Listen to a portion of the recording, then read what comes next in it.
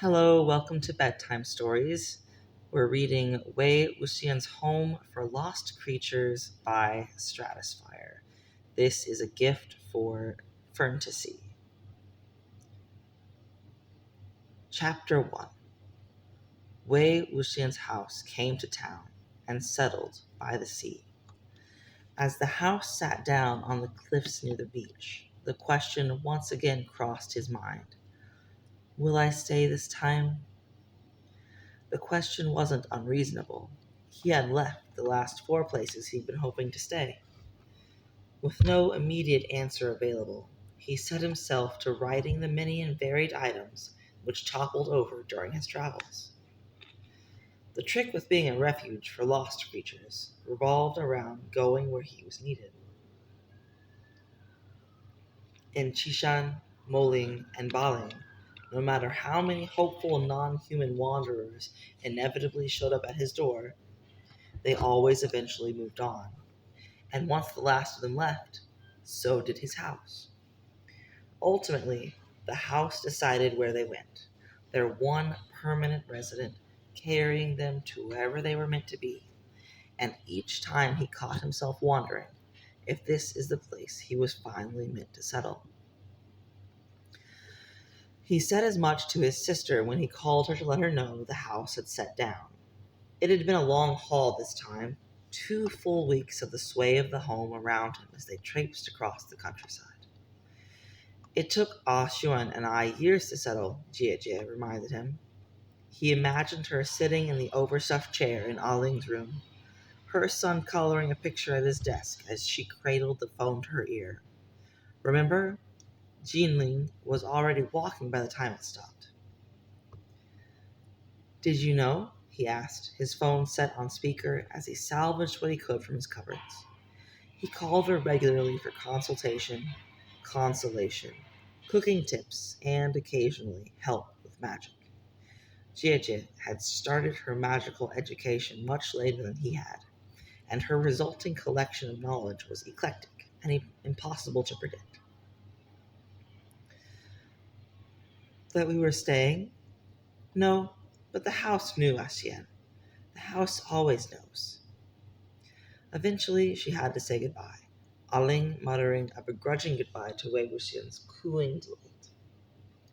He spent the first day organizing the house. There were innumerable boxes to unpack, and everything he hadn't secured properly needed to be carefully put back in place. He straightened furniture and rehung his eclectic collection of posters and paintings, and replaced all the books on the oversized shelves which cluttered every room. He returned numerous knickknacks to their rightful places and made sure his laptop was plugged in. The problem with living in a moving house, of course, tended to be that unless you took extreme precautions, things inevitably went astray in transit. He was still trying to find his favorite book, which had vanished in the move from Moling to Baling.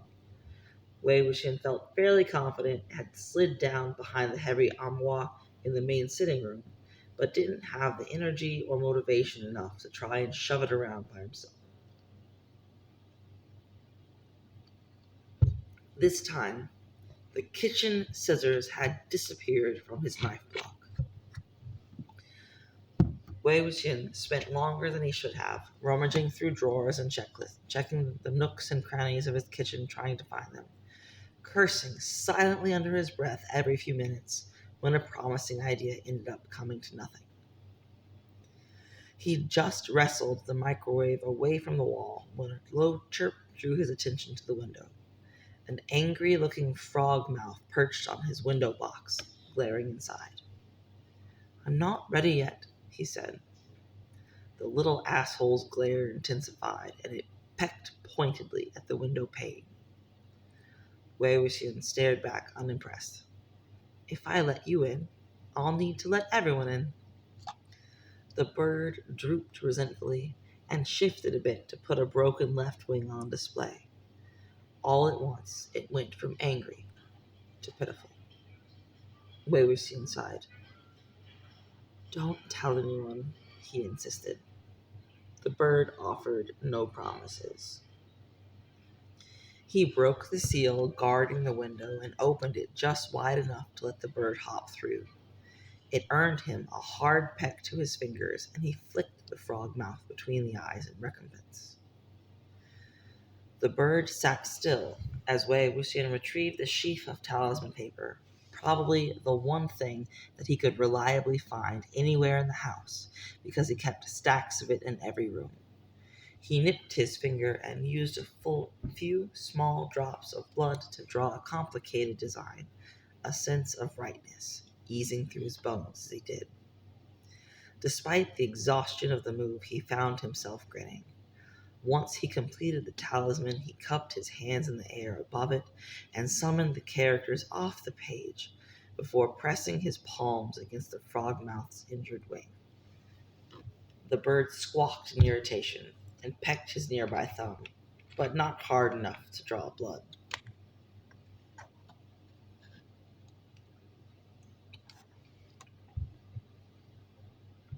Black coiled up from his fingers, and the whole world took on the slightest tinge of red, as it always did when he channeled resentful energy through his spiritual pathways. Nia Huaisong, his oldest, dearest, and flakiest friend, once described his eyes as fucking creepy. What are you doing? Put those away. Before swatting at him with a fan and stalking off. By the time the red faded from his vision, the bird's wing was fully healed and it hopped around in one place, eager to go. Tomorrow, he reminded it again. He shooted out the window, earning himself another hard snap of beak. He stuck the injured digit in his mouth and reset the protections around the window. Usually, such a small bit of magic didn't faze him, but when combined with the effort sucked up by the move, the blood in his veins seemed to have been turned to concrete, and his eyelids weren't much better off. Oh, just reading that sentence made me feel even sleepier. Luckily, I'm cuddled up in my blankie, and my series is called Bedtime Stories for a reason. Eventually, he passed out on the kitchen floor, a dustpan in hand.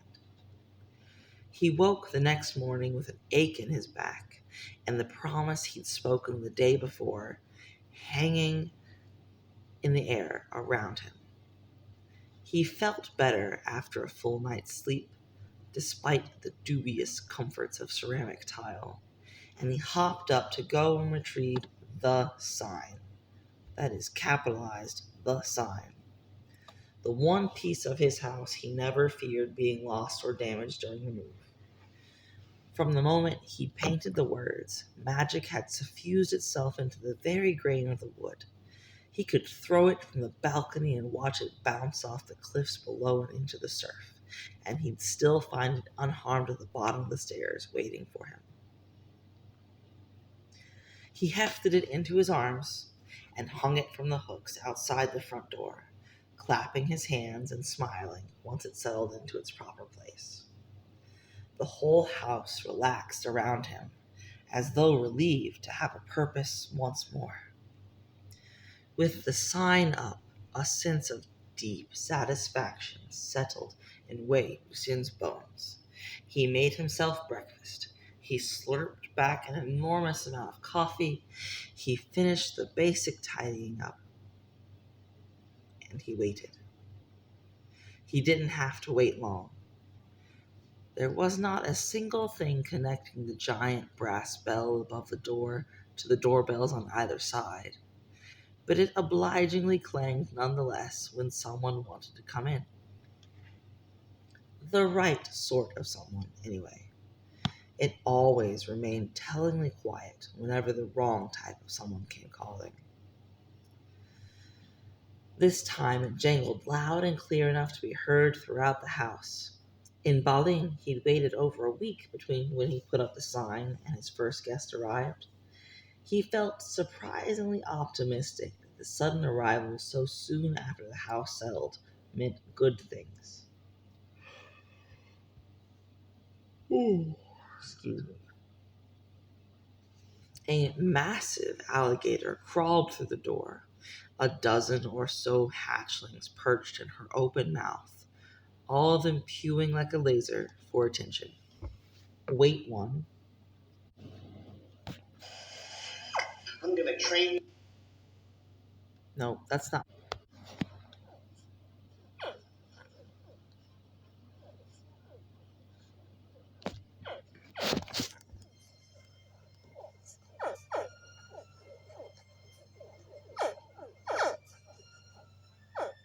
Apparently, they really do make pew pew noises. Okay.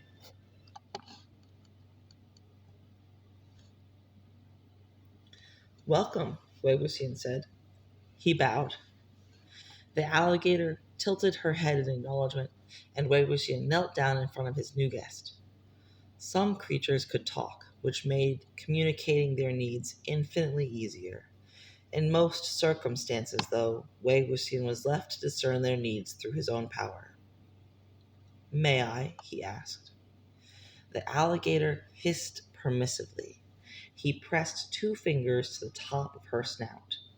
She needed somewhere for her and her hatchlings to brumate through the winter, and her burrow.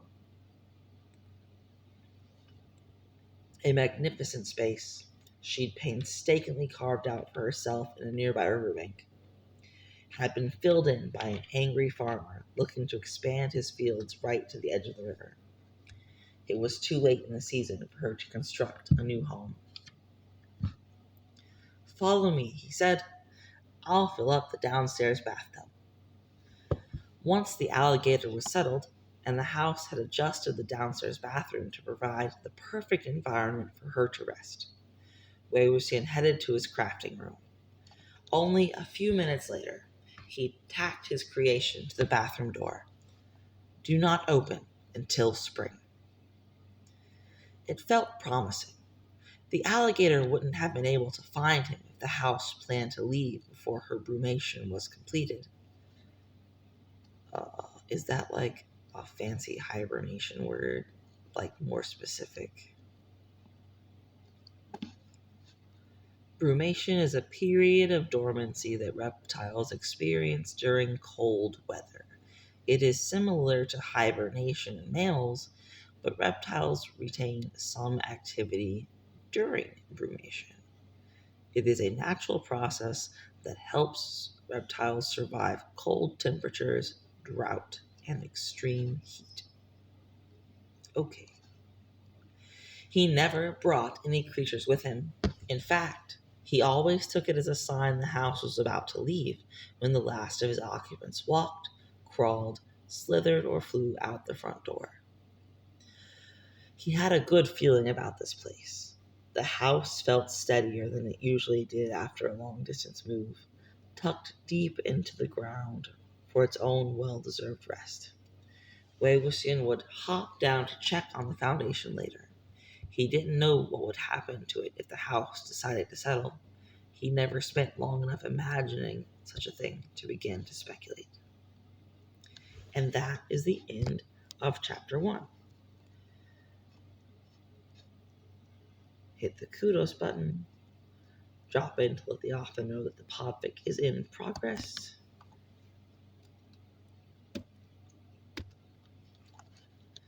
All right, a reminder to the readers, listeners. What do we call the audience for a podfic? I'm gonna go with listeners. Okay. Reminder, y'all, stop by Stratisphyre's fic page, drop a kudos and a comment if you can to let the author know that you enjoyed the story that they wrote and the podfic that I read aloud for you. And thanks for joining in tonight, and I'll be back with another one sometime soon. All right. Hello and welcome to Bedtime Stories. This is Chapter 2 of Wei Wuxian's Home for Lost Creatures by Stratisphyre in the Modal Zushu Fandom.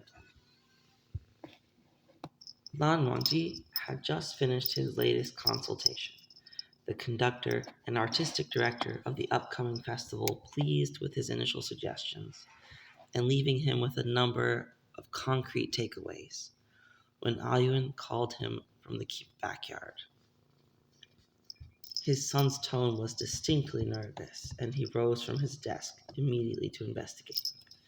They'd recently moved into a house on the very edge of town, allowing them some measure of privacy from the neighbors.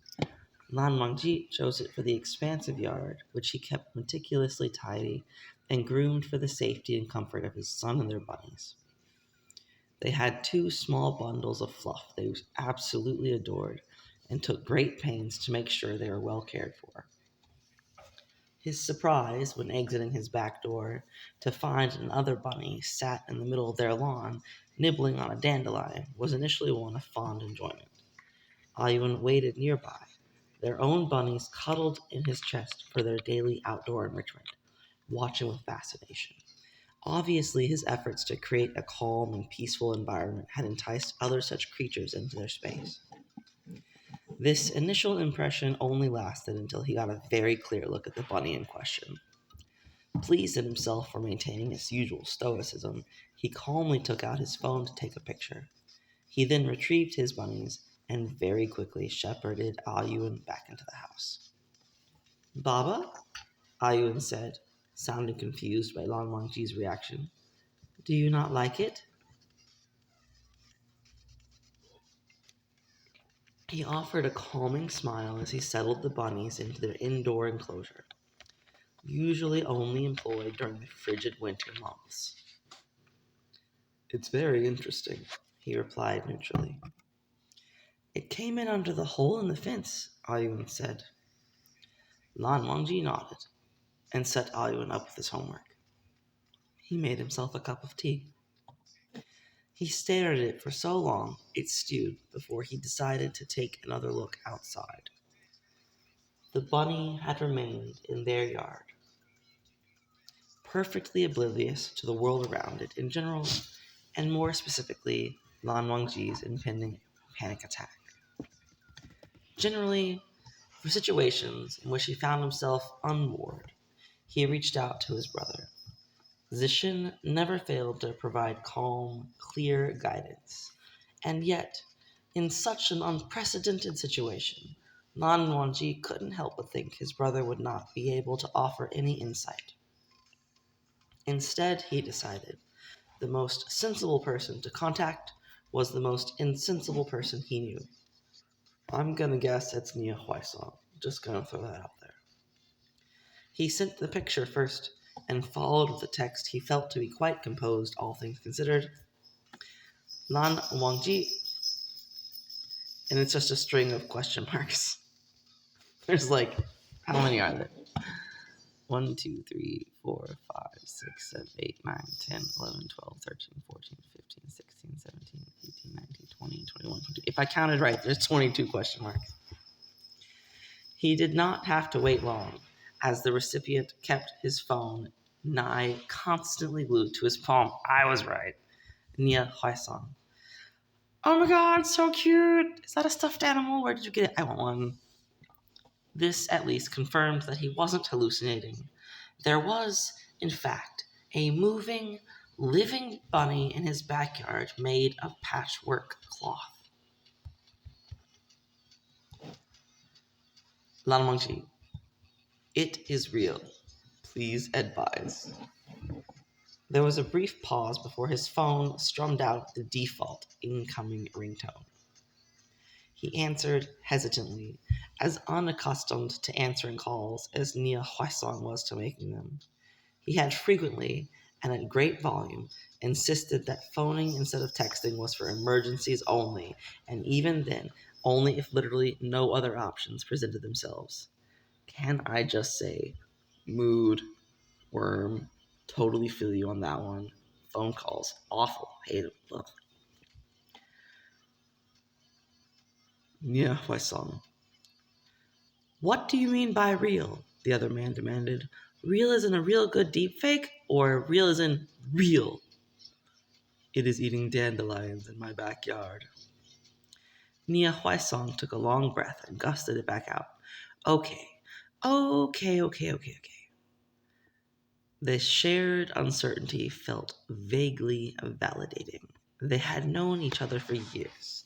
Their brothers had been fast friends, more than friends, briefly less than either, and had married almost 5 years ago.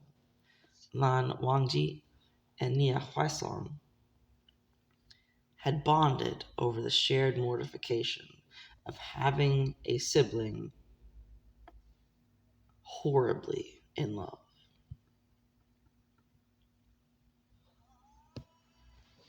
Here's what we're going to do. I know a guy. I'm sure you know lots of guys, Huaisong. Lan Wangji tried not to wince, and upon recalling Nia Huaisong couldn't see him, forewent the attempt. Nia Huaisong's list of guys he knew seemed occasionally interminable, which was useful when one was in search of home renovation advice when moving out on one's own the first time with a newly acquired baby on one's hip, but seemed incongruous when dealing with a patchwork bunny. Excuse me. His house just moved over near you, I think. You mean he moved house? No. He wondered if he'd become the subject of an elaborate prank, but Nia Huaisong currently lived some distance away and could not have known he would be Lan Wangji's first choice of call.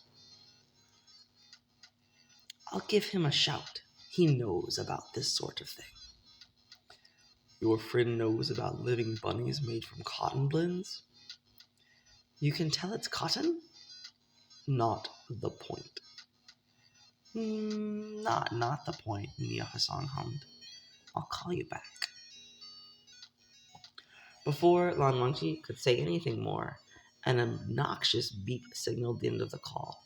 He stared at the phone in his hand, somewhere between annoyed and perturbed, and went to look out his back window. The bunny had settled in amongst his flowers, though fortunately seemed content to doze as opposed to decimating his gentians. I think that's how you say that word. Let's poll the internet. Gentians pronunciation. Gentians. Gentians. Okay. As opposed to decimating his gentians. It strayed close enough to his door to give him a good look at it.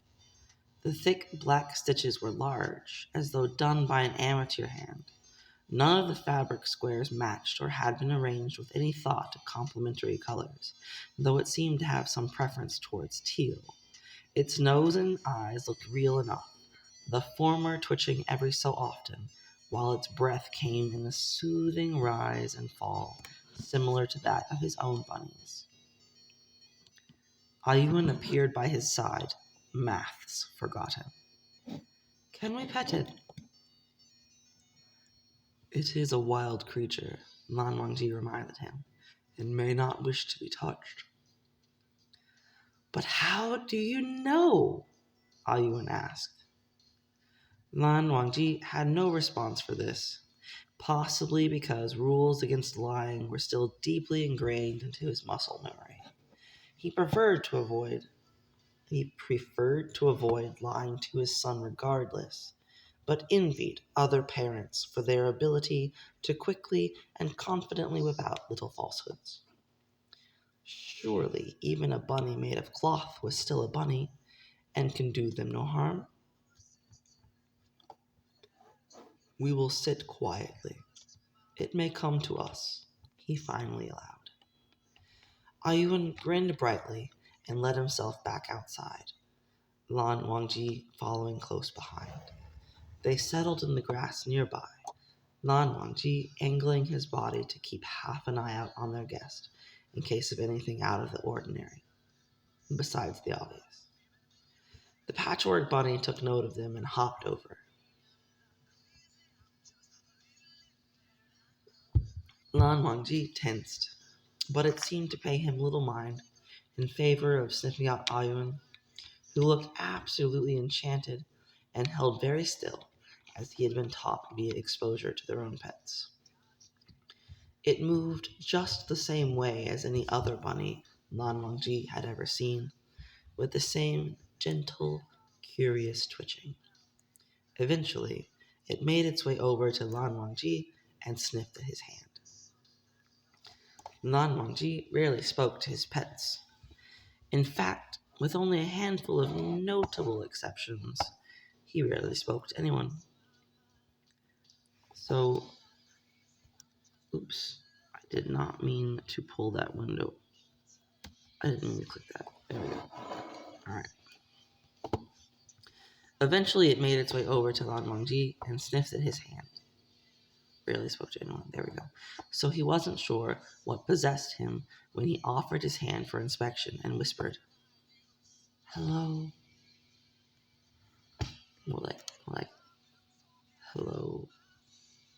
The patchwork bunny nuzzled his palm, and Lan Wangji reevaluated his initial assessment of cotton to some sort of pleasantly soft rayon blend.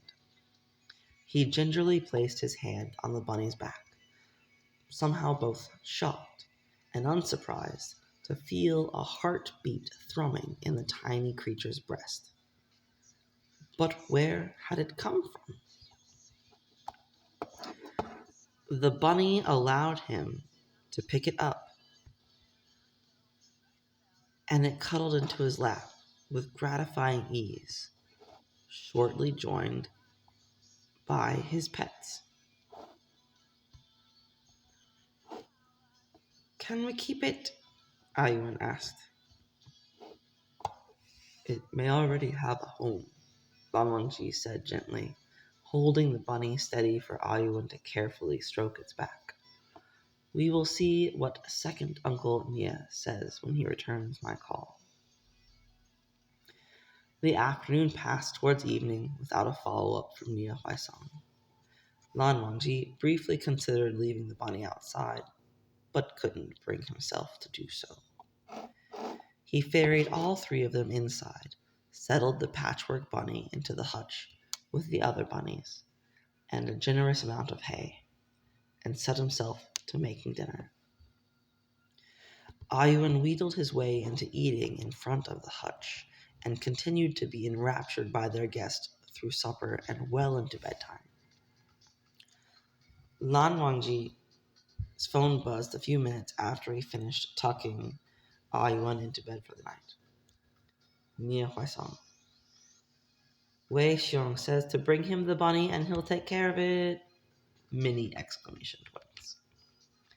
The unseemly number of exclamation points did not distract from what Lan Wangji's sense of warring trepidation and relief. Directions soon followed. From a cursory look, it appeared to be no more than a half-hour drive from his home. And while he was happy enough to play host that night, he decided it would be best to seek out this Wei Wuxian in the morning. The morning dawned with sunny promise, and Lan Wangji checked on his guest first thing. Patchwork Bunny had settled in, snoozing adorably alongside his fellow occupants in the hutch, and Lan Wangji took a brief moment to consider the ramifications of just keeping it.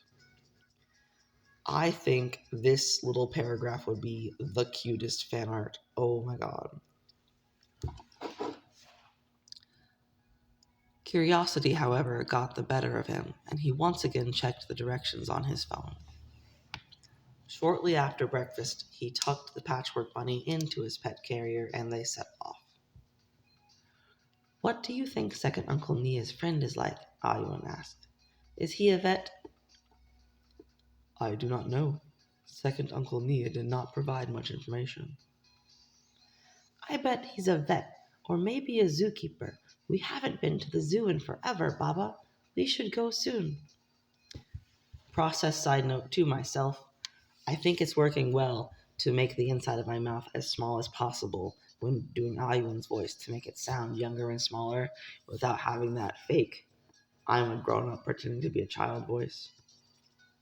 that is unfortunately so easy to fall into. Uh, like, because when I say when I make it small, is when I'm speaking as Lan Wangji, I round my cheeks and drop my chin and speak down into the base of my throat. Like you said. Um, I do not know. Second Uncle Mia did not provide much information. But then when I do Ayun's voice, I tilt my chin up a little bit and I kind of pull my cheeks in and lift my tongue up a little bit in my mouth. I bet he's a vet or maybe a zookeeper. We haven't been to the zoo in forever, Baba. We should go soon. If that makes sense, that's what I was doing. Okay, back to the story. The drive took him out of town and towards the seaside, Ayuan's cheerful chatter filling the time. Lan Wangji wondered if Nia Huaisang had misdirected him at first, when the town's generous collection of houses and shops disappeared from his rearview mirror. He turned on a narrow dirt lane that could barely pass as a road, and soon found himself pulling up at the foot of a very dubious set of stairs that did not look built to code, given they might as well have been hastily assembled using glue.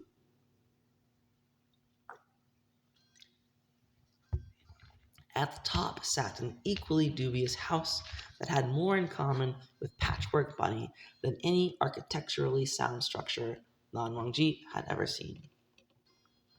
He stepped out of his car and eased the carrier out.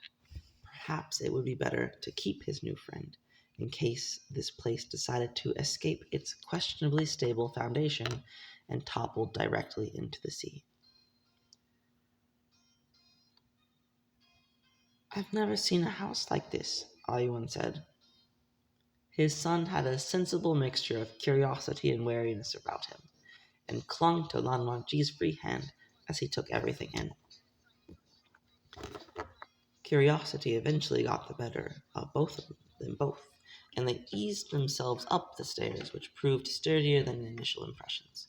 Hopefully the house and its owner would be the same. Excuse me. The stairs opened to a large landing at the top, an expansive space surrounding a front door with a cheerfully painted black sign with red lettering strutting outwards. Only Wei Wuxian would have a sign on his house that could be described as strutting cheerfully. Oh my god. Wei Wuxian's home for lost creatures. Magical care and healing available. Please ring bell for assistance. Ayuan approached the door in search of the bell. There were two set into the wall, one no higher than his ankle, and a brass handbell mounted atop the sign. Ayuan opted for the one at the usual height and pressed it.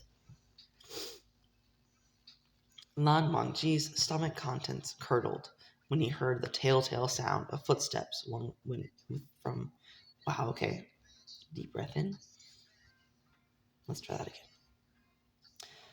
Stomach contents curdled when he heard the telltale sound of footsteps from within.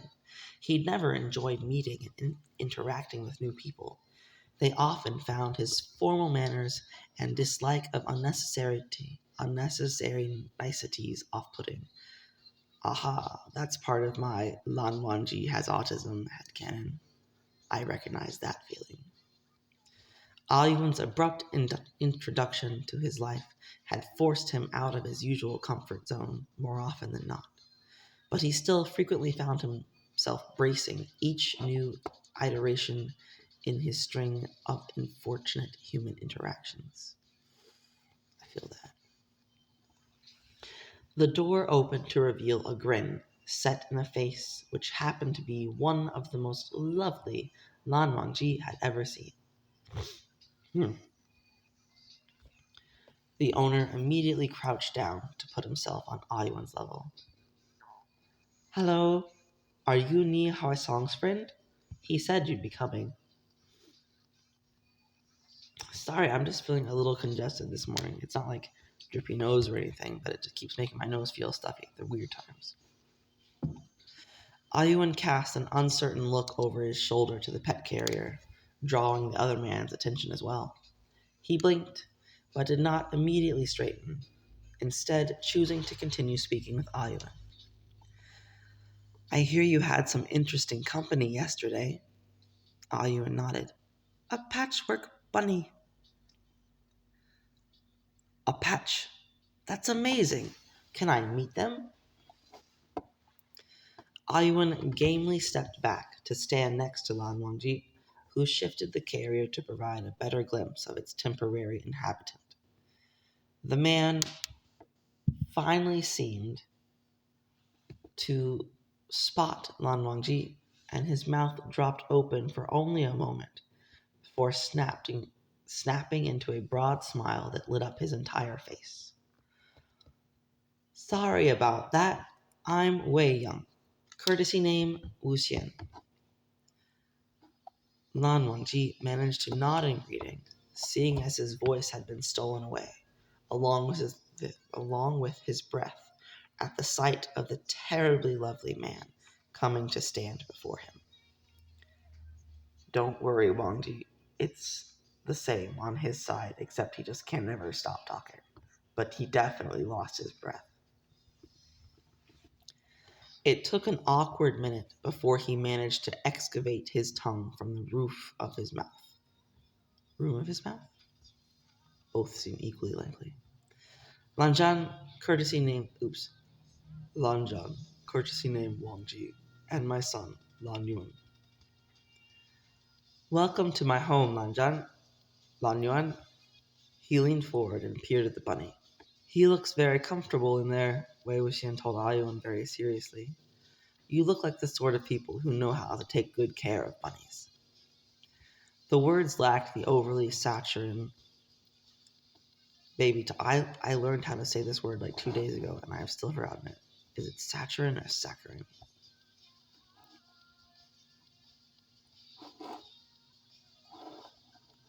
Saccharin. Saccharin. Saccharin. Baby talk some people still used to address Ayun, a liberty they felt they could take on account of his still chubby cheeks. We have two, Ayun told him helpfully. Three might be too much then. He smiled up at Lan Wangji, who refused to be charmed by the admittedly charming grin. May I? Mm. Mm. Mm. How do we want to pitch that? Mm. Mm. Mm. Mm. How about I'm gonna go with that. Mm. Mm. Wei Wuxian eased open the carrier and gently retrieved the bunny. He had lovely long fingers, and Lan Wangji had to force himself to look away. Wangji, get your mind out of the gutter. This is not the time. Wei Wuxian performed a cursory check, examining the bunny from all angles. At one point, actually, I've got to pause. I need some breakfast. I'm feeling a little bit lightheaded. Hold on. Okay, I've had some toast. I am drinking a rainbow machine fruit smoothie. I am back. Wei Wuxian performed a cursory check, examining the bunny from all angles. At one point, his eyes flickered red. Lan Wangji might have chalked it up to his imagination, but considering the circumstances under which they were meeting, he believed his perception to be sound, and a wisp of black smoke drifted up from his hands. This little guy is amazing, Wei Wuxian finally declared. Ayuan nodded enthusiastically. Isn't he the coolest? May I ask where he might have come from? Lan Wangji ventured. The question had been bothering him since their discovery of the patchwork bunny in the yard. Who knows? I've never met a patched up bunny before. Wei Wuxian lifted the bunny up and rubbed their noses together, forcing Lan Wangji to hastily avert his gaze. Though once I knew a sentient ball of yarn. Ridiculous. Ayun giggled. I have just the place for you, Wei Wuxian told the bunny. He turned his attention to Ayuan. Would you like to see? Ayuan looked up at Lan Wangji for permission. At Lan Wangji's nod, he turned a bright grin back on Wei Wuxian. So polite, so polite. Come along. The other man stepped back to let him in, but Lan Wangji peered into the corridor before entering. General chaos consumed the hallway, a mishmash of random bric-a-brac, of which nothing individually stood out, as though the entire collection was a single mass instead of an assortment of clutter. They trailed after him through through spacious hallways, rough sawn flooring beneath their feet, generally cleaner than the front hall, which seemed in retrospect to be a halfway point between the interior of the home and the garbage. The house had been styled with very Western aesthetics, numerous doors and hallways dotting the spaces between equally numerous nooks and crannies. They passed beneath a sun window, a gust of fresh air stealing in through a small open crack. The main hallway eventually opened into a large sitting area overlooking a raised back deck. Hutches, cages, and terrariums lined the room, some alarmingly large, surrounding an enormous fireplace sitting in the middle of the room, framed floor-to-ceiling windows on either side. I spend most of my time here, Wei Wuxian told them. He picked out a well-constructed hutch and gently placed Patchwork Bunny inside. It spent a few moments examining its new situation before curling up comfortably in the corner, so I can keep an eye on all my visitors. They're all empty, Ayuan pointed out. We just arrived the other night, Wei Wuxian replied. Will you fill them all? Will you fill them all up with pets? Not with pets, no.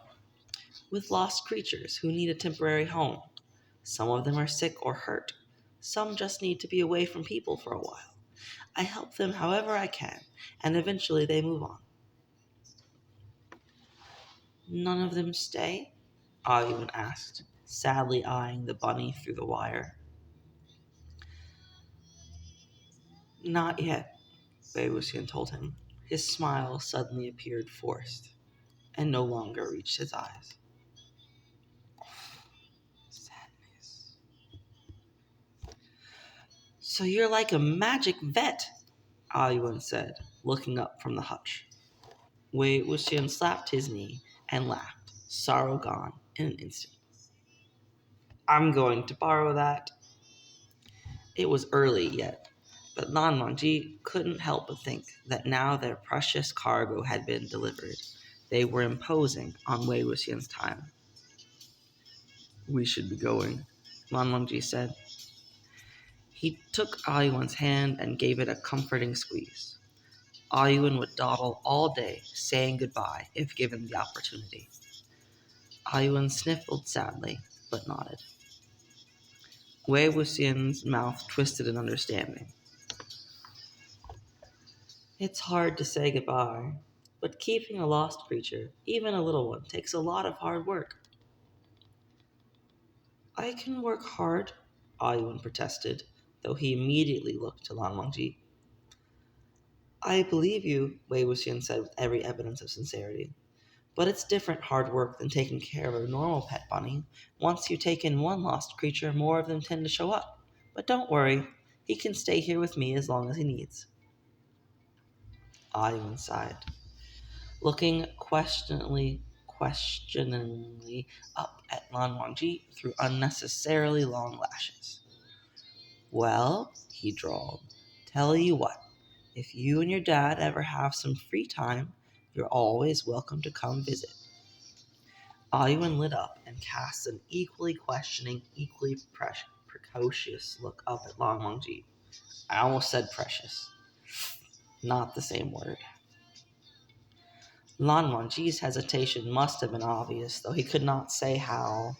Even his brother found it hard to decipher his expressions on occasion, though he always put in the effort and came closer than anyone else of Lan Wangji's acquaintance. But Wei Wuxian took a look at his face, and his smile faded to something decidedly less enthusiastic. Ah, well, I'm sure you both have other things to do besides joining me in all this chaos.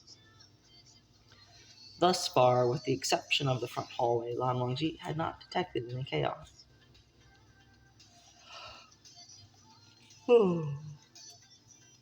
Excuse me.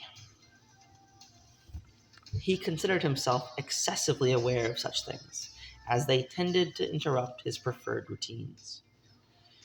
If we are invited, we would be happy to return to check on our friend, he said. Wei Wuxian's grin returned in full force.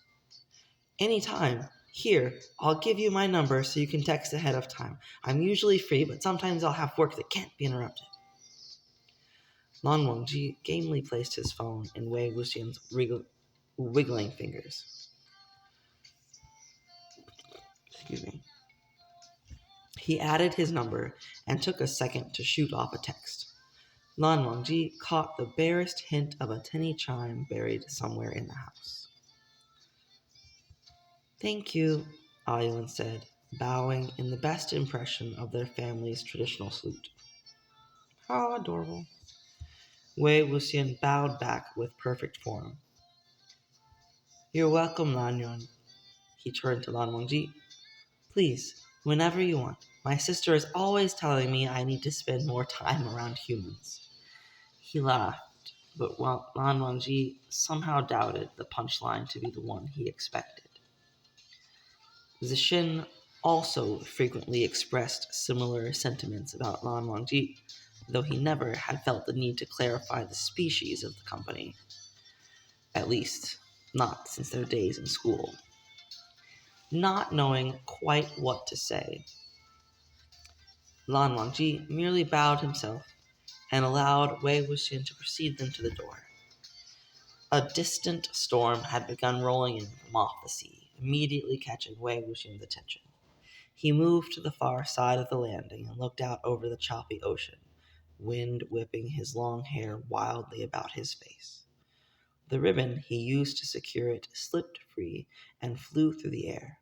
Lan Wangji barely managed to catch it, and when Wei Wuxian turned back, he blinked at it in surprise. Yours to keep now, he said, the wind stealing the words away so quickly Lan Wangji doubted he'd even heard them. Drive safe. It's going to be a nasty one. I bet Lan Wangji keeps that ribbon until the day he dies. It had taken Lan Wangji several years after leaving cloud recesses to get a sense for the weather by the sea, the ocean throwing the natural world into disarray. He still took time to puzzle out how some of the long-term residents could predict what seemed to him to be random and nonsensical patterns of weather. Somehow, though, he had a feeling Wei Wuxian was right. Wei Wuxian watched from the top of the stairs as they climbed back to their car. The wind began kicking droplets off the sea, or carried rain to them ahead of the storm, patterning his jacket with malformed circles. Wei Wuxian waved as they climbed into the car and took off back down the road. Lan Wangji only realized the ribbon had remained clenched in his fist when they pulled up to their door. The storm, thankfully, restrained itself until they were tucked away inside. Do you think he's magic, Baba? Ayuan asked at bedtime, after they'd socialized and put their own bunnies away for the night. Possibly. Your Nai always told me that magic would find me if I needed it. And we needed it today because of Patched Up Bunny. Ayuan nodded, as though this explained everything. Lan Wangji envied his son's certainty. Good night, Ba. Good night.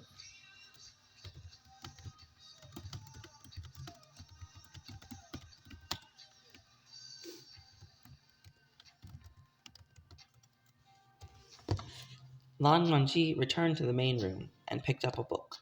He spent a quarter hour staring at the pages without reading a single word, and finally reached for his phone. Wangji, I met with Wei Wuxian today. He has offered to take in our bunny. Thank you for the referral. Nia Huasang.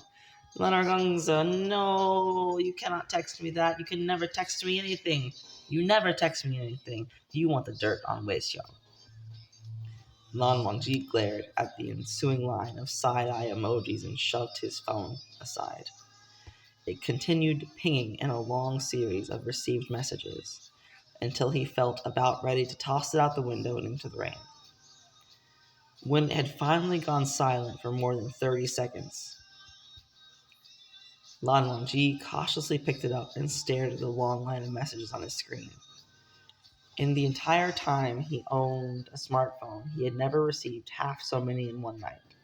He immediately regretted switching away from his old flip model, a serviceable old thing that Nia Huasong himself had accidentally dropped into Zishin's garburator. Nia Huasong. I don't blame you. Wei Xiong is adorable, but he isn't house trained. You can't take him anywhere. Anywhere. Each letter of that is on a different line, by the way. I think he burned down a library once, the worst and easiest of all buildings to burn. Lenargungza, Lan Wangji, invest in fire extinguishers and kitty litter. Nia Huasong is shipping it already. Invest in fire extinguishers. Lan Wangji huffed and muted his phone for the evening. If Wei Wuxian truly was an arsonist, he doubted even Nia Huasong would have allowed Lan Wangji to take over Ayun without proper warning. Nia Huasong had been around Ayun since Lan Wangji adopted him, and despite his self-professed dislike of children, allowed himself to be reluctantly charmed by Ayun's sweet smiles and gentle temperament. The following morning, he had no new messages from Nia Huasong, but his newest phone contact had sent him a photo of Patchwork Bunny comfortably seated inside a scuffed-up running shoe.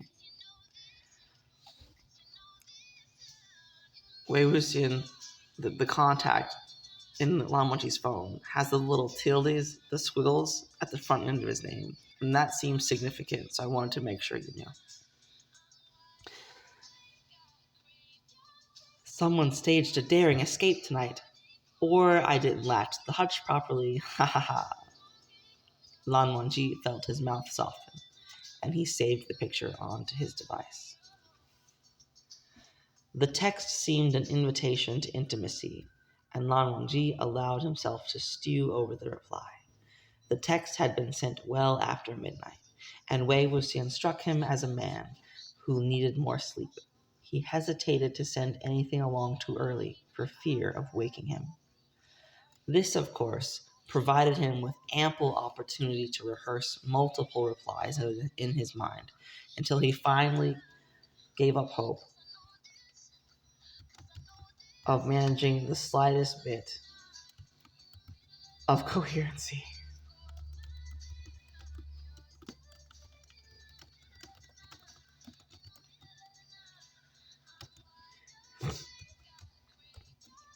Fortunately, Ayuan eventually woke up and managed to distract him sufficiently from his own awkwardness.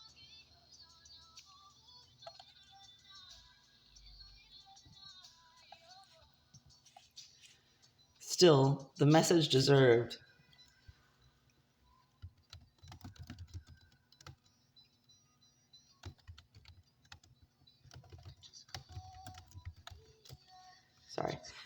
the message deserved acknowledgement instead of being left unread. Once he dropped Ayuan off at school, he finally typed out his own reply. Lan Wangji. Cute. The string of emojis sent in response horrified him in their volume and veracity, but he found himself slightly less horrified than he might have been had anyone else sent them. And that's the end of the chapter. Oh, Wangji, you are already so gone. I love it. Okay, so that is the end of this chapter. I would welcome your feedback, especially on my attempt at a voice particular to Ayuan. I think I was definitely struggling to make a child voice as opposed to just a high pitched adult voice. Um, what was I going to say? I had something planned to say, but it's, fluttered off into the ether. So thank you for listening, and I'll be back soon with another bedtime story. Hey, everybody, guess what? I'm not dead. Welcome back to Bedtime Stories. It's been a while since I was able to read a chapter for this one. We're doing Wei Wuxian's Home for Lost Creatures by Stratisphyre, Chapter 3. This one goes out to you, Fern to See. A little over a week after leaving Patchwork Bunny in the care of Wei Wuxian, Lan Wangji and Ayuan found themselves once more in his presence. This time in the line at the grocer's, Wei Wuxian standing just ahead of them and studying his phone. I meant to tell you that Norbert is right here next to me, purring up a storm. I don't know if you can hear him or not, but it seems like he's excited for the story too. And Rexy is my wrist rest. The little bunnies that you sent me, my neighbor is getting them all fixed up, doing some emergency sutures on the back of their heads, which seems incredibly relevant to this story. And she put magnets in their noses so they kiss. To anyone who's not Fern to see and wondering what the hell I'm talking about, Fern sent me a pair of Wangxian bunnies, a gray one with a red ribbon, and a blue one, though a white bunny with the blue ribbon has gone missing. So I decided that they are bunnies representing all the delightful fics where Lan Wangji secedes from the Lan Clan and fucks off to the burial mounds to live with the Yiling Lao Tu, his husband. Which now I'm going to have to read one of those in their honor. Alright, back to the story. Ayuan had spent the entire trip chattering excitedly about their upcoming visit to the opening of the new town park, a vast reclaimed green space which promised amenities for all ages. The particulars had been mostly ignored by Ayuan, with the exception of the elaborate-looking playground. Upon seeing Wei Wuxian, Ayuan took it upon himself to renew the acquaintance. He darted around the sea of legs between their spot in line and Wei Wuxian's, grabbing a hold of, the bottom of his oversized hoodie, before remembering himself and offering a polite greeting. Damn, I love me a good oversized hoodie.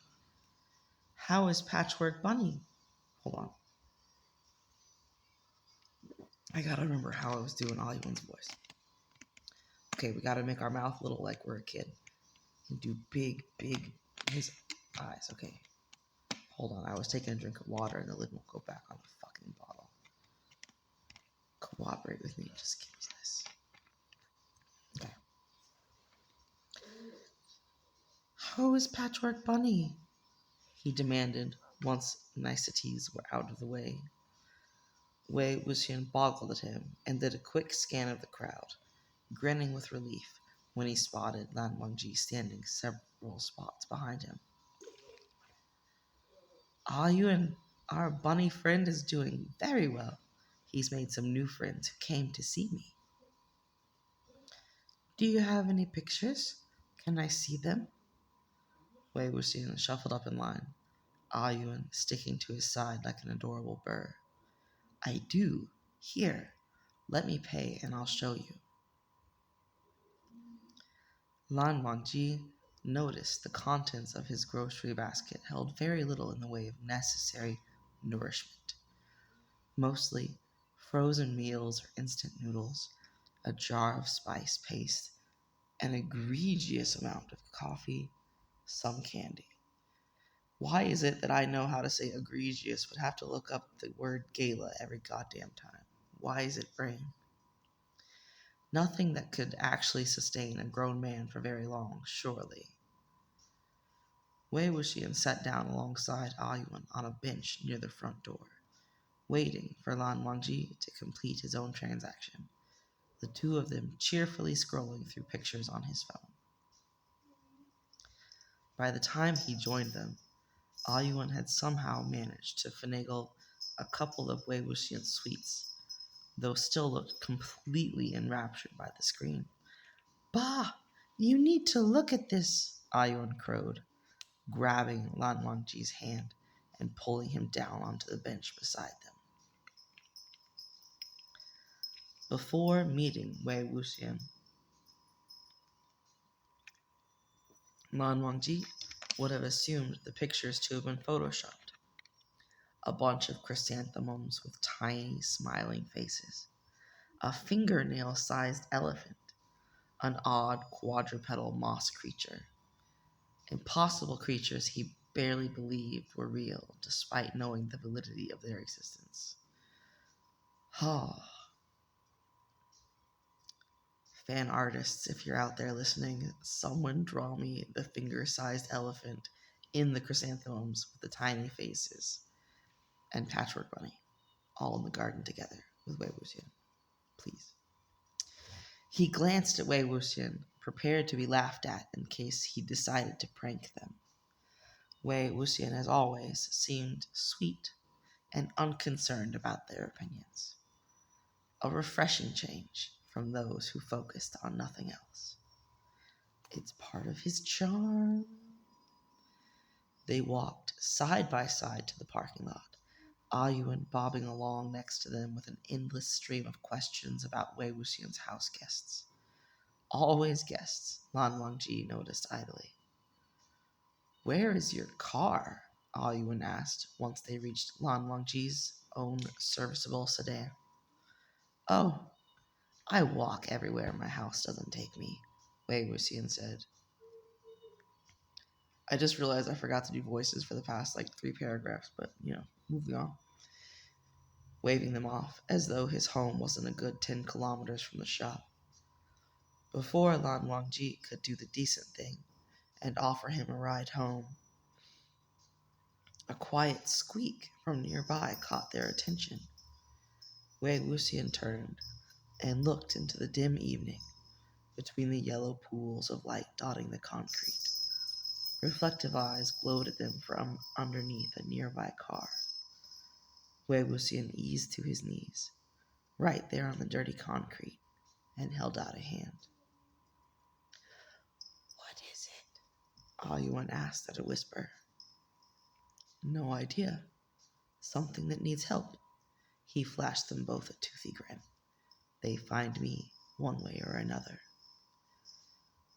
Very slowly, a moonlit-eyed salamander slid out from beneath the car. The poor thing was small and obviously injured. Of its 6 legs, 2 were hanging limply at its back left side, dragging along the ground as it crawled painfully towards them. Ayuan immediately teared up. Will it be okay? He'll be all right. Don't you worry, Wei Wuxian promised. The salamander flopped into his waiting palm, and Wei Wuxian cuddled it up against his chest, as though it was something small and fuzzy, instead of something observably amphibious. I'll take him home and get him all healed up. All his grocery bags hung down from the bend in his elbow, but he barely noticed with the small creature cradled in his palms. May we drive you back home? Huh? Oh, that's probably so far out of your way. I'm used to walking. Never sure whether additional offers would be welcome or merely faced with obligation, Lan Wangji left it there. When Wei Wuxian turned to go, Ayuan darted forward. Wait, he called. Wei Wuxian turned with a curious smile. Suddenly frozen, Ayuan looked up at Lan Wangji. He'd been able to intuit his son since those early days of diapers and formula, and in this moment they were perfectly in agreement. The city has decided to open a new park as part of an urban revitalization program, Lan Wangji said. Ayuan and I will be attending the opening next weekend. If you'd like to come, we'd be happy to meet you there. A small, sweet smile unfurled across Wei Wuxian's face. I'd love that. I meant to check out the quarry when I first arrived. Hadn't realized they'd built over it. We will be there in the morning for the official opening. Oh, my nose itches. Oh my goodness.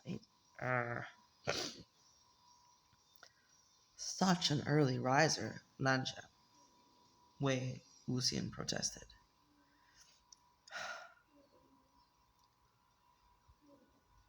He paused when he realized he'd used Lan Wangji's personal name.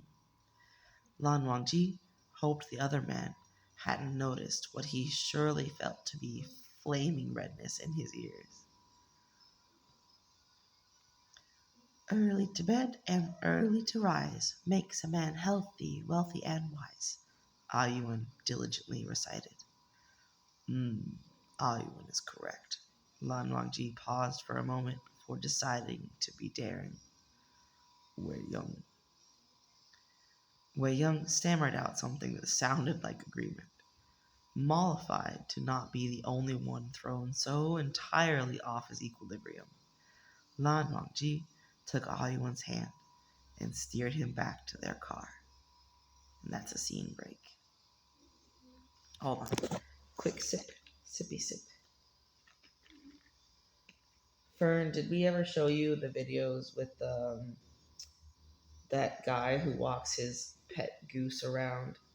And every time he takes a drink, there's a what they calls a sippy counter. He gives the duck a little sippy sippy. I think of that every time I'm taking a drink. I'm like, okay, sip counter +1. No, actually, I think sip counter plus because I'm a fucking dork. Sip counter plus equals. No.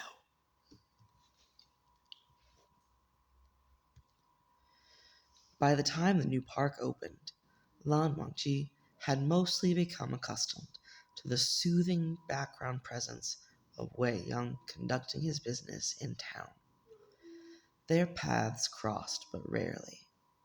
Between Ayuan's school commitments and Lan Wangji's composition work, they did not often have the opportunity for idle time, but he would occasionally catch a glimpse of black hair bound up in red, or the sound of a hold on.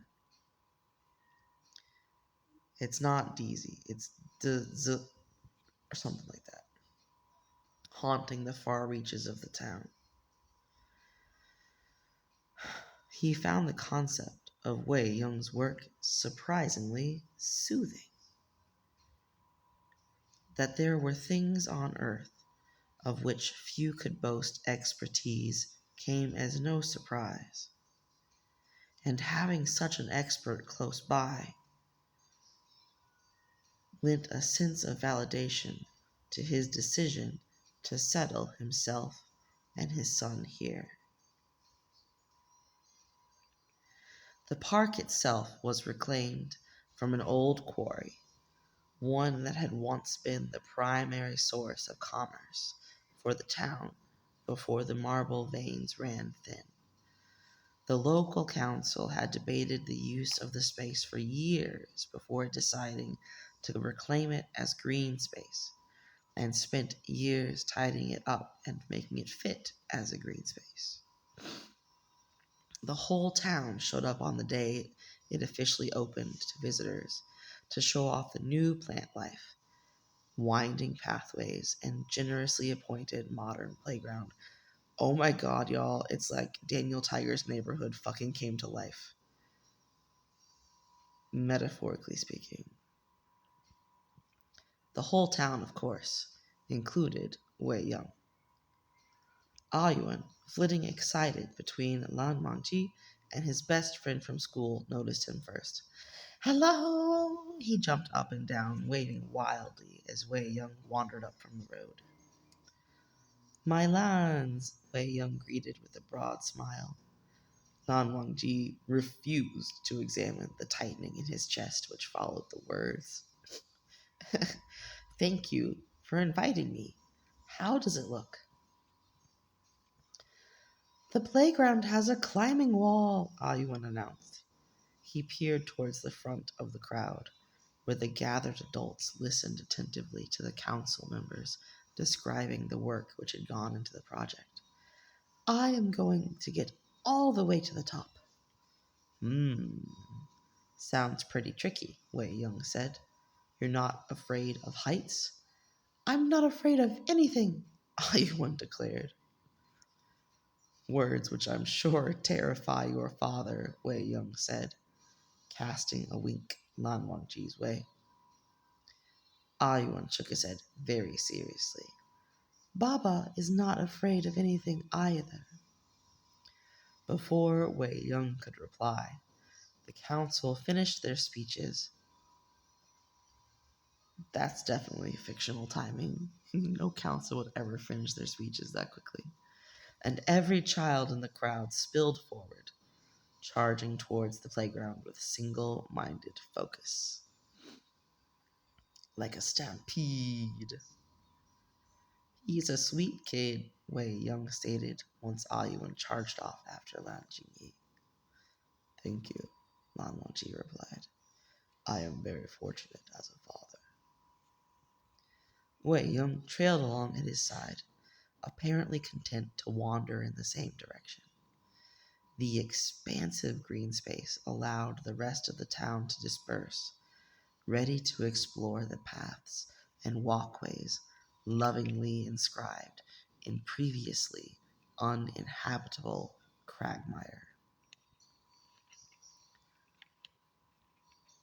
This is the only fic I have ever seen that word in.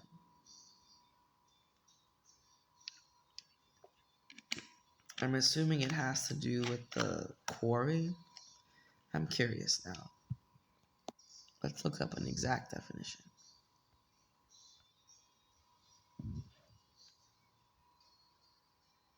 What you got for me, Duck Duck? No. No.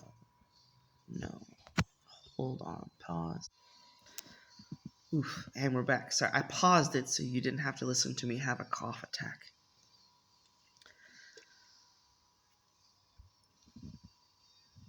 I'm seeing things in the Forgotten Realms wiki.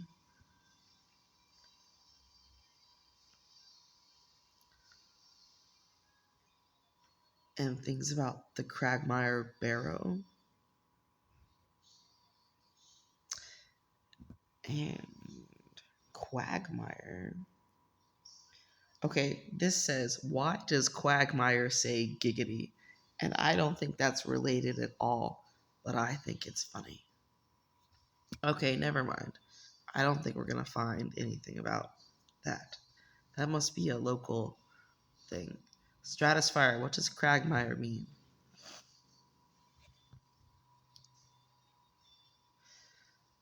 Wei Young paused every so often to kneel down and pick up rocks lining the path, examining them and then casting them aside. As I understand it, nope, that's Lan Wangji. As I understand it, the paving stones and the rocks were all sourced from the quarry prior to its closing, Lan Wangji offered.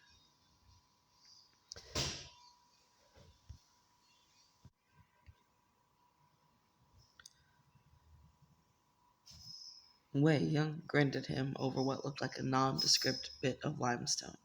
He cast it aside without a second glance. They did a great job. Another stone caught his eye, and he picked it up to weigh in his palm before tucking it into his pocket. If everyone took such souvenirs, there would be nothing left, Lan Wangji chided gently. Wei Young chuckled. I promise not to take any rocks home. Yet he did not put the stone back in place. What did Wei Young just find?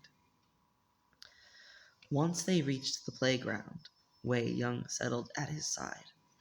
The benches had already been claimed by more aggressive parents. I think that Wei Young is underrated as an aggressive parent. Well, potential parent figure at this point, but we all know what's coming.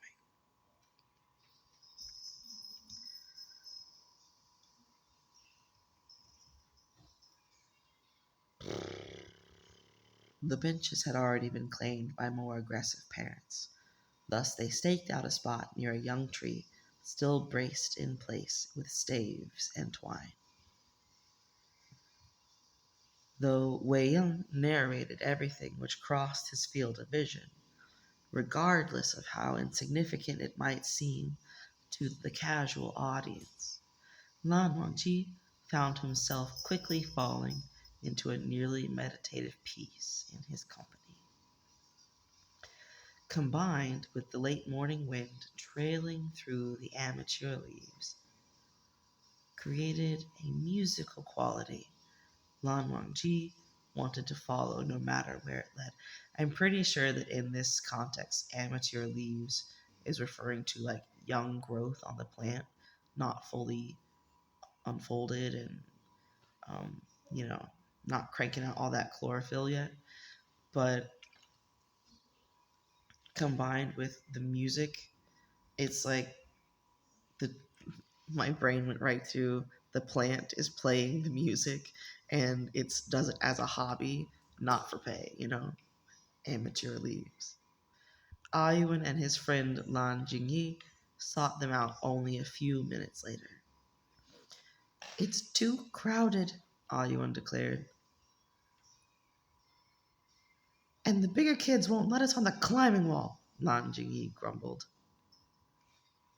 We will have many more opportunities to come visit when it is less busy, Lan Wangji assured them. Unassuaged, Ayuan and Lan Jingyi exchanged irritated grimaces. You could both help me with something if you want, Wei Ying offered. Ayuan lit up immediately, though Lan Jingyi looked deeply suspicious. With his mother recently delivered of twin girls, more than likely such propositions led Lan Jingyi being pressed into diaper-based services. I am an elder sibling, and that is why I am laughing. Wei Ying dropped fluidly to his knees. With ease, Lan Wangji decided to ignore for the sake of his blood pressure. Lan Wangji's like, get it together, self. We're in public. God damn it. Oh, sorry, I didn't catch that one in time.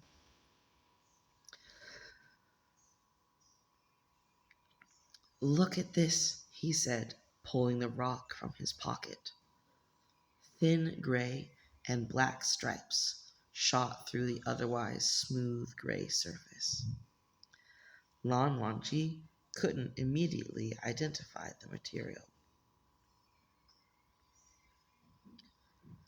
Oh, hold on. I just got a message and I need to check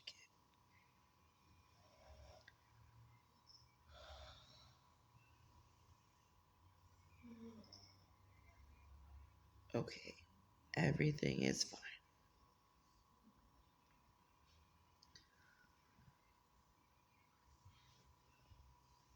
It's a rock, Lan Jingyi snorted. Is it? Ayuan lowered his voice. A special rock? Very special, Wei Ying agreed. See this line here?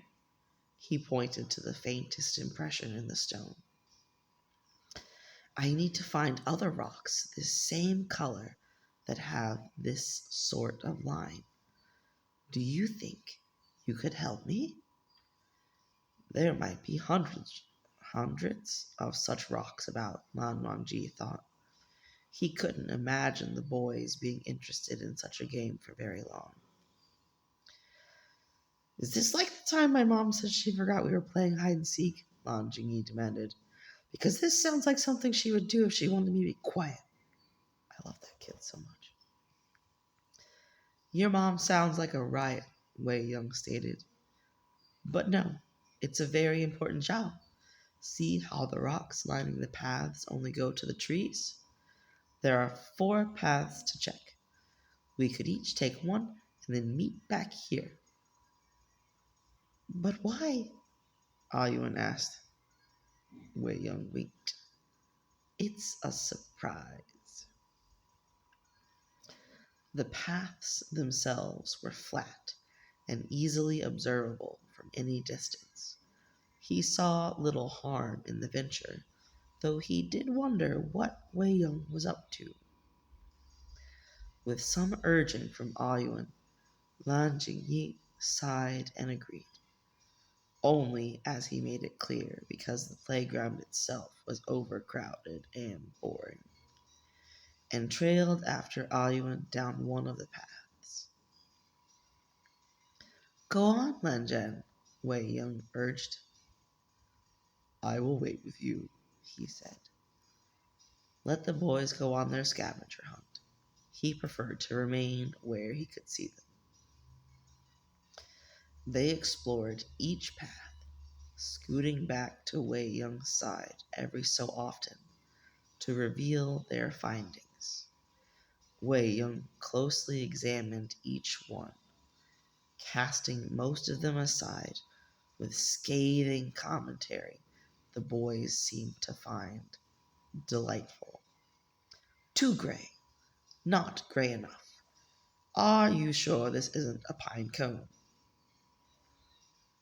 At one point, a young girl shyly walked over to them and deposited a rock in the small pile growing in front of them.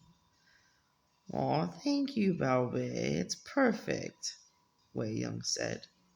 She giggled and ran off again without a glance backwards.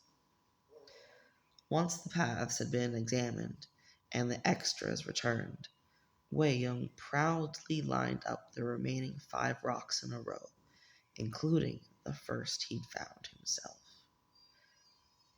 Are they dragon eggs? What now? Ayuan asked with breathless anticipation. Wei Young drew a oh my god, I promise I know how to say that. I knew how to say that at one time. Wei Young drew a I can't. He drew the fucking flute from his inner pocket of his jacket. Watch. He played a few notes. Lan Wangji half expected the music to draw attention, but it seemed as though everyone around them had suddenly found other things to occupy themselves. I don't know if you can hear it, but a bagpipe track just came on, and that's kind of perfect. I know it's not the same thing as a flute, but it still feels magical. In some cases, they abruptly changed direction to give their small group a wide berth.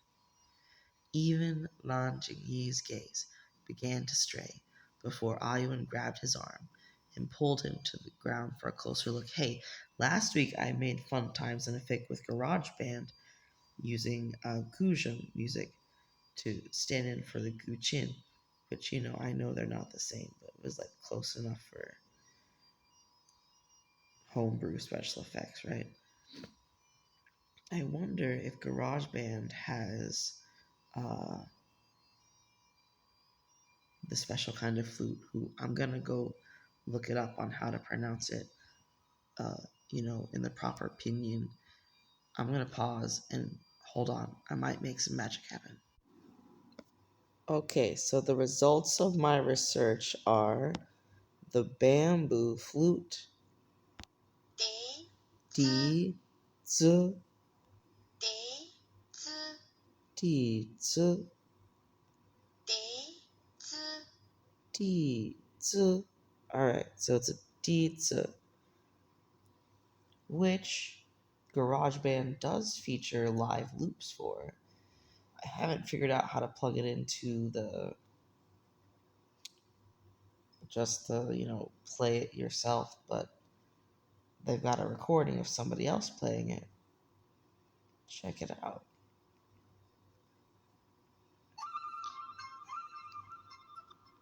Oh, don't let the screen go black or the sound cuts out. Let's try that again. He played a few notes. Oh, we already did that. The music continued, Wei Young keeping a close eye on the rocks, until one of them trembled gently. Is it an egg? Ayuan whispered. Guessed. No, Ayuan guessed. No way, Lan Jingyi whispered, bug-eyed. But the stone did not hatch. Instead, as Wei Yun continued playing, it rather unfurled. The rock revealed itself to not be a rock at all, but a small, armored reptile which bore a passing resemblance to an armadillo lizard. The same lines of green and black shot through its girdled hide, now aglow in the late morning sunlight. Is that a dragon? Lan Jingyi breathed. Maybe someday, Wei Yun said, pausing between notes. It scrambled to Wei Yun, skittering up his arm and draping itself across his shoulders. It was shortly joined by two others. The remaining rocks were quickly forgotten as the boys crowded close for a better look. Ayuan waited for Wei Wuxian's nod of permission before reaching out and running his hand down the smallest of the three, carefully navigating the sharp-looking plates lining its spine. Its tongue flicked out against Ayuan's palm, earning itself a giggle before darting down into Wei Yung's breast pocket. I think these little guys slept through the change to the quarry, Wei Yung told them once all three lizards had curled up together, their snouts peeking over the hem in an adorable reptilian pocket square. They'll stay with me for a bit. Excuse me. Until they wake up a little more.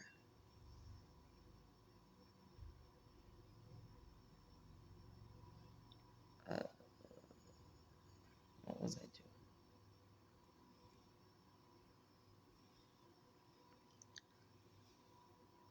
Until they wake up a little more. Then go find other places to nest. What will happen to them if they don't become dragons? Ayuan demanded, curiosity and dread at war within his voice. Wei Wuxian knelt down before him. Then they'll turn back into rocks until they're good and ready. You can't rush these things, you know. He brushed his finger down the side of his nose. But don't worry. There are lots of dragons out there to help them when the time comes. Really? Lan Jingyi demanded. Really? Wei Yun promised. One of my best friends is a dragon. Lan Jingyi frowned with skepticism far beyond his years. Ayuan, having had some insight, particular to Wei Wuxian's profession, seemed much more eager to believe. With all his enthusiastic sincerity, Lan Wangji likewise couldn't help wanting to believe anything he said.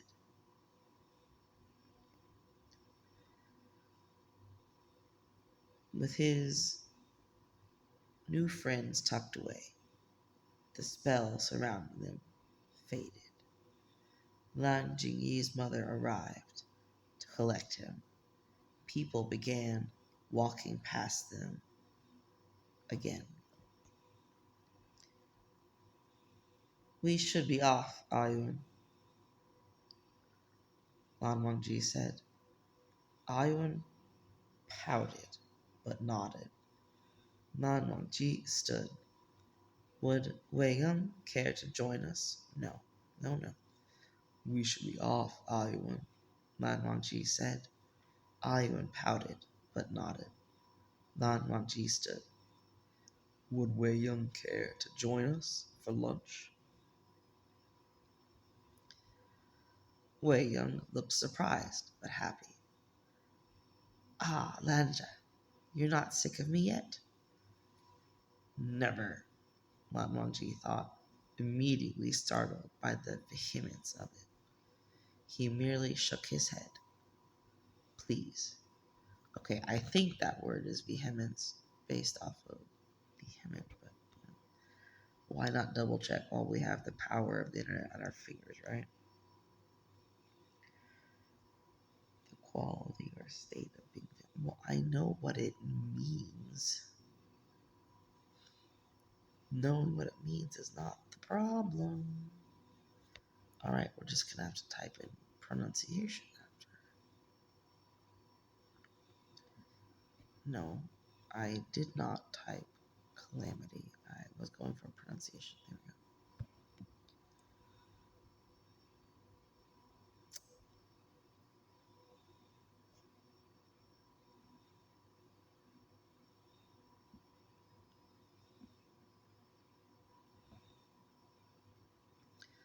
The Cambridge Dictionary says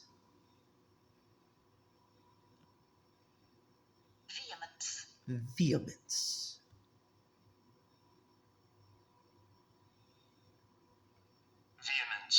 Vehemence. It's funny, the UK versus the US version. The UK one is usually a feminine reader, and the US one is either a masculine reader or like a lower pitched feminine reader. But so far, any word I've looked up, UK versus US pronunciation has been very similar. I want to find the words that sound different. We'll get there.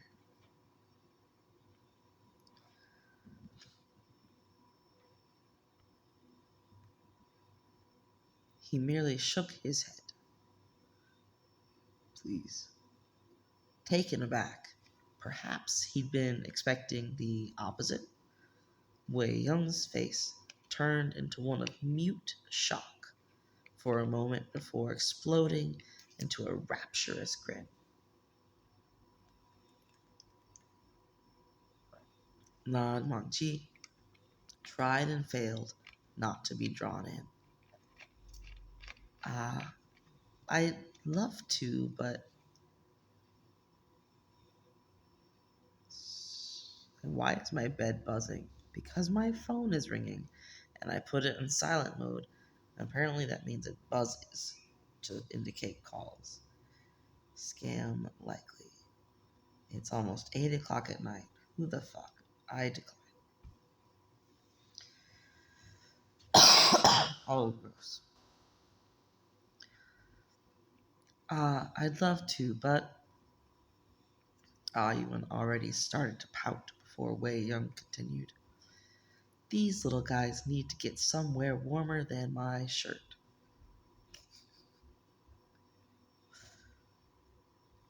And John wants to be inside your shirt. If you'd like, the offer is still open for you both to come visit me. We wouldn't want to impose, Lan Wangji demurred, in case the invitation had been made out of politeness and nothing else. Oh, Lan Wangji, I don't think Wei Wuxian does anything out of politeness and nothing else. That was training given to you. Oh, you wouldn't be. Please, Baba, can we? with Wei Young and Ayuan practically tripping over one another in their haste to respond. Lan Wangji's mouth twitched. Not quite a smile, but not far off from one either. Well, if your invitation is open this weekend. Yes, any time, Wei Wuxian declared before Lan Wangji did more than begin to trail off. There's a rocky little beach just next to the house. We could all go together if you'd like. Ayuan has piano lessons Saturday morning, but we can be there after lunch, Lan Wangji offered. The sight of Wei Yung's grin pressed into his mind long after they'd made their way home later that evening, the promise of another meeting warming him through like a hearth in winter. And that's the end of that chapter. Okay, dudes, I'm gonna go put on some chapstick and drink some hot honey water and see if maybe I'm up for another chapter. I don't know. Let's find out. Anyway, thanks for listening to this edition of Bedtime Stories, and hopefully I'll be back real soon with another.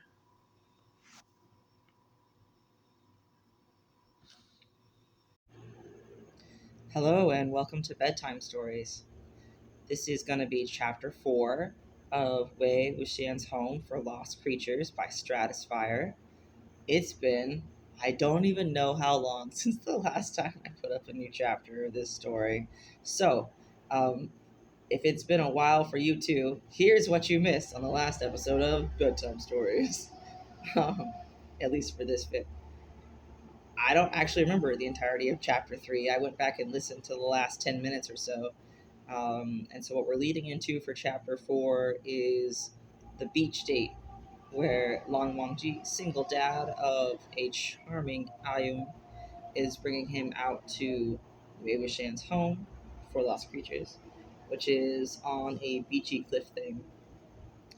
And that's where chapter 4 should be taking off. Notes from the author. Quick warning. This chapter contains the scene where the near drowning tag applies.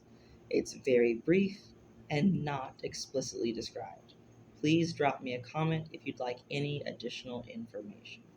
Oh, I forgot to say, I am recording outside on my patio, which is a thing I've started since the last time I read for this fic, I think. I've got a little portable studio set up with my e-reader and a little DIY microphone isolation box, which is a ramen noodle cardboard multi-pack box wrapped in a felty blanket that I stole a piece from my niece. She left it in my apartment, right? Up for grabs. It's just a small corner, whatever. And Norbert, my emotional support black kitty cat, is out here with me. We had to move his cat box out onto the porch because we had it in my cryptid roommate's room because she's got the bathroom en suite, and it was that way protected from the toddler, my niece, when she came over. But then she kept falling asleep and locking Norbert out of her room, and he pooped like 3 times out on the patio because of it. I was like, you know what? Instead of encouraging this bad habit, which is not his fault, and he was actually very polite about it and did it in a corner where no one was going to step, I moved his cat box out on the porch, and we do a lot of his feeding and watering on the porch now too. He's actually got a water plate, both inside and outside. But anyway, Norbert's out here with us. And I have a Discord now. So many updates for y'all. I have a Discord now. It's basically a watch party all day. Whatever I'm listening to or watching anyway, I'll just live stream, or I'll do like Duolingo lessons and broadcast that. But another thing I've been doing, hi Norbert, is streaming while I'm recording chapters with a couple special guests in the voice chat. Hello, Norbert. And today's special guest is my friend Fern Tissy, who actually is the gift recipient for this podfic. Um, it was a fic I recommended to her way back in the day, like years ago by this point. Um, and when I started podficking, she requested that I read it for her. And I was like, hell yeah, let's do it. And, I got like 3 chapters in and fell off the earth. So we're back. Um, anyway, so if Fern has anything to say, uh, probably she'll drop it in the chat and I'll repeat it. But if she wants to be on the recording, she can just say so to me and I'll get that going. Uh, Fern, did I forget anything?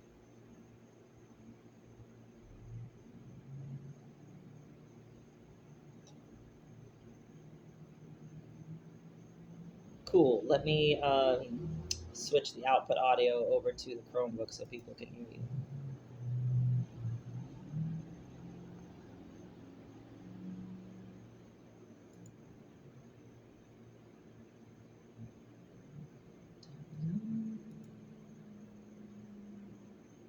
Speaker. Sweet. Okay. All right. You should be able to talk and have people on the recording hear you if you like.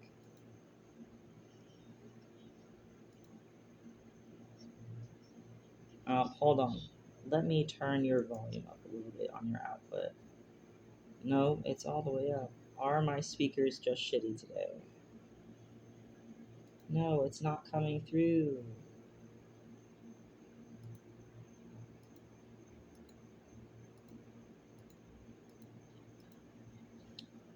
I'm troubleshooting. What is going on? I'm going to pause this while I figure it out.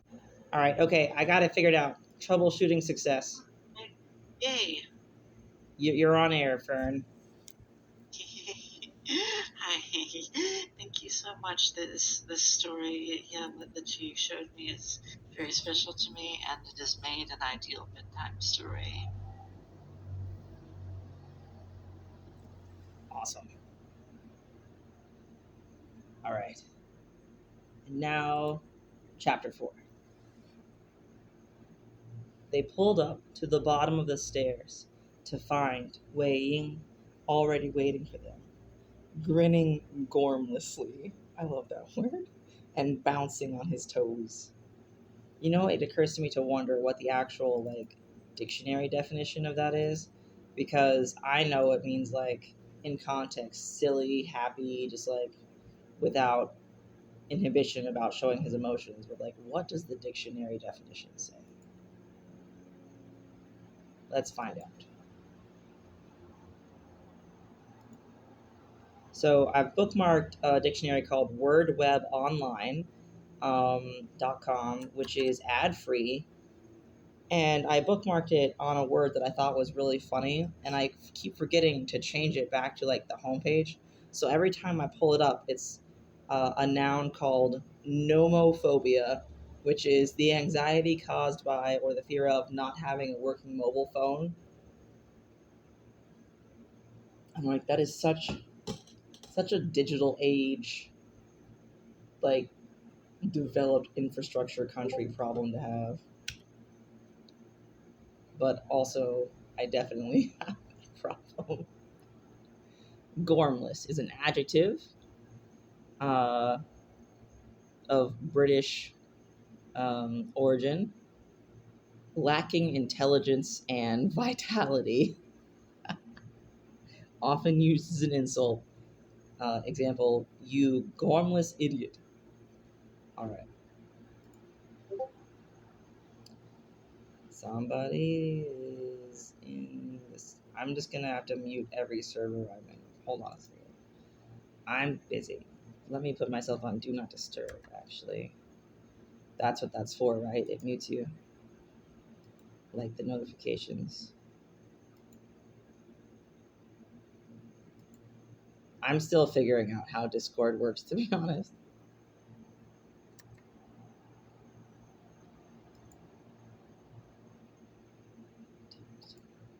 There it is. I need to change it from, like, I know I'm idle, but where do I change it? I know how to change it in the app. How do I change it in the browser?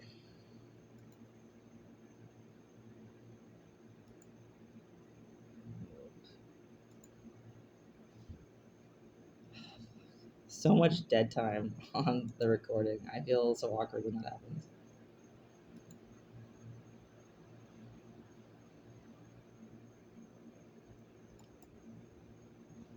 Did I? Fuck it. Who's that?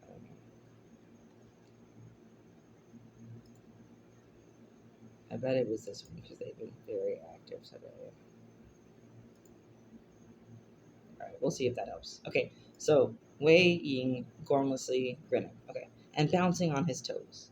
He began waving wildly as soon as he spotted them on the road, of course. And they finally came close enough for Ayuan to see him over Lan Wangji's shoulder, and his son began bouncing with excitement in his seat. Everyone is very bouncy in their excitement today. Lan Wangji is probably bouncing like internally, even though he would not be caught dead experiencing such outwardly. How embarrassing. Because Lan Wangji had done his utmost to instill vehicle safety from a young age, Ayuan waited until they had come to a full stop, and Lan Wangji turned off the ignition before undoing his seatbelt and flinging himself out the door. He's so excited. He can't stand it. Hyanggaga!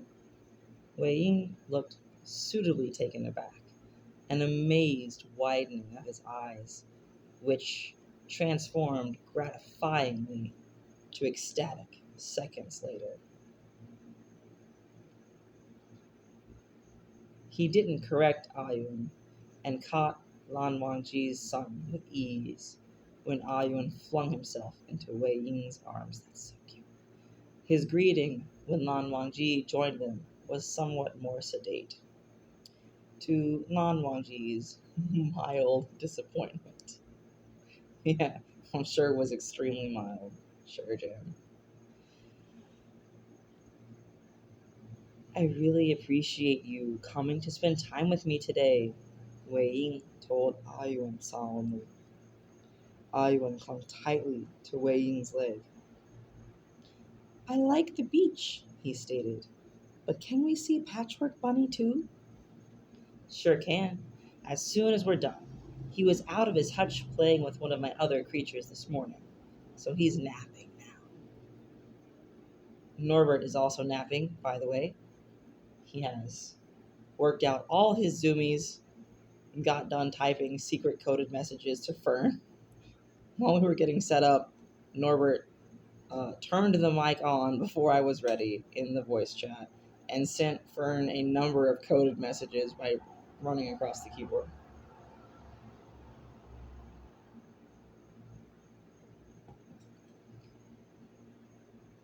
Now he's just chilling on one of the porch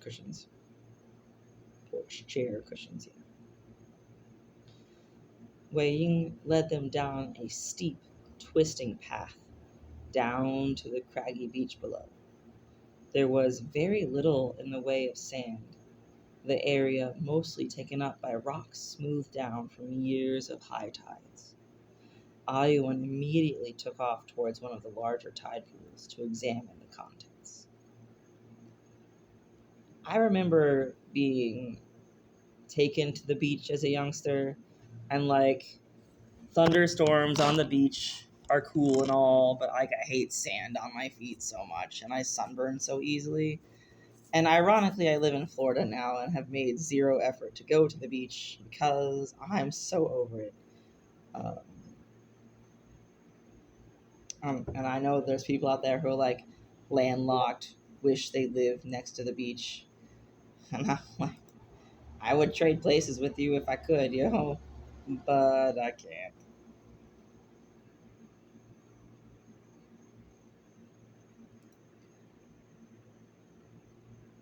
You don't mind? Wei Ying asked. his voice so quiet, the sound of the hard waves slapping against the nearby cliff face mostly drowning him out. Mind, Lan Wangji repeated. Wei Ying flushed. Him calling me that? Not unless you have objections. Wei Ying shook his head so quickly he probably had some mild form of whiplash. No, not at all. It's nice. He coughed and diverted his attention back towards Ayuan. Careful near the rocks. The water gets really deep pretty much immediately. Excuse me. Lan Wangji scooted closer to his son, ostensibly to examine the tide pool.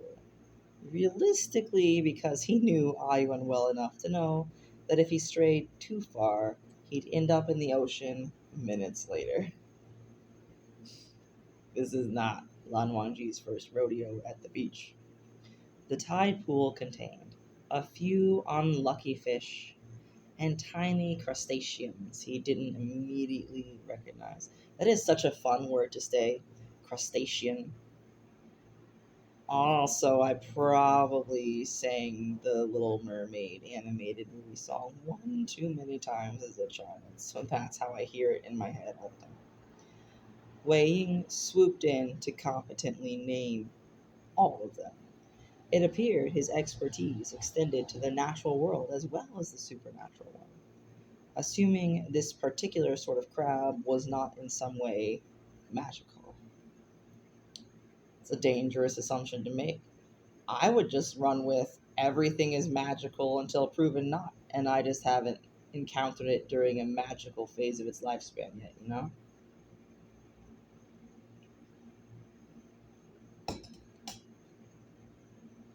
How long have you lived here? Lan Wangji asked. The house arrived back in October, Wei Ying said. Right before my birthday, actually. Your house arrived? Ayuan repeated. Wei Ying nodded. My house moves me wherever I need to go. Ayuan considered this with a deep frown, but before he could say anything, Wei Ying muscled on. Do you want to see something really cool? Sufficiently distracted, Ayuan followed Wei Ying along the beach towards the sheer cliff face beneath his house.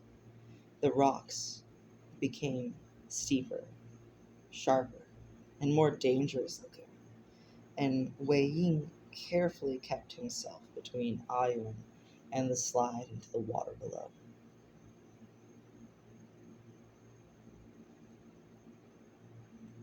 They stopped next to a natural shelf in the cliffside, and Wei Ying ducked down to lift Ayuan into his arms and show off an apparently abandoned nest.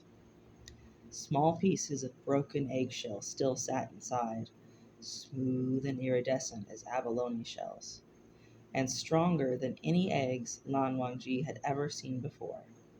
The remaining bits almost as thick as the space between the tip and first knuckle of his thumb.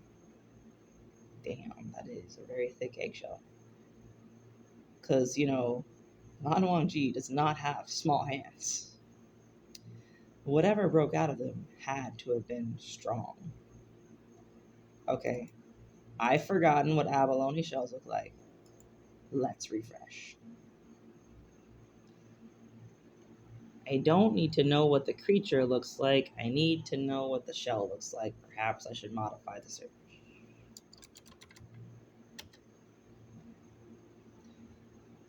Ooh, shiny. Very shiny.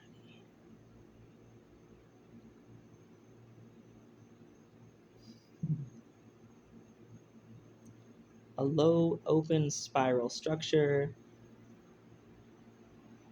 Okay. I will include this neat link from the Monterey Bay Aquarium in my bonus features Let me just drop it in the chat here so I don't forget. What an excellent way to remind myself of what to include in the bonus.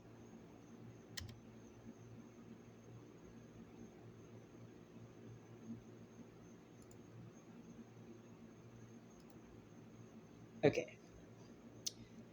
I've never seen the like, Lan Wangji admitted. You wouldn't have, but be warned, you might notice stuff like this everywhere now. Wei Ying agreed.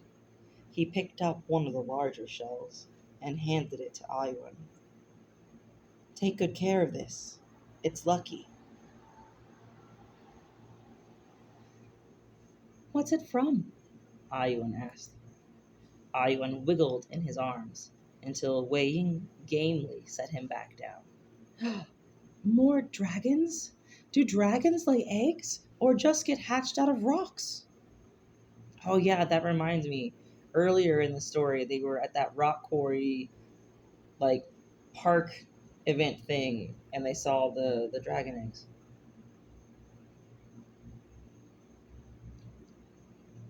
Or whatever it was. The rocks. Dragons lay way bigger eggs than this, Wei Ying laughed. I don't know what laid these eggs. We'll have to figure it out together. Ayun clutched his eggshell and moved to explore another tidal pool. It's true, Wei Ying said, turning to look at Lan Wangji. Once magic finds you, it tends not. I said that out of order. Once magic finds you, it tends to keep finding you, and there's not really a way to get away from it. Although, his lips twisted into a bitter smile. Some people get pretty good at ignoring it and pretending it's not there. I bet he's talking about Madame Yu. Lan Wangji allowed himself a moment to truly consider the words. Excuse me.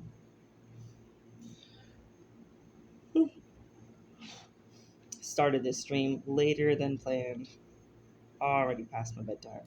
Let's keep going. I love my uncle and my brother, he finally offered. Wei Ying nodded and tilted up his eyebrows in a suggestion to continue. But the rest of our family is mired in tradition and the weight of our own history. I moved Iowan and I to this place to remove ourselves from the expectations under which I was raised. Ooh, look at Lan Wangji being like, the generational trauma train stops here. Good for him. He thought of years of sterile classrooms and the droning words of his uncle's uncle. What do you call your uncle's uncle? Some sort of granduncle? Great uncle? I don't know. That's not important. His uncle's uncle. Fern suggests Gunkle. Let's go with that. And the droning words of his Gunkle reminding him of duty and why pursuing music would only provide prestige if combined with appropriate levels of business acumen. Music, in and of itself, was only a means to an end, and not worth anything on its own merits. I call bullshit. Making beautiful things, art, whatever hobby you enjoy, doesn't have to make you money to be worth doing. Just making the world around you a friendlier, more beautiful place totally has value. Which is not to say that I think art must be beautiful to count as art. That was just the aspect I was choosing to highlight. Okay. That same great uncle, yeah, Gunkle, Upon discovering Lan Wangji's intention to adopt Ayuan, had attempted to forbid it. I don't think Lan Wangji took that, huh? Lan Wangji had never seen Lan Qiren truly furious before, and to this day hoped to never be on the receiving end of his uncle's ire.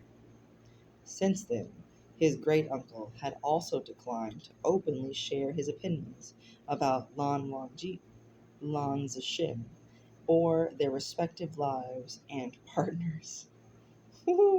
That must have been an epic, takedown verbally of Gunkel.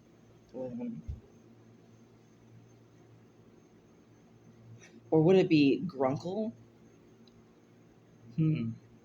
Who's to say? Around the same time, Nia Mingju had begun according Lan Qiren the due respect one terrifying individual generally only provided to another. Okay. He glanced at Wei Ying sidelong. Perhaps we both need some magic in our lives. Oh, okay. Everything is fine. Little buddy was just wondering where I was. So where were we? Oh, yes. Perhaps we both need some magic in our lives. Wei Ying grinned with such blinding power that Lan Wangji momentarily lost track of the position of the sun. That is a blinding smile. His laugh, though, undercut the obvious joy he found in Lan Wangji's words. You might regret it. If I do, at least I shall have a meaningful regret, instead of one born from inaction. Ooh, put that on a pillowcase. That is a quote. You're really something else, you know, Lanjan? Wei Ying replied, his smile still small, but enormously sincere.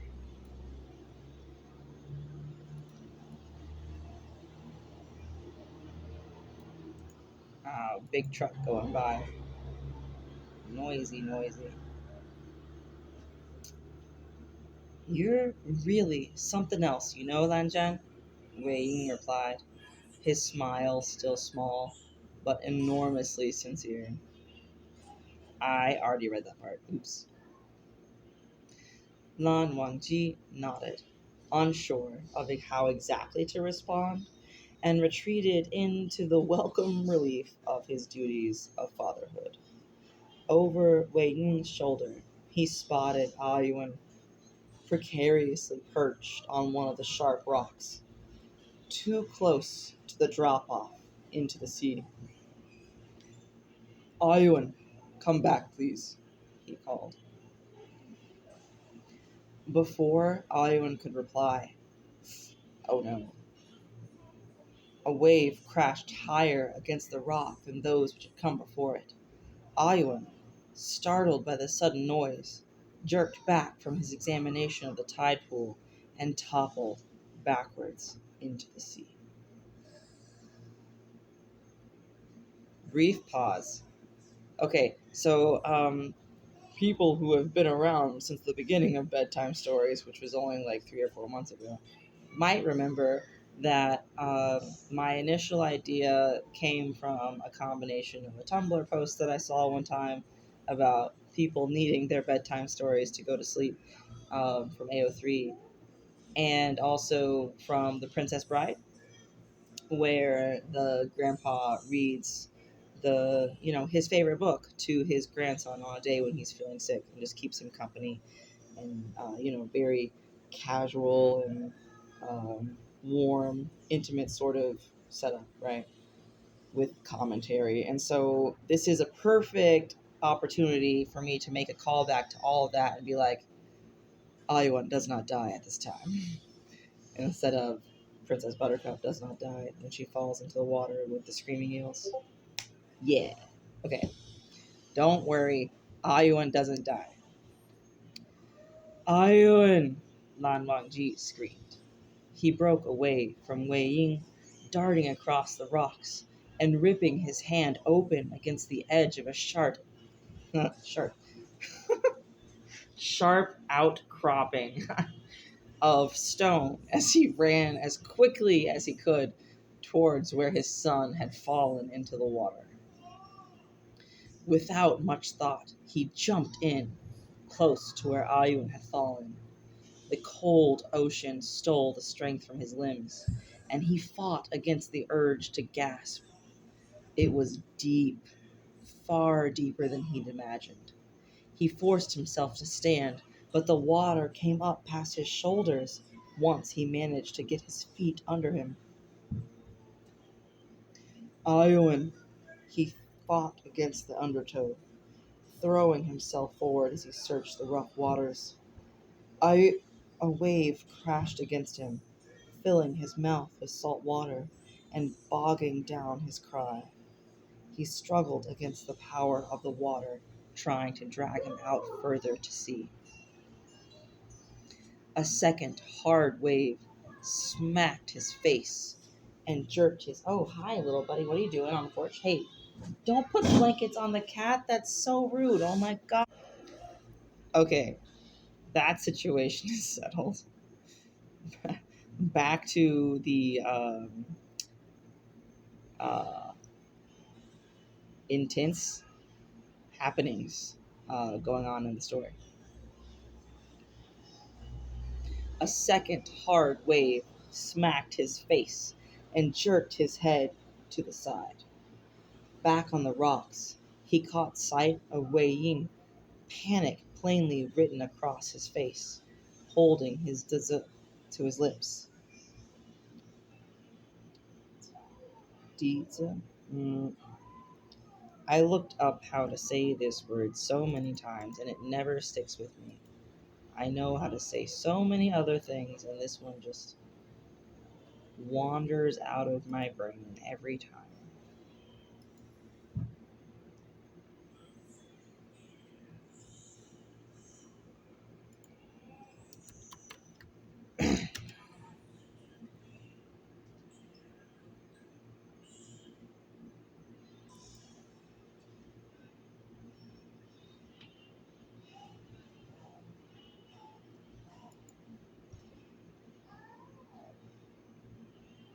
D Loading. Z Dizi. Okay.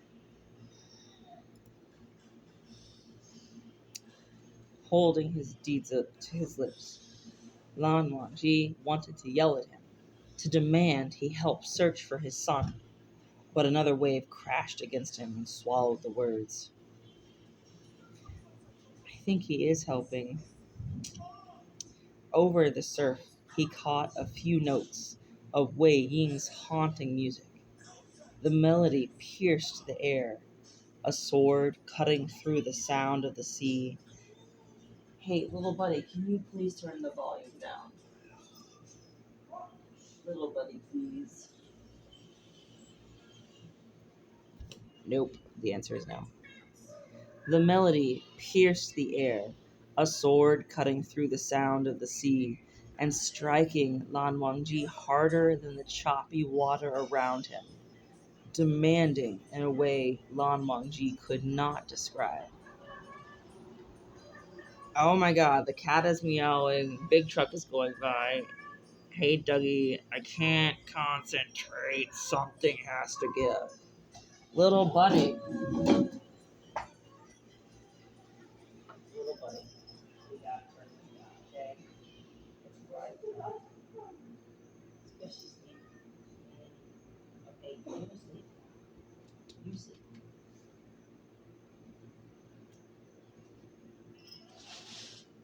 Watch out, Norbert. I'm closing the door. Watch out, Norbert.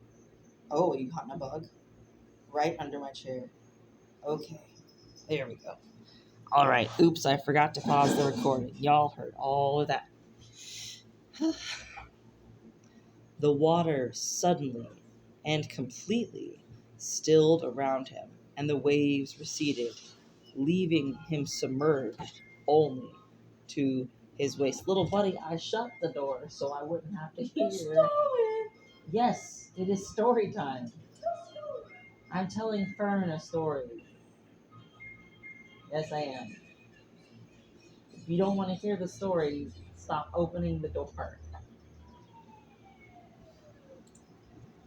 This is a very exciting part of the story. Stop interrupting. The water suddenly and completely stilled around him. Oops. Sorry, Norbert. That's what happens when you put your tail under my foot. What? He stared, wide-eyed, as the water broke around an enormous shell 100 meters away. Slowly, the shell moved forward. Water, water slapping angrily against a leonine head. I think that's how you say that. I don't believe I have ever pronounced that out loud before.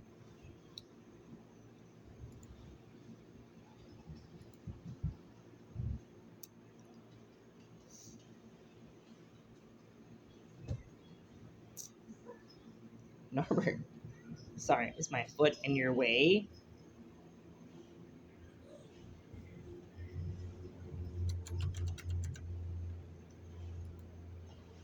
If everyone could just leave me alone, I'm trying to make a podfic.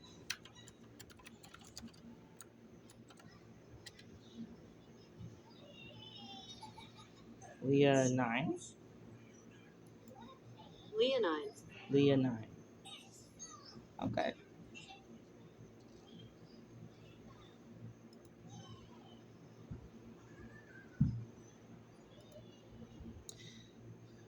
A leonine head rising up out of the water, easily larger than Lan Wangji, surrounded by an even larger bubble.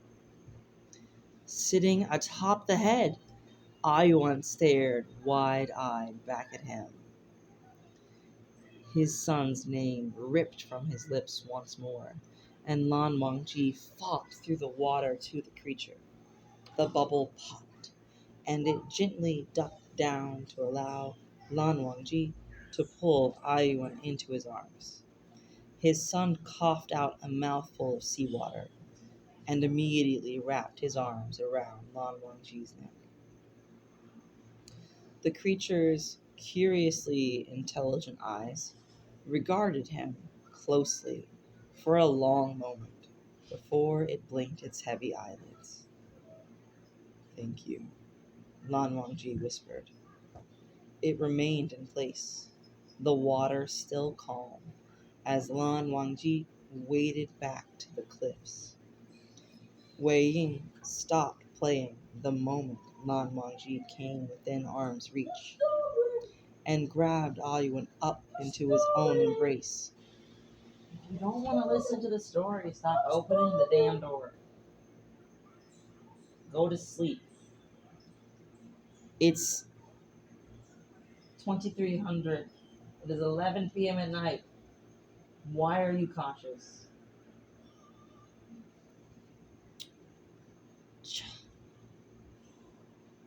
And grabbed Ayuan up into his own embrace before reaching down to help haul Lan Wangji out of the water. The creature ducked back down under the water, and the waves violently kicked up once more. "Are you all right?" Wei Ying demanded, frantically patting Ayuan's back until he coughed out another gulp of water.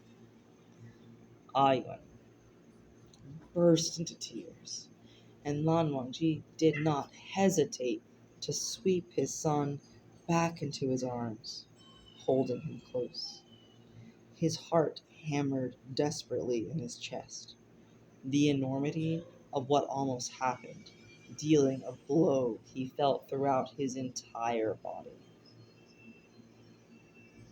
He gripped Ayuan tight enough to leave bruises.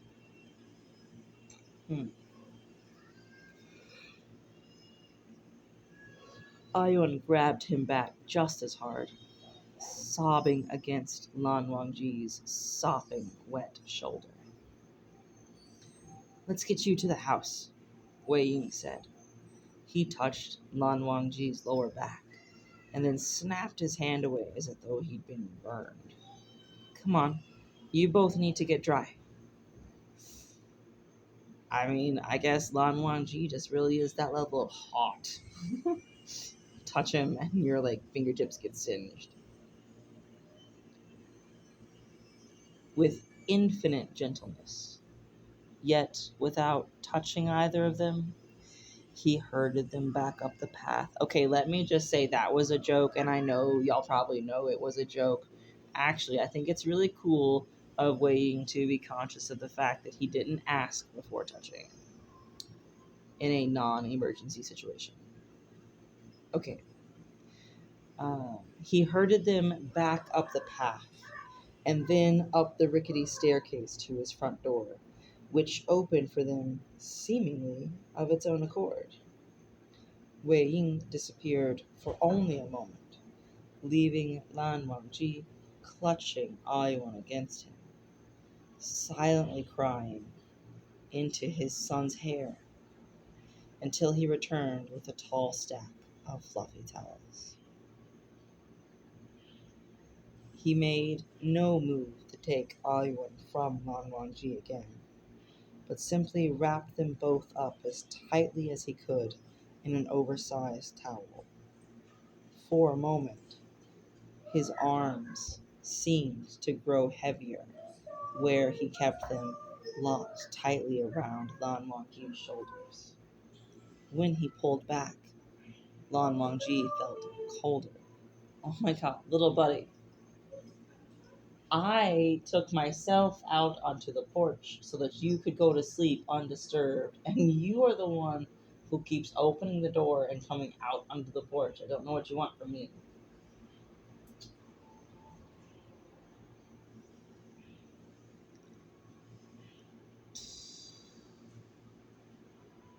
I can make tea, he whispered, eyes wide and desperate. Lan Wangji couldn't muster up more than a simple and he allowed Wei Ying to lead him and Ayuan further into the house. In the same room they'd visited many times before, a fire roared in the hearth. Hearth? Hearth. I'm gonna go with hearth. I've heard it both ways. I like hearth better. Blanketing them with even more warmth. Wei Ying settled them down on the threadbare couch, and he disappeared once more. Ayuan coughed again. Lan Wangji. Oh my god, Norbert, I did not realize you were right there, or I would not have put my foot there. I'm so sorry. Stealth mode. He's laying underneath the table, just out of my line of sight, and I went to adjust my foot and kicked him in the stomach. Luckily, I was moving slowly, so it was more like a nudge than an actual, strike.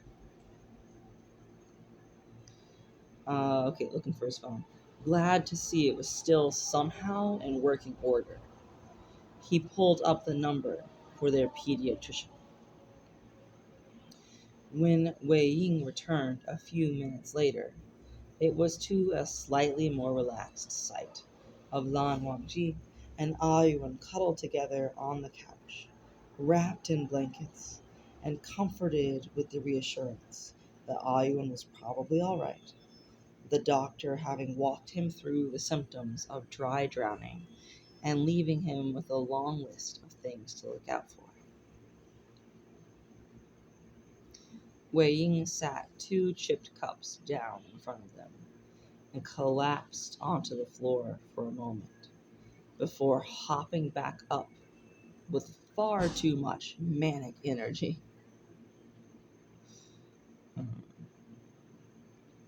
It's the ADHD of it all. That's how he handles stressful situations. Here, he said. He crossed to the patchwork bunny's hutch and eased the occupant into his hands. He ferried the bunny over to Lan Wangji and held him out for Ayuan's inspection. Ayuan immediately held his hands out. Once Wei Ying carefully placed the bunny in his hands, he began stroking its back. Do you want soup? I could make soup. Or more tea? Never mind. Lan Wangji hadn't touched the cup in front of him. Or I could get you something to eat. Are you hungry? He looked at them both, helplessly. Wei Ying. Lan Wangji spoke with a low voice, and Wei Ying quieted. Thank you. Wei Ying stared back at him, stricken. Don't, Lanjian. Lan Wangji tilted his head in confusion. What? Don't, it's my... He paused and stared at Ayuan. Tea. He stood, collected the still full cups, and walked away. Oh no, Wei Wuxian is blaming himself because it was his idea to have fun at the beach. It's not your fault. In fact, you orchestrated the rescue. Ayuan, from either the stress or exertion, passed out in Lan Wangji's arms only a minute later. Probably a combination of both, I'm thinking. Lan Wangji kissed his son's head, but could not bring himself to lay him down. For all he wanted to comfort Wei Ying, obviously shaken by the afternoon's unexpected events, his first responsibility was to Ayuan.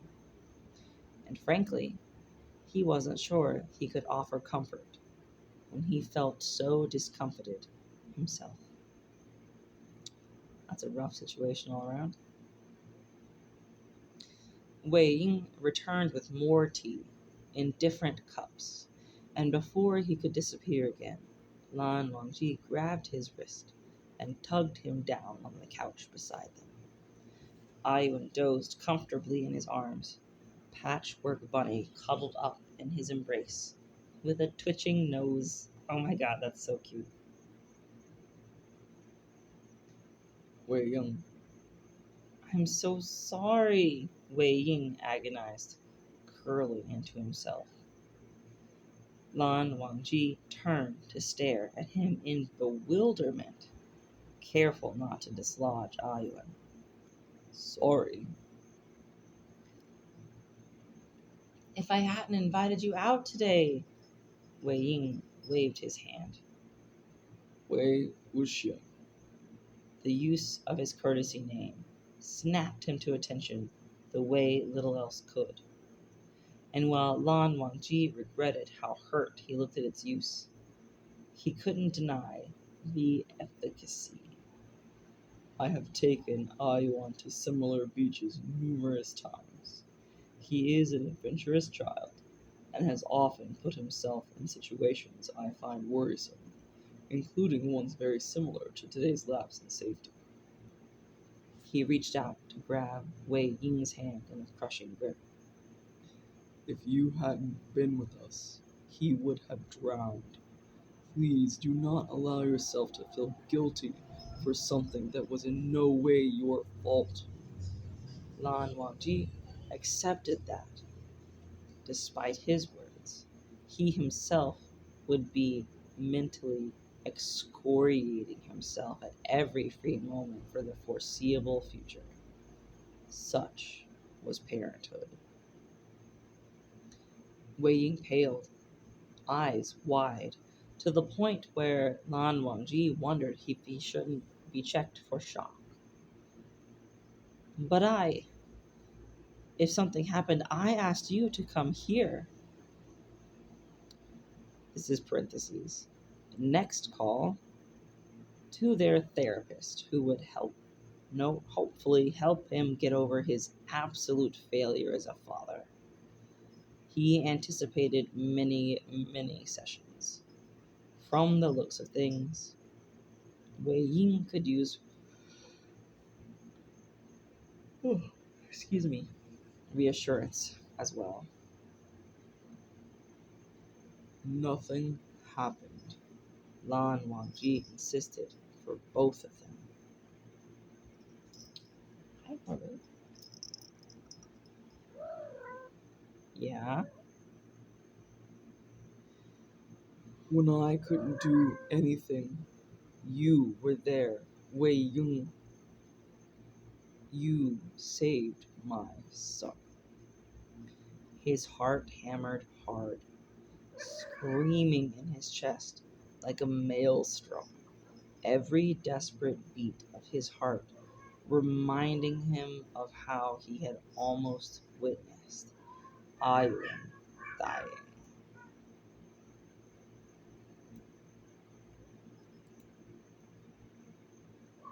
Wei Ying whimpered and collapsed against Lan Wangji's side, dropping one of the teacups to the floor, where it bounced against the thick carpet without breaking.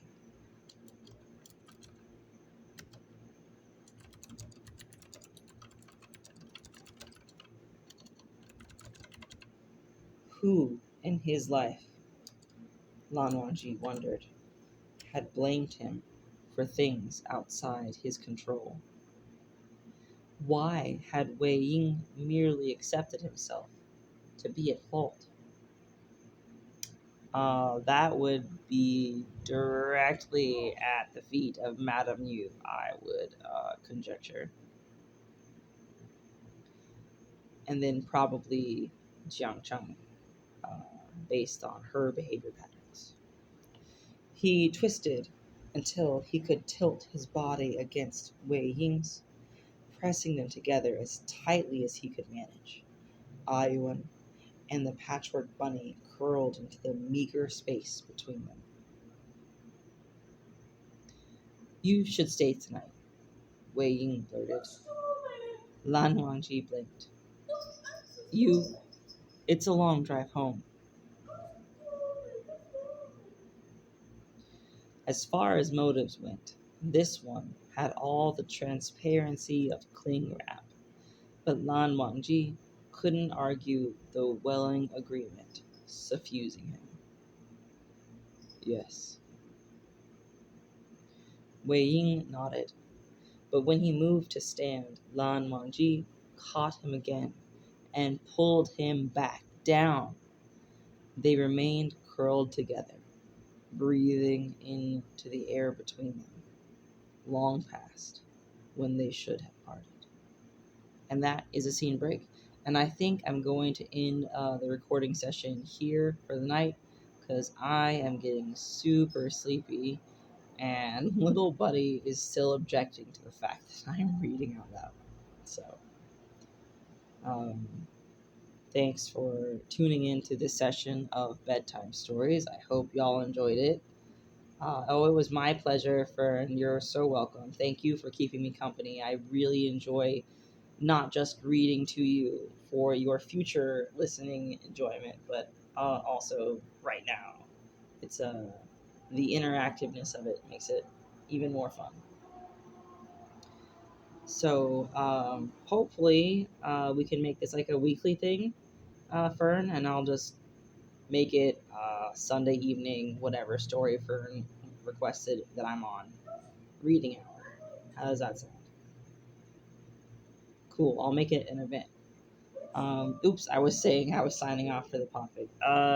Thanks for tuning in to this episode of Bedtime Stories, and hopefully I'll be back soon for y'all too.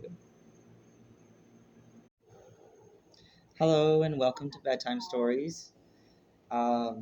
I am live streaming in my Discord server. I got a couple friends in the chat. If anybody does not want to be mentioned by name, please tell me now.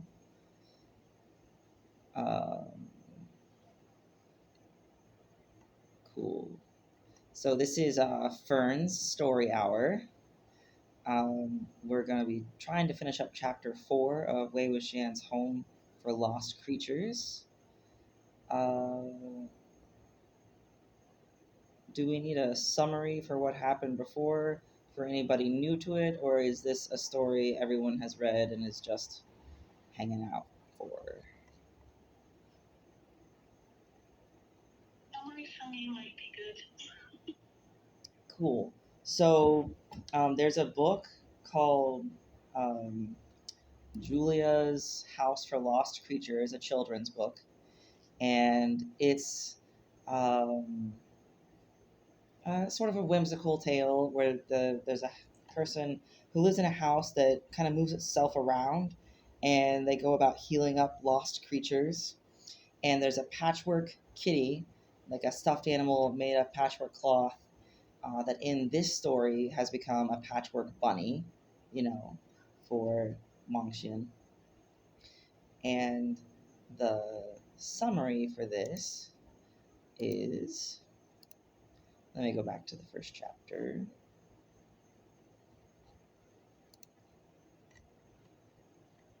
Well, I'll read you the tags real quick, just so, because they're short.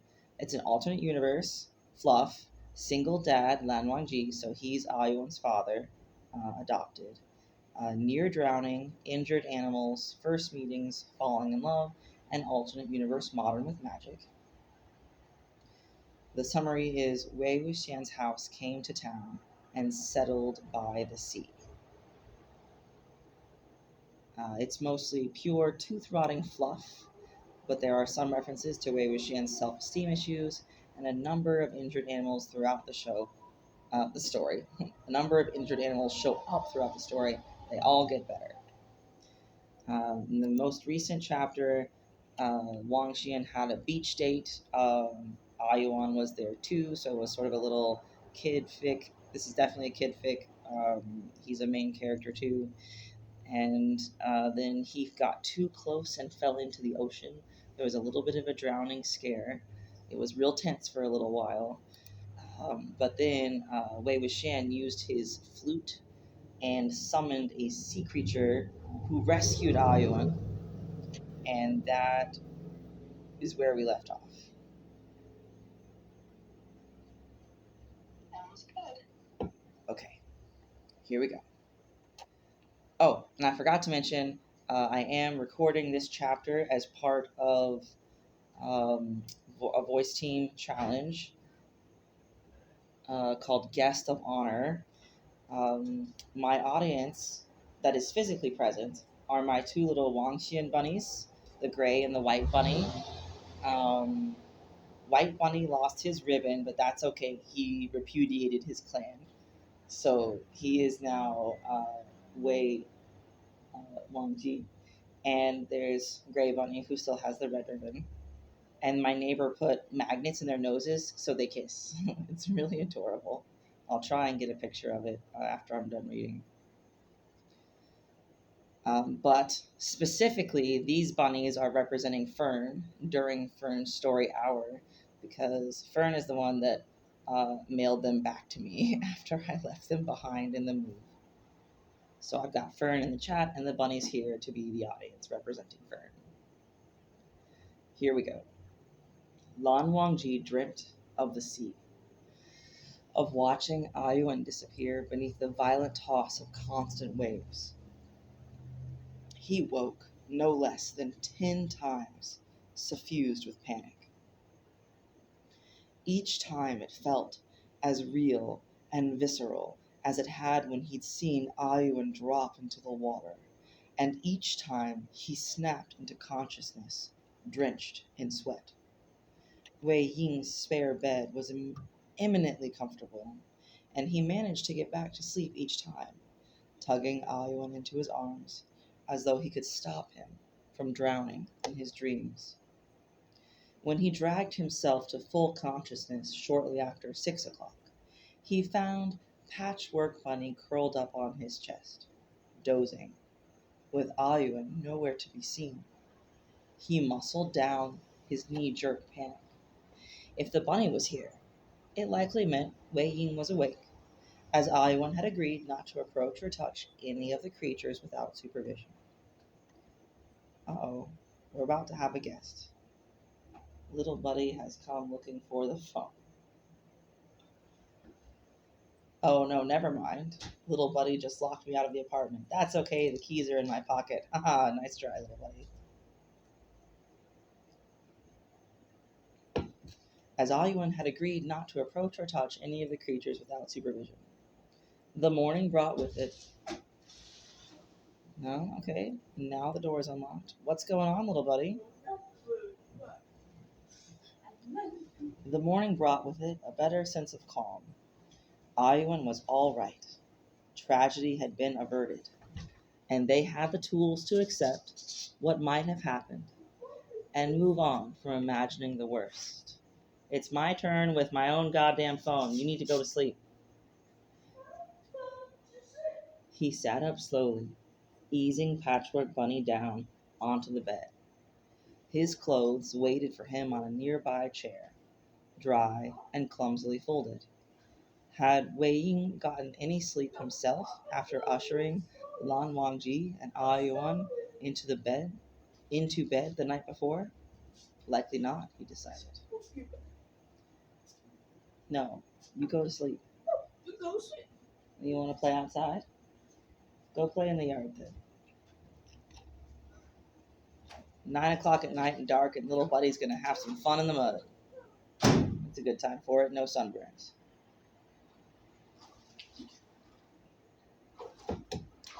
That Wei Ying unquestionably accepted the blame for an accident, one he himself had prevented from becoming much worse, did not sit well. Nan Wangji dressed and collected Patchwork Bunny and made his way through the house. He hadn't gotten a good look at it the night before, distracted beyond basic powers of observation. Why would you allowed to read stories? Yes, I am allowed to read stories. You need to go to sleep anyway. Don't sleep anyway. Hold on, I'm going to pause and go see if I can get little buddy settled down.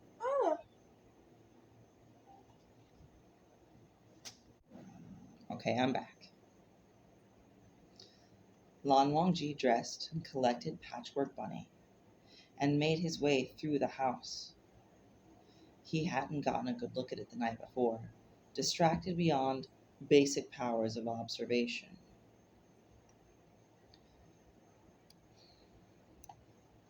While he was familiar with the main room, these back hallways had long been a subject of mild curiosity.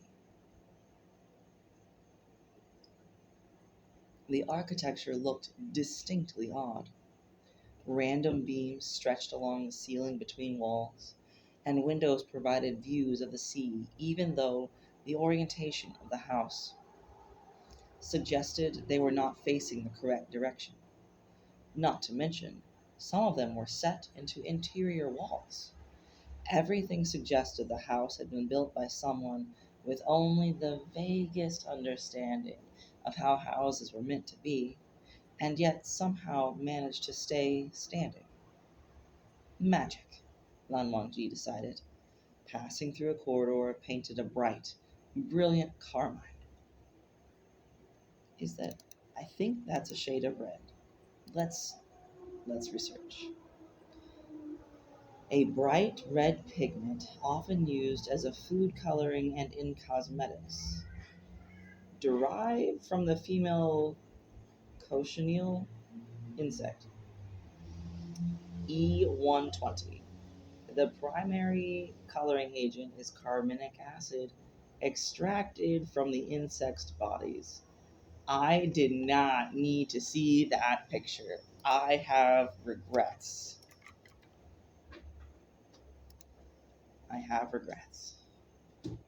The word is pronounced? Carmen.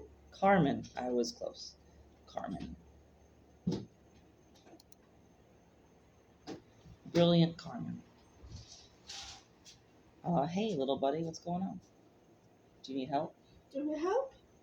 I will be back again. A lopsided bookshelf, covered in knickknacks, leaned against the wall, and he paused to examine a framed photograph sitting proudly on top. At some point, the picture had been ripped into pieces and had been carefully put back together with tape. He recognized Wei Ying, though his hair was shorter, and he looked a full 10 years younger, standing with his arms looped around a young woman, both of them grinning at the camera. To their left, Another young man glowered, arms crossed over his chest, and lips pinched so hard it had to be uncomfortable. Well, that's obviously Jiang Yanli and Jiang Cheng. The longest tear bisected Wei Ying's face. Ouch. I'm wondering who tore up the photo, who restored it, and who sent it to Wei Ying. I'm gonna guess Jiang Cheng tore the photo, possibly Wei Ying, but Jiang Yanli is the one who fixed it. Lan Wangji continued his journey through the house, and eventually the oddities shifted out of his awareness, fading into the background. He passed a 12-sided door upon which a sign hung with directions not to open it before May. That's the, I think it was a gator, right? Yeah, I think so. Puffs of warm air sneaking out in the scant distance between the bottom of the door and the floor. Eventually, he passed through the main room and into the kitchen, where Ayuan perched on the counter beside Wei Ying, who was dedicating himself to the task of making breakfast. Lan Wangji lingered just beyond the doorway, watching them in a moment he could be unobserved. Wei Ying appeared tired, the dark smudges beneath his eyes made more obvious due to the pallorous tone of his skin. But he smiled, along to whatever Ayuan told him, easily moving his attention back and forth between the stovetop and Ayuan. Bobo and Uncle Nia. Nia Huaisong? No, that's second Uncle Nia. Uncle Nia is Bobo's husband. I like him. He gave me a wooden sword once. Ah, and your dad? Is he seeing anyone? Lan Wangji smiled privately to himself. There's Wei Wuxian, blatantly fishing for information from the child.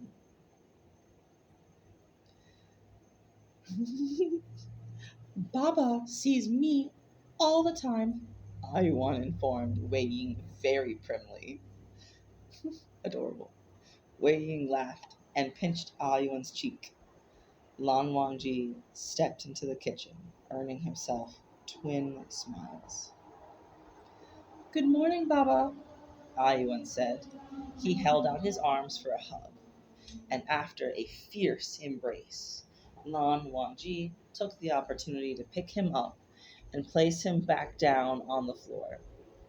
Ayuan frowned, barely mollified when Lan Wangji...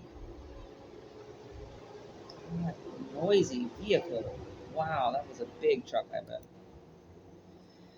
Barely mollified when Lan Wangji passed him Patchwork Bunny. We should return to the beach today, Lan Wangji said. Wei Ying stiffened. Given that Ayuan lost his shell, we should retrieve him another piece if there are any remaining. Wei Ying frowned down at the stove. I can get you one. You don't have to go back there. I want to, Ayuan stated simply. It was fun before I fell in. More arguments sat poised on Wei Ying's lips, but with a significant glance from Lan Wangji, he pulled back and smiled instead, though it looked wan. If you're both sure. They made their way back down after breakfast, Wei Ying sticking noticeably closer to Ayuan's side as they gathered up a new piece of shell. Not as large as his first, unfortunately, but Ayuan looked happy enough to have a piece in hand. They didn't deliberately linger, but Lan Wangji noticed Wei Ying's shoulders relaxing the longer they stayed. Finally, though, it was time to return home. Wei Ying walked them back to the car. breathing easier than he had all morning. Oh, goddamn mosquitoes. The peppermint oil is not beating them today.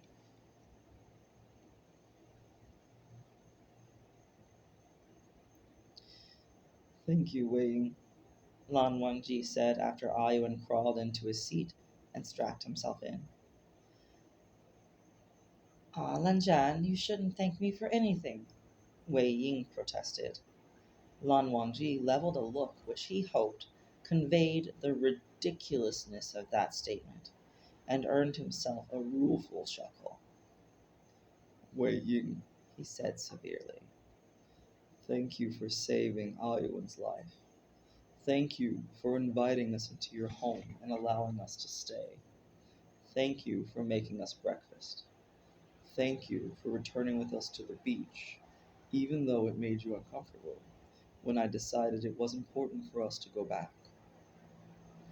Wei Ying's mouth dropped open and he stared in utter bafflement. You should join us for dinner this week, Lan Wangji said, when it became obvious that Wei Ying did not have the faculties to continue whatever sentence he'd begun. Tuesday would be most convenient. Oh, I wouldn't want to put you out, Wei Ying said automatically with a laugh and a wave of his hand. You would not be, Lan Wangji told him. We would like to have you there. We'll make noodles, Ayuan shouted from inside the car. Well, I guess if you're sure, Wei Ying said. Lan Wangji nodded firmly and settled into the driver's seat. As he pulled away from the house, he kept half an eye on Wei Ying in the rearview mirror. Wei Ying stood and watched until they turned onto the lane leading away, at which point Lan Wangji returned his attention fully forward. Ayun looked up from his examination of his eggshell. I like Xiangge, he said. So do I. He told me this morning that he built his house all on his own. Hello, little buddy. Do you need help? Help? What's going on?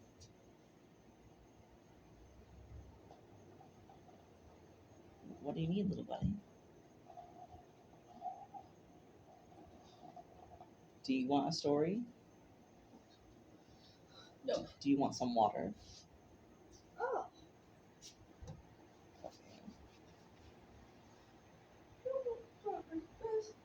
What?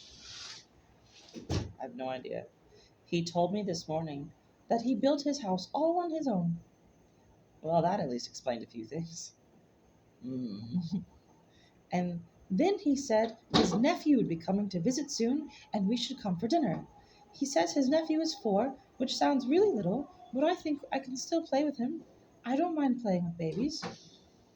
Lan Wangji nodded, already determined to make sure that, along with the aforementioned sleepover, he and Ayun had a clear schedule to attend the dinner. Yes. What is your problem with me reading stories, huh? Do you need help with something inside? Okay, let's go get you settled again. Okay, here's hoping that time was the charm. Lan Wangji nodded, already determined to make sure that along with the aforementioned sleepover, he and Ayuan had a clear schedule to attend the dinner, assuming they were actually invited. He couldn't conceive of anything really being more important. The problem with Wei Ying, Lan Wangji decided, was nothing malicious, but rather an insistent refusal to accept his own worth.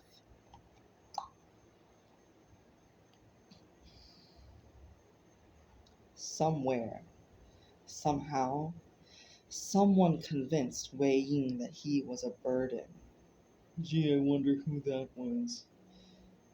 The asking for things for himself, that asking for things for himself would be seen as manipulative instead of a natural part of a relationship, that no one would give him the benefit of the doubt, that he alone needed to shoulder the blame for anything going wrong. I don't know about y'all, but that screams childhood trauma to me. Excuse me. All these things, Lan Wangji decided, were unacceptable and needed to be remedied. That's the end of the chapter, by the way. I think Lan Wangji just volunteered himself as tribute to remedy those things as much as he is able. Well, thanks for tuning into this episode of Bedtime Stories. I am thinking, if chat agrees, that we'll probably continue on for Chapter 8. We'll see how it goes. Hello and welcome to Bedtime Stories. Today we are reading Wei Wuxian's Home for Lost Creatures by Stratisphyre, Chapter 5. I'm chilling with Fern in my Discord server voice chat. I do... Hey. Yes, that's you. I've got the volume turned up, so if you want to talk, Fern, just let me know. Thank you. I am reading on my phone screen though, so I will check periodically back in the chat for comments. But I left my Chromebook inside, so I'm reading on my phone. I'm not going back in there. I made a clean escape. Here we go. To Lan Wangji and Ayuan, Wei Ying's involvement with his lost creatures seemed like a fun hobby and an enjoyable vacation, much in the way that Lan Wangji had thrown himself into music and let it take root in his marrow. Wei Ying was earnest in his love for the magic that crossed his threshold, and the infectious power of his smile invited them in as though he wanted nothing more in life than to share it. It was therefore easy to forget that the only glimpses they'd had into his world were those of minor injuries, easily fixed. They were preparing to leave to pick up Wei Ying for their dinner together when Lan Wangji's phone chirped with an incoming call. He glanced at the screen, fully prepared to see Shufu's name coming up, as Lan Qiren remained one of the few people of his acquaintance who actually used his phone to call people, and frowned when he saw the picture Wei Ying had sent of Patchwork Bunny nestled in his shoe. A shrill, grating scream. Oh my god, I just realized that's his contact picture for Wei Ying. Patchwork Bunny in his shoe. That's adorable. A shrill, grating scream momentarily deafened him before Wei Ying's voice snapped across the line. Harried and half desperate. Need to cancel. Sorry. Don't come here. And then the abrupt end to the call. What do you need, little buddy?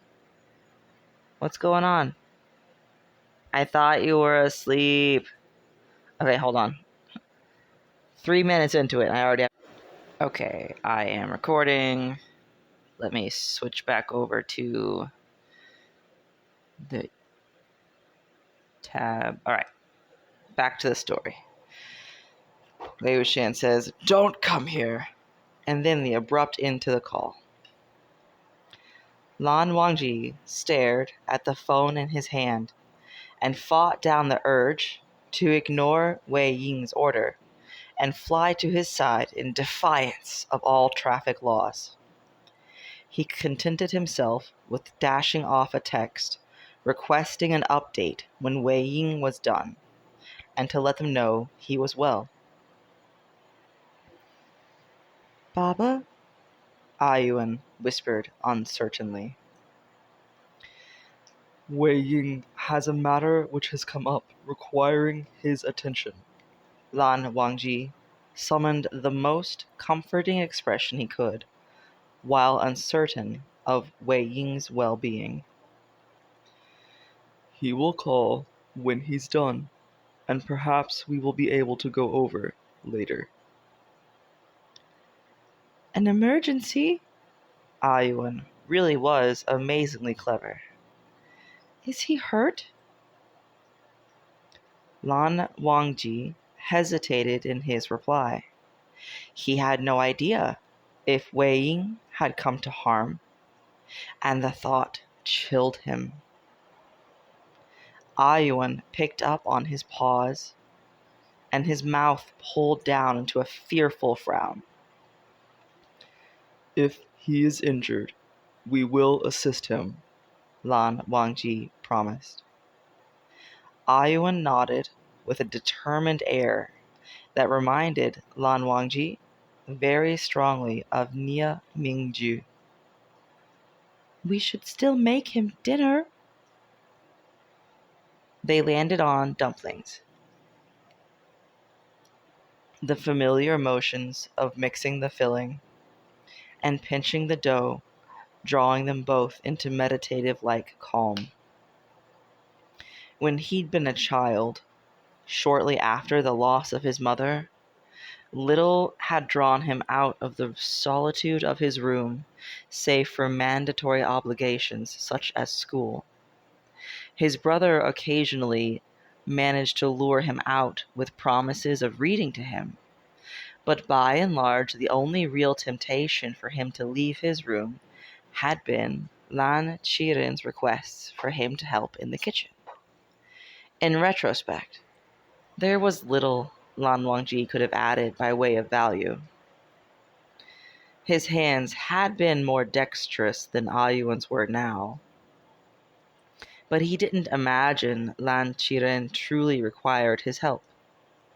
But cooking and the act of creating food for another person calmed the swelling pain left by the wake of his mother's passing.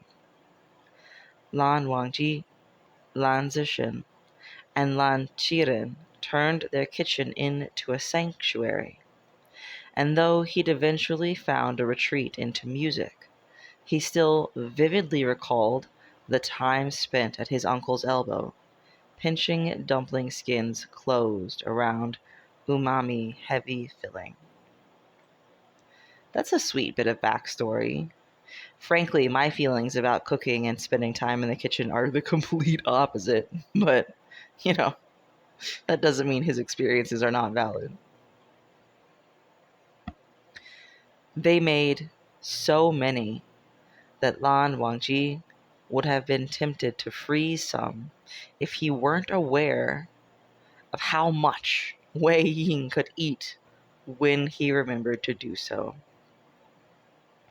It occupied most of their afternoon, and throughout the entire time, his phone had remained upsettingly silent. Once they'd set dinner to steaming, they retreated to the music room, and Ayuan seated himself in Lan Wangji's lap to pluck out a series of simple chords, bright notes slowly filling the dimmed day. They shared a few of the dumplings for dinner, with a couple of small vegetable accompaniments. It's like the vegetables are instruments and the dumplings are the conductor. I don't know. And Lan Wangji put Ayuan to bed, curled around one of his many stuffed toys.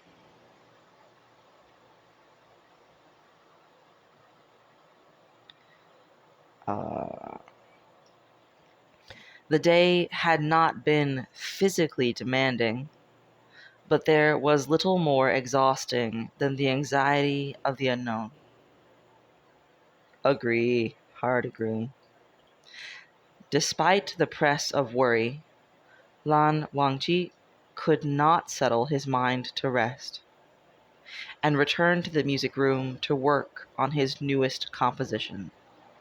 Sounds to me like Lan Wangji could benefit from some propranolol that helps me fall asleep when my mind will not settle.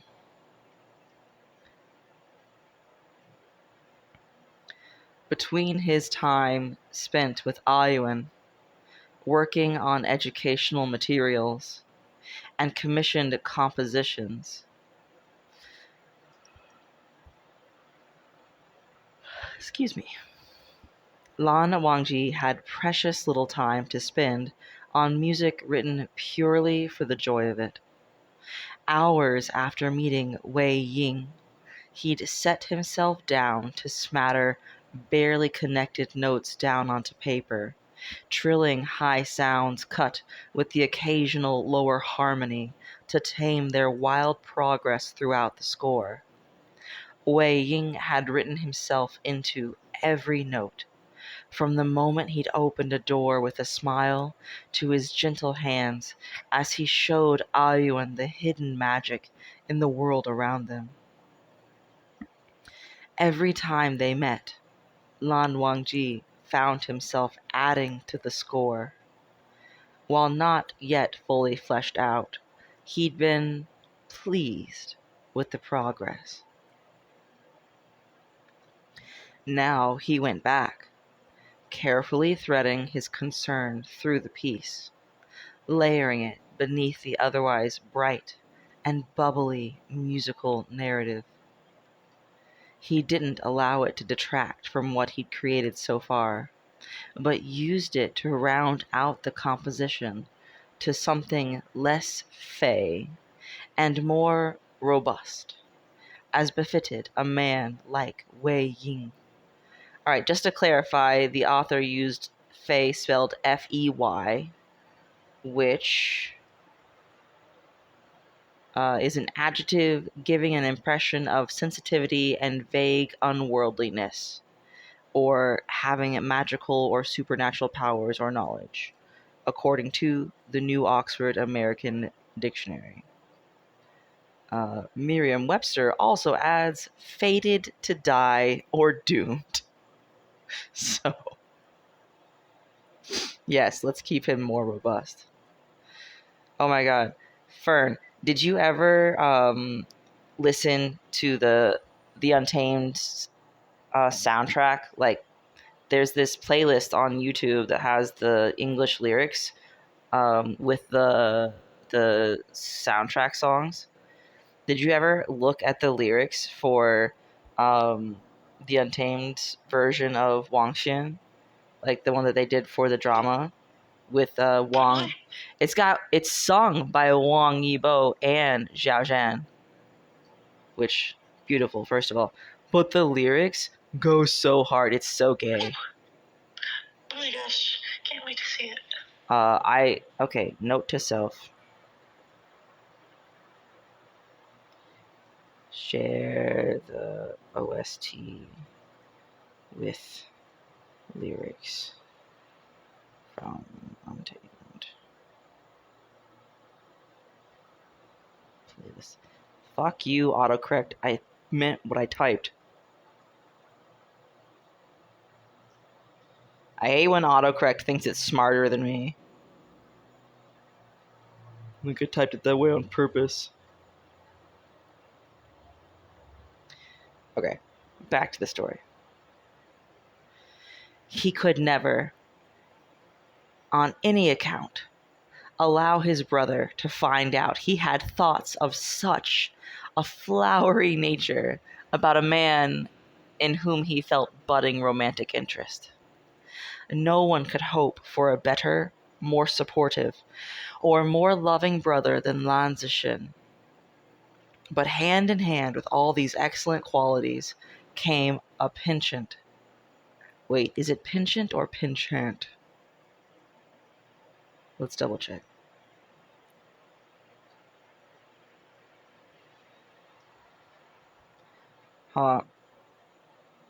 Penchant. Hold on. It's like being eaten up by the voice chat. Weird. Let me look it up on my e-reader browser instead.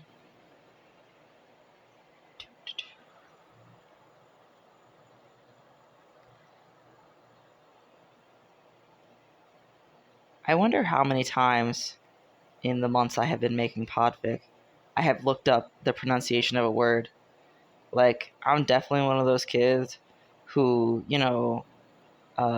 has a large vocabulary from reading from a young age and picking up things through like context clues and actually checking the dictionary. But like, there's a lot of words that I have never said out loud. I often have to stop and look up how to say things correctly. No, I did not fucking search up perchance. God damn it, autocorrect. I didn't even notice that it changed it on me. Pin. CHANT.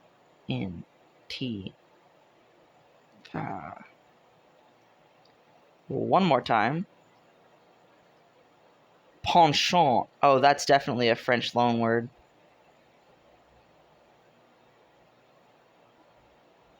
Penchant. A synonym for that is predilection. Definite liking, strong inclination. Okay, where was I? But hand in hand with all those excellent qualities came a penchant towards smug amusement and a tendency towards meddling whenever he decided he knew better than Lan Wangji, which, given the age gap between them, occurred with unfortunate regularity. I love how sarcastic Lan Wangji is in his inner narrative. It felt late when he finally made his way to bed, though he'd only stayed up an hour after his usual bedtime. He plugged his phone in and sat it on his bedside table, glaring at it one more time in the silent demand for it to ring or buzz with a text. It finally obliged shortly after 3 in the morning. Lan Wangji blearily turned over to grab for it, and, blinking away the harsh blue light, he was horrified to realize that Wei Ying's use of emojis had finally worn him down, possibly because he suddenly found them to be a source of enormous relief.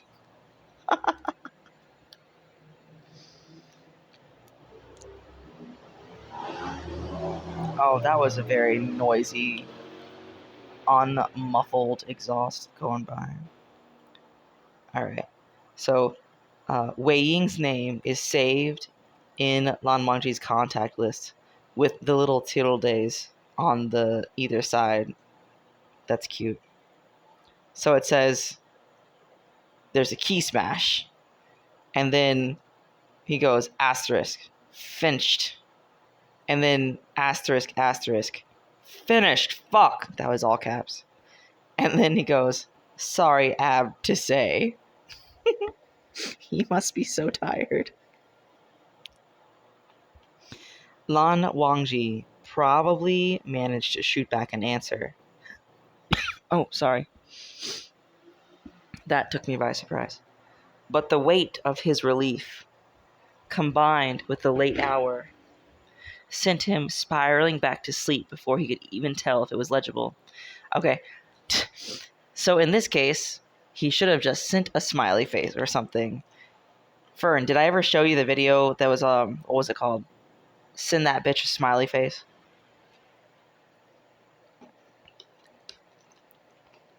I discovered it when I was in college. You were around while I was in college, but I'm not sure if the timelines exactly matched up. Send that bitch a smiley face. It's so funny.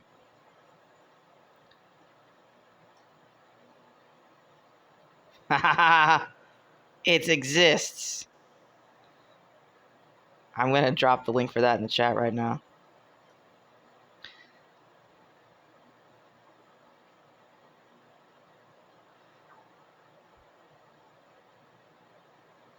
Let's hear it.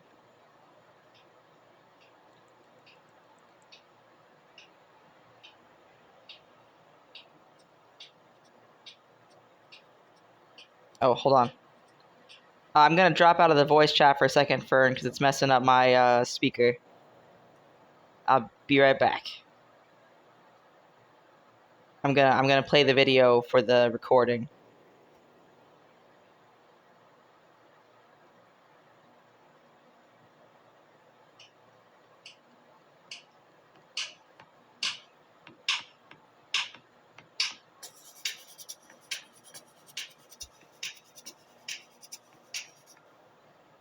When you text that special lady and you're texting all day, I tell that this girl thinks you and it's making you go cray. Running out of cliches, don't know what you're gonna say. You like to eat her fish fillet, but does she like you in that way? You know that pretty girl that she's the apple of your eye. But 20 minutes have gone by and she has not replied. Does she hate me, wanna date me? Do you think she will delay me? I'm out of ideas and it's getting irritating when you're texting with a lady and you want her in your life. Send a simple message and that bitch will be your wife. Send that bitch a smiley face, cause bitches love smiley faces. Send that bitch a smiley face, bitches love smiley faces. Send that bitch a smiley why?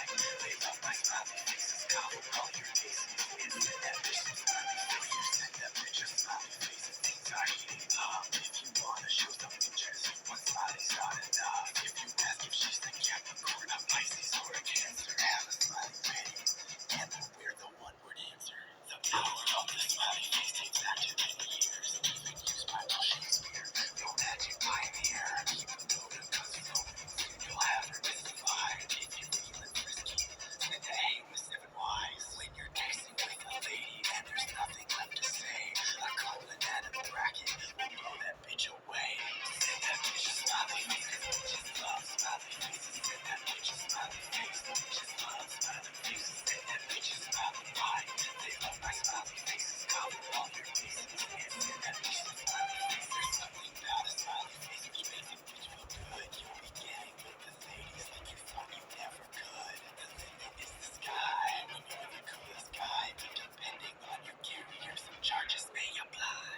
Send that bitch a smiley face, cause bitches love smiley faces. Send that bitch a smiley face, bitches love smiley faces. Send that bitch a smiley why? They love my smiley faces. Cover all your bases and send that bitch a smiley faces. Send that bitch a smiley face. Send that bitch a smiley face. Smiley faces. Send that bitch a smiley face. Oh, and you probably shouldn't call her a bitch.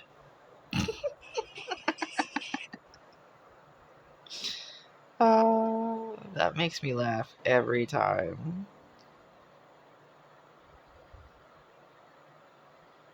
Alright, gotta hop back into the voice chat with Fern.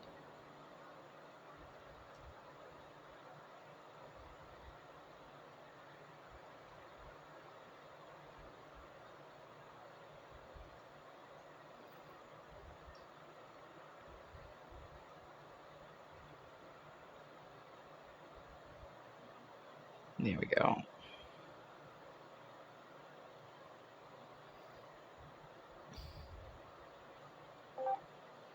Fern, I'm back. Can you hear me? Okay. Back to the story. Did you get a chance to watch the video? Oh, I was looking in the wrong chat. Oopsies. I'll check it out after. It's okay. It's really funny though, I promise. It's worth your time. It's only 3 minutes. Okay. He went back to sleep. Not that he imagined Wei Ying would complain. He was many things, but Lan Wangji had never gotten a sense of deep hypocrisy from him. Early the next morning, after a perfunctory breakfast and 15 minutes of dedicated reading time with Ayuan per the demands of his schoolwork, they packed up the dumplings and made their way over to Wei Ying's. The front door was open, Lan Wangji noted, and it appeared as though it had been nearly ripped off its hinges. Full of sudden trepidation. Should he have brought Ayuan? Surely Wei Ying would have said something if he was in some sort of danger? Lan Wangji positioned himself ahead of Ayuan and peered into the usually bright hallway, now oddly dim, though he could see no obvious reason for the loss of light. "Weighing?" he called. No response. Lan Wangji shepherded Ayuan into the main room and tucked Patchwork Bunny into his arms.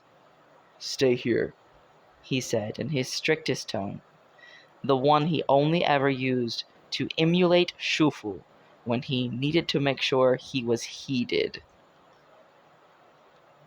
He tucked the food away in the kitchen and performed a perfunctory search of the house. After the alarming discovery of the occupant in the main floor bathroom, if I recall correctly, that's the alligator that is wintering over with the babies. That's right, because they made the little laser sounds in Chapter 1. He made his way upstairs. He'd never felt the urge to snoop, and did not intend to start now. He kept his exploration to quick checks into the various rooms. Similarly to downstairs, the floor plans, architecture, and dimensions of the upper floor made absolutely no sense, and there seemed to be more than one hallway that led nowhere. Survey completed, he made his way back downstairs to the door leading to the basement. The rickety stairs leading down creaked beneath his steps, the boards shaking under his feet. Excuse me, I need a sip of my beverage.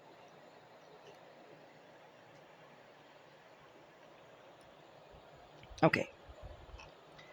The space was lit by a number of bare bulbs hanging from the ceiling, and a curious, almost reptilian smell suffused the air. When he stepped off the last stair, his foot encountered what felt like cardboard instead of proper flooring, and when he looked down, he noted the remains of metal, glass, and miscellaneous debris scattered across the area. The walls heaved around him, as though the house itself was trying to catch its breath. Ominous. In the very middle of the room, Wei Ying lay fast asleep next to the most magnificent beast Lan Wangji had ever seen. He'd never seen a Qilin. I think it's Qilin. Oh, I'm gonna double check that one. Qilin, perhaps. Pronunciation. Qilin. Let's double check that one.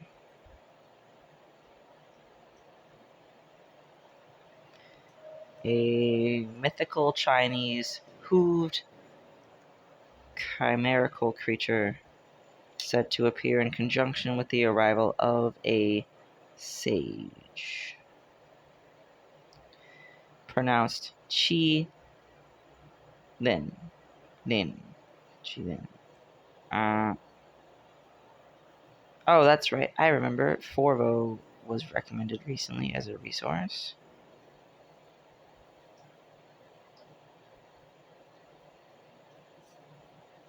Qilin. Okay, Qilin. He'd never seen a Qilin outside stylized representations in both traditional and modern art, and nothing he had seen could compare. Easily larger than Lan Wangji's car.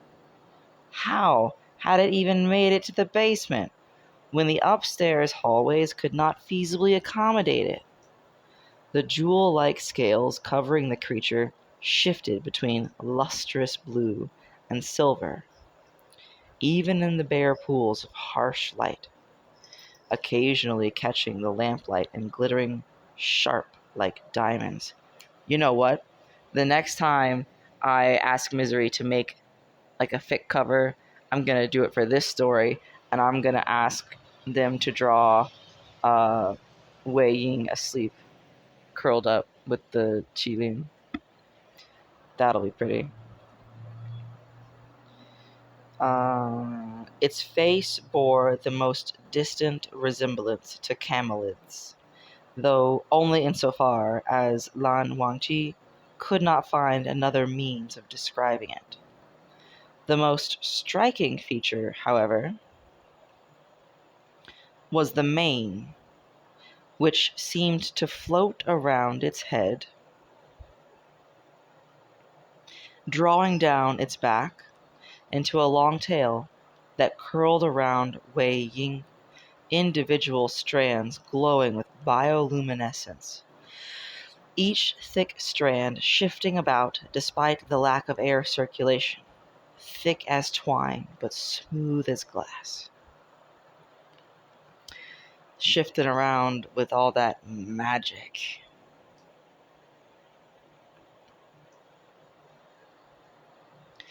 The sight of it upon the floor, though with no obvious injuries, made Lan Wangji's heart lurch. Wei Ying sprawled out beside it, ashen and breathing shallowly. Oh dear. The qilin watched him, but made no move to intervene, even when Lan Wangji ducked down to check Wei Ying's pulse. Steady and slow in sleep, but his skin felt clammy beneath Lan Wangji's fingers. You know, I read a fic, it was a long one, where Wei Wuxian was a qilin. That was really neat, actually. I'm gonna have to see if I can remember what the name of that is.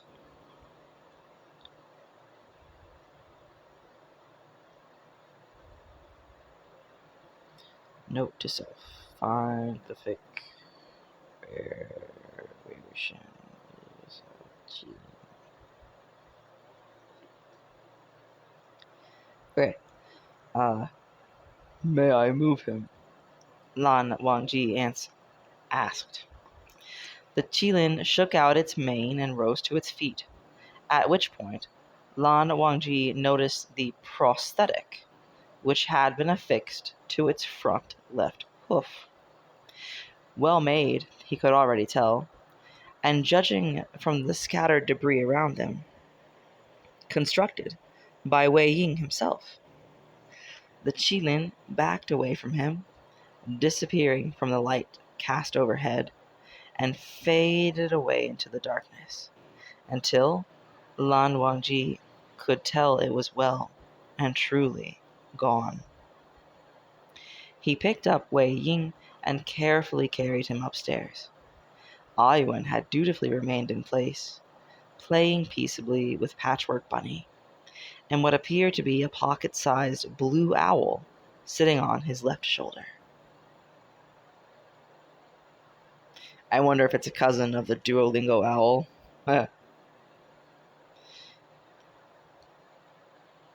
Is he okay? Ayuan asked, as Lan Wangji lowered Wei Ying onto his couch. I'm sure he is, Lan Wangji said with confidence he did not truly feel. That's the child care experience in a nutshell. Saying things with confidence you don't actually feel. Which was when Wei Ying managed to struggle back to consciousness.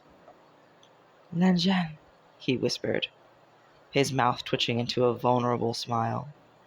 It faded almost immediately. I'm sorry. Hush, Lan Wangji replied. Wei Ying's mouth snapped shut. Lan Wangji looked over to Ayuan.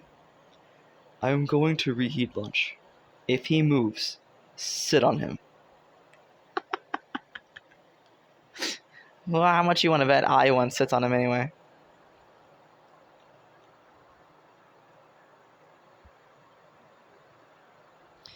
Ayuan and the owl both nodded solemnly, and Lan Wangji removed himself to the kitchen. A quick scan of the cupboards yielded a decent-sized tray, which he loaded with reheated dumplings as he boiled water for tea. Predictably, when he returned from the kitchen, the tray laden down with food and drink, Ayuan had seated himself on Wei Ying's stomach. He seemed to be lecturing him on the merits of listening to Lan Wangji's instructions. That's cute. Hi, Norbert.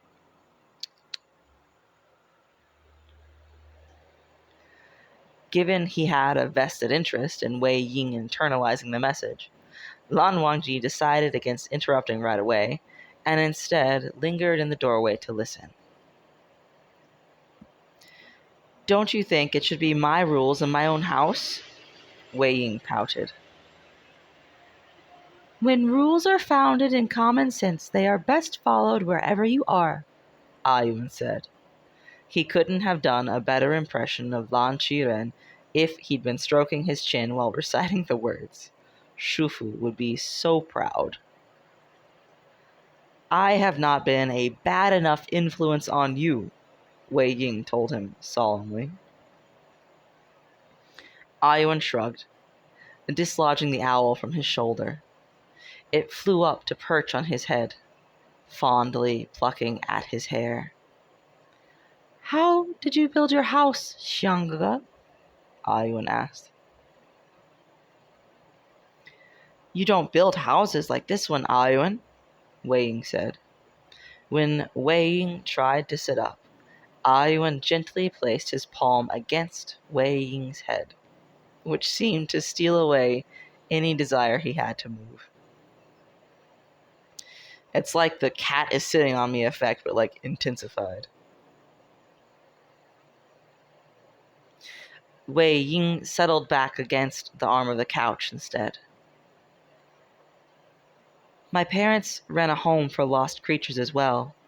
They taught me how to make one when I was younger before they died. When they did, I found the biggest cardboard box I could, and I turned it into a home the same way they had. And I lived there for almost 2 years before my uncle Jiang found me and took me home. But when I was 16, I ended up needing somewhere to live. No, I skipped a word. But when I was 16, I ended up needing to find somewhere new to live. Gee, I wonder why, Madam Ew. And when I went looking for my box, it was right where I left it, waiting for me. Only now it was too small, because I'm very big. Wei Ying held up his arm and flexed his bicep. Ayuan smiled, but even from the doorway, Lan Wangji could tell it was more indulgent than anything else. Wei Ying pouted and dropped his arm again. Excuse me. It's getting close to my bedtime. For realsies. It wasn't really the same box, Ayuan insisted with a laugh. It was. The thing about houses like this one is they've got a magic of their own. No one else could move it. So it waited where it was for me to come home. I think a part of the magic also must be that it was rainproof. And once I did, it started getting bigger and bigger so I could help more creatures. The owl craned its head to meet Ayuan's eyes and hooted in agreement. Eventually, though, the house got so big that I couldn't move it anymore, and that's when it started moving me. Ayuan pondered this for a moment. So, wait, if your house takes you to other places, does that mean you'll eventually leave Xiangge? Ayuan demanded, popping up from behind the arm of the couch.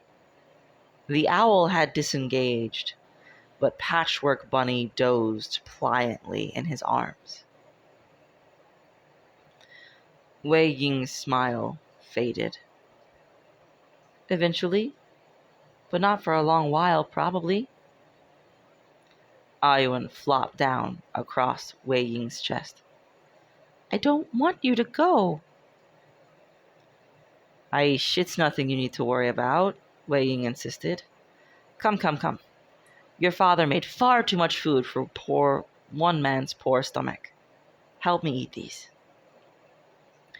While Ayuan allowed himself to be distracted, Lan Wangji held the question close to his chest. Wei Ying, after all, had not answered.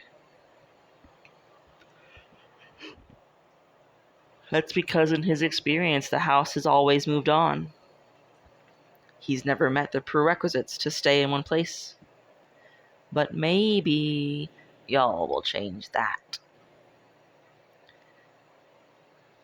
Wei Ying's hand, shaking, pressed against Ayuan's back. He offered no promises, helplessly casting his gaze about until he spotted Lan Wangji lurking in the doorway. Lan Wangji couldn't say what was writ across his own expression. He generally thought himself to have excellent control over his facial muscles, but Wei Ying seemed to have little trouble reading him nevertheless. But whatever it was only seemed to trouble Wei Ying further. His brow creased, and his mouth pulled into an unhappy grimace. Lanjian, save me from your son's sincerity!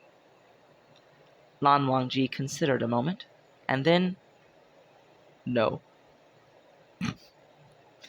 Wei Ying groaned, but hugged Ayuan closer. Lan Wangji settled himself on the other end of the couch, placing the tray down on the nearby table. Ayuan, perhaps you would like to see if any of the creatures need to be fed, Lan Wangji offered. His son glanced at Wei Ying for confirmation, then nodded and hopped up from his perch, bringing the owl and patchwork bunny with him as he began examining the many cages and terrariums around the room. What happened when you were 16? Lan Wangji asked quietly, once confident that Ayuan had been adequately distracted. Huh? You said you found yourself without a home at 16.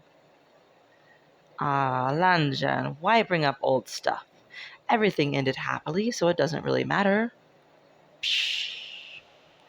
Lan Wangji wrapped his hand around Wei Ying's ankle.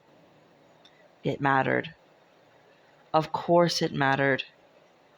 That Wei Ying found such a thing impossible to believe only added to his impression that Wei Ying did not have an adequate view of his own worth. Facts. When Wei Ying realized Lan Wangji wasn't going to allow him to prevaricate, he sighed. My sister. He smiled fondly and corrected. Foster sister, though she makes very sad eyes at me if I call her that to her face. Her mother put a lot of pressure on her to date the son of one of her friends, and the guy, this fucking peacock, was such an asshole to her. Talked down to her, made her feel like shit all the time, and their mothers just kept pushing them together. Oh my god, Fern, can you hear the frog? It's so noisy. Anyway, one day we're in my room and she's crying because he was, yet again, a complete and irredeemable prick. I couldn't deal with it. It was either going to come down to getting her away from him or beating him to death. And she's never wanted anyone to fight her battles for her. Aji has only ever wanted to be able to fight them herself, so I taught her how to build a house. A house, Lan Wangji repeated. He cast his gaze around the room. Like this one? Wei Ying nodded.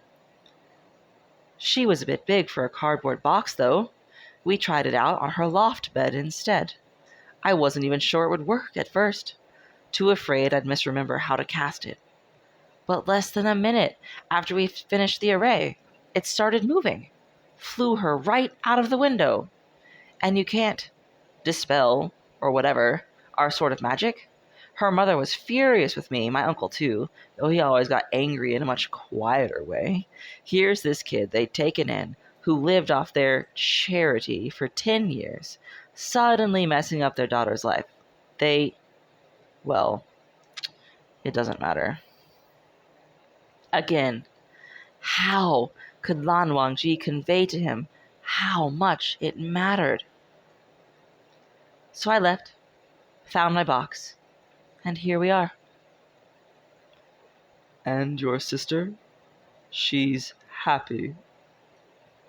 Oh, yeah, funny story, actually. After about 5 years, her house actually stopped in Lanling for a while, and she crossed paths with the peacock again. Only he'd spent the last 5 years regretting how it all happened and getting therapy to address his rampant narcissism. Han Wangji chose, perhaps generously, to assume Wei Ying exaggerated. He stepped up, started treating her better, actually managed to use his words.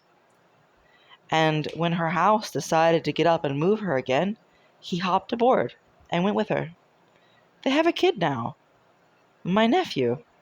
He's such a little shit, I love him so much. He sat up and accepted the cup of tea Lan Wangji offered him.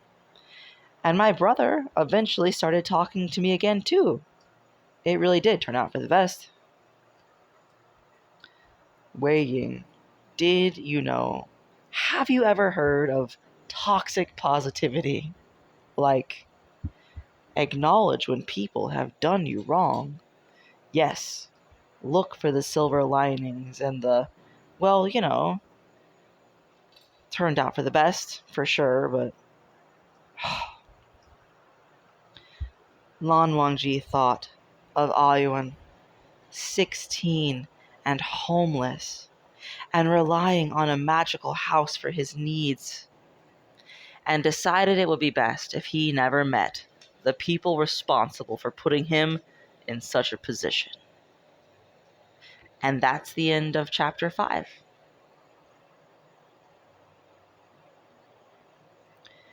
Alright, drop a comment, let the author know that we read it.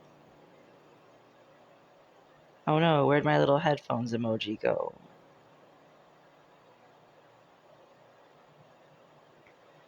Fern, the weirdest thing happened today, like in my comments. I think AO3 is having a problem with bots again.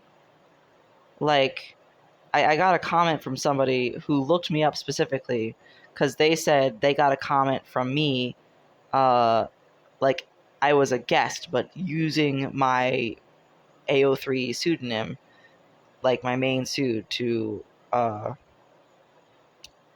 leave the guest comment. And then it was very nasty. And I was like, bro, I don't even read in that fandom. Why? And so I guess I checked in with some other people, and it turns out that, like, there's this thing where like spam bots have been doing this, and the general thinking is that it's to encourage, not encourage, but to like discourage AO3 authors and make them pull down their fics so that it's easier to like steal them, because it's harder to prove copyright when you don't have your name on the fic and it's just like a deleted, abandoned, orphaned work or whatever. That's heinous. It made me so upset that somebody used my name to do that shit.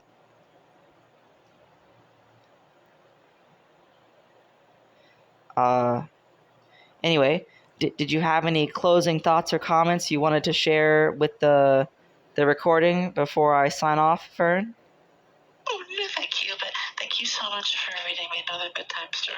It was my pleasure. I'm so sorry. I have been like incommunicado for a couple weeks. I appreciate you. The timing just didn't work out. But we're getting close to the end of this one. We've only got 2 chapters left, so you got to start thinking on which one you want for story hour after it. Yeah, thank you. Okay.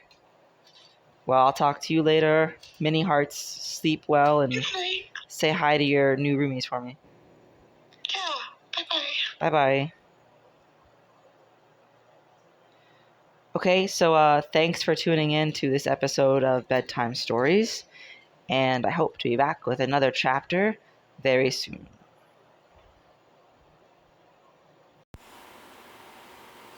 Hello, and welcome to Bedtime Stories. Tonight, we are going to be reading Chapter 6 of Wei Wuxian's Home for Lost Creatures. We're so close to the end of this story. It's only 7 chapters. Only. It's taken me how many months now to finish it? I'm not ashamed. I'm just acknowledging the passage of time. So I'm hanging out in chat with Fern because this is Fern's story hour.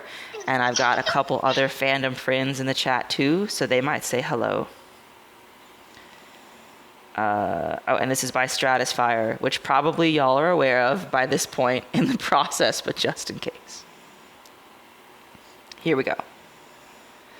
The highly anticipated invitation to join Wei Ying and his sister for dinner followed roughly a month after their day at the beach, accompanied by such a riotous number of random emojis, Lan Wangji feared for his phone's intellectual integrity. That's delightful. Lan Zhan, my sister and my nephew are finally coming to visit. That was in all caps. And her husband, but he doesn't matter. Are you free next weekend? I want you to meet her. It would be our privilege. When would you like us over? The details were accompanied by a similar parade of colorful icons, and Lan Wangji despaired over how endearing he found it. Wei Ying also refused offers to bring anything along, insisting that his sister was objectively the best cook in the universe, and he needn't worry about anything save showing up. The day dawned bright and cheerful as Wei Ying's smile, and Ayuan spent the morning alternately playing with their bunnies, assisting Lan Wangji with the sorting of his music, and asking what time they were leaving. He eventually allowed himself to be mollified by Lan Wangji reading all his favorite books in quick succession. Oh, excuse me, hold on. I'm drinking soda pop, and it just got its revenge. But back to the story.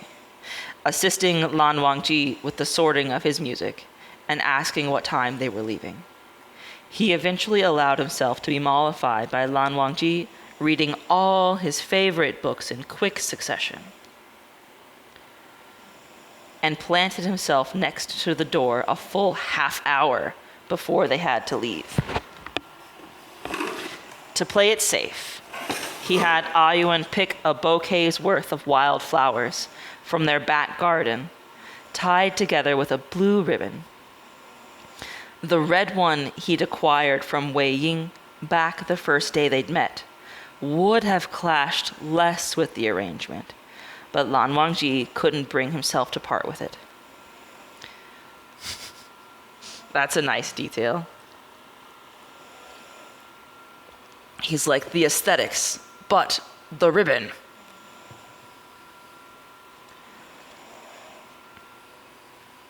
Oops. Ayuan held the flowers carefully in his lap for the entire drive across town, babbling excitedly at the prospect of meeting a new friend. Even if that friend was a full 2.5 years his junior. When you're little, does it really matter that much? Actually, yes. It seems like when you're littler, the more of an age gap, the more it matters. But when you get older, you're like, whatever. They pulled up to the bottom of the staircase. Can y'all still hear me okay, by the way? I just adjusted my position, so I'm a little bit further away from the phone that I'm doing the voice chat in.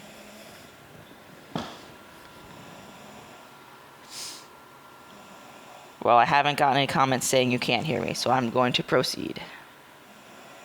As soon as I get off of the camera, because somehow I swiped into my camera and I'm not sure how that happened. Okay.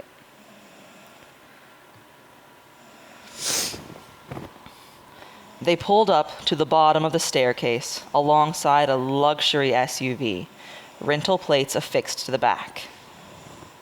Jin Jishuan would rent a luxury SUV. Ayuan carefully climbed out of the car, gently cuddling the flowers to his chest.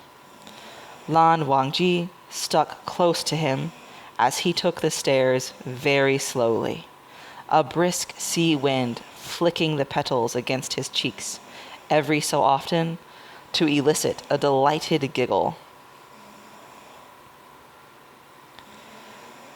Okay, the soda was a bad choice. I've got soda burps. No more soda for reading hour. The sign still awaited them at the top of the stairs, and Lan Wangji couldn't quite say why it was a relief to see it. Perhaps because it finally assuaged the nagging worry that he'd show up and find the house had disappeared. He hadn't even realized it to be a possibility until Wei Ying had deliberately avoided answering Ayuan's question on the matter. Every time they'd visited before now, with the exception of that first meeting, Wei Ying met them before they needed to knock. Lan Wangji wasn't sure if he should be unsettled by the absence or comforted by the idea of Wei Ying visiting with his family. He nudged Ayuan forward to knock, the hedgehog still curled up in his hands. A sour-faced young boy, that can only be Jinling, answered the door, peering out at them both with deep suspicion. Okay, I've got confirmation that the audio is good for the folks in the chat. Excellent. Dajio is busy, he stated. We're here to see my Xian Gaga, Ayuan stated. The boy, presumably Wei Ying's nephew, glared with intensity which belied his years. I think that's too much time spent with Jiangcheng, probably.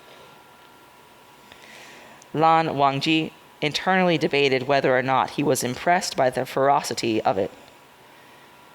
Before he decided one way or the other, another adult appeared at the end of the hallway. Aling, what are you doing? He swept in and picked up the boy, who remained completely stiff, with his arms still crossed as he was lifted into the air. Are these Uncle's guests? I guess, Aling sniffed. They brought some dumb flowers, too. Rude. They're not dumb. They're for Xian Gaga's sister. The boy blinked. You brought my mom flowers? His mouth dropped in outrage. She's already married. The man, obviously mortified, judging by the state of his wide eyes and pinched mouth, turned an apologetic look towards Lan Wangji. You must be Lan Wangji. I'm Jin Zishuan. I'm sorry about my son. Aling decided to skip nap time today. Oh my god, y'all, I just had the best idea. Hey, Leodon, since you're here in the chat tonight, if I'm still awake enough after I finish this chapter, do you want me to hit up the first chapter of your capital asset story? Because I've been meaning to do that, to start on it. That might be fun. Oh, hey, hi, Colby. Thanks for joining in. I forgot to ask before I said it out loud if it was okay to say your name in the recording. I'm making Podfic. This is sort of a Podfic radio, so I'm recording what I am reading. You will be immortalized if you decide to speak in, and if you say something funny in chat, I will probably read it out loud. Cool.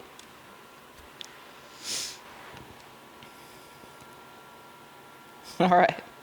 Well, anyways, thanks for tuning in to see what's going on. Where was I? She's already married. Oh, wait, I read that part. Sorry about my son. Aling decided to skip nap time today. I don't need a nap anymore, Aling yelled. That's the funniest shit when toddlers are like, I don't need a nap. And you're like, little boo, a nap is the thing that we both need right now, actually. Real and For your survival as well as mine. Oh, yes, obviously. Jin Zixuan and Lan Wangji traded a commiserating look. One which could only really be offered by parents, and let's also add primary caregivers and babysitters, in moments of shared sympathy. Jin Zixuan stepped back from the door. You're so right, Liadan. The horrors of toddlers who skip their naps. Jin Zixuan stepped back from the door. Something deep in the house crashed, and Jin Zixuan winced, but seemed unsurprised. Wei Wuxian is tied up with my wife. Please come in. The phrasing! Jin Zixuan, why would you say it like that? Okay. They followed Jin Zixuan into the house, Aling glaring at them over his father's shoulder. Oh, hey, can you hand me my bag? I need to grab my chapstick.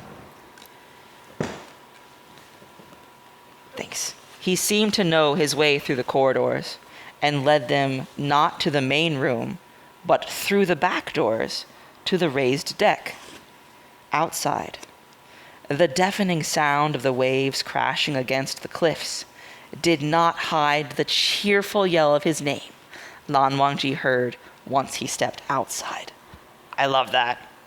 I love it when Wei Wuxian is just so excited to see Lan Wangji in front of God and everybody.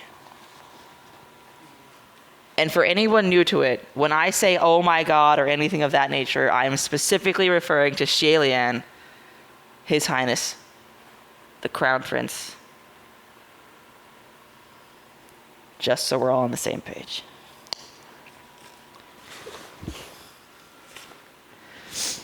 Jie, this is Lan Wangji and Ayuan.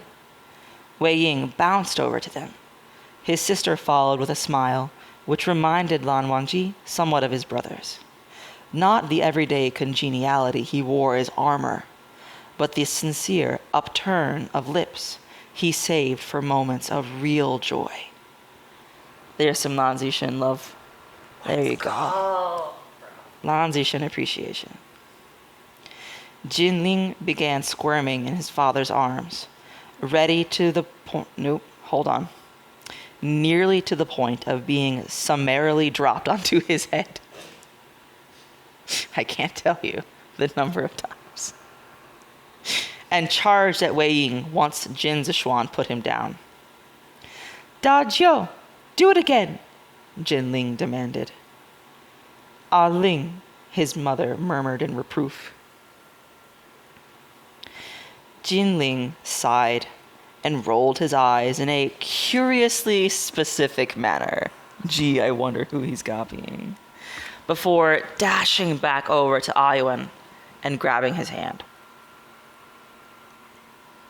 He half-dragged Ayuan across the deck. Lan Wangji's son, too shocked to offer up a complaint.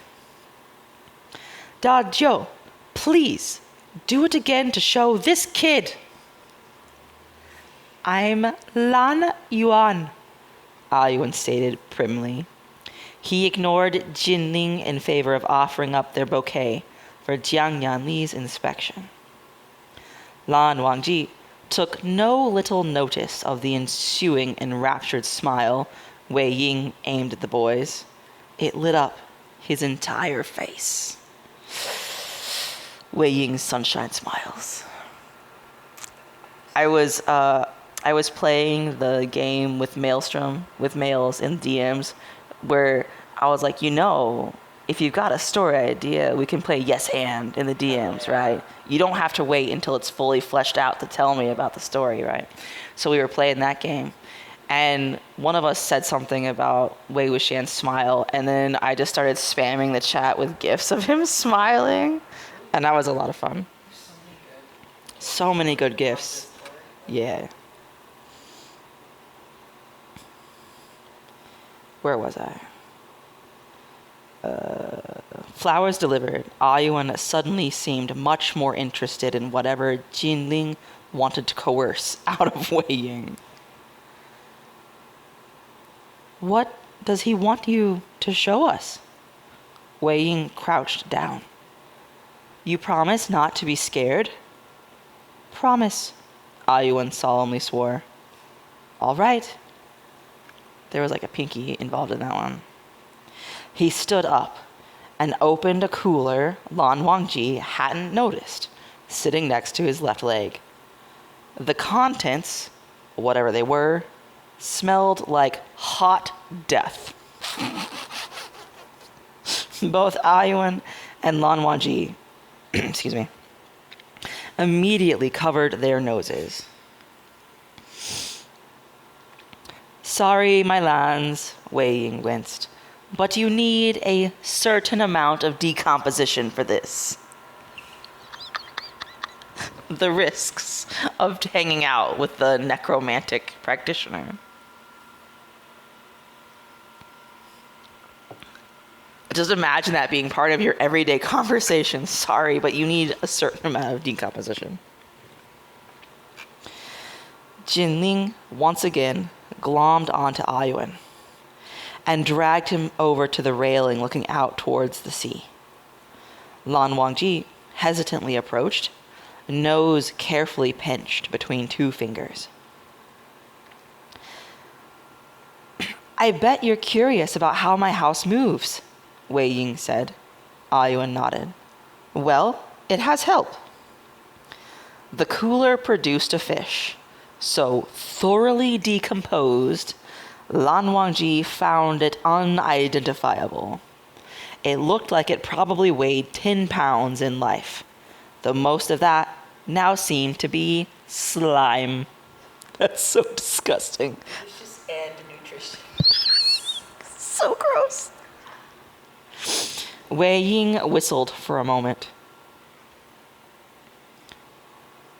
A sound not unlike the melodies Lan Wangji had heard him play on his z, and without any sign of effect, tossed the fish over the side. An enormous reptilian head rose seemingly from nowhere to snap the carcass out of the air. Jinling cheered. Ayuan gasped in horrified delight. Of course, Jinling would be cheering. I bet Lan Jingyi is going to eat his heart out in envy when Lan Yuan tells him this story. Lan Wangji barely knew how to respond himself beyond a wide-eyed stare at the thing as it slowly withdrew its neck back into what Lan Wangji had thought was a cave upon first inspection. He now realized it to be the entrance to a mountainous shell. 3 guesses what this creature is, and if it takes you more than one, you've not been paying attention. I can't remember the correct name. It's the murder turtle. The murder turtle, yeah. Xian Gaga, Ayuan whispered breathlessly. What is that? That is the Xuanwu, formerly known as the Xuanwu of Slaughter.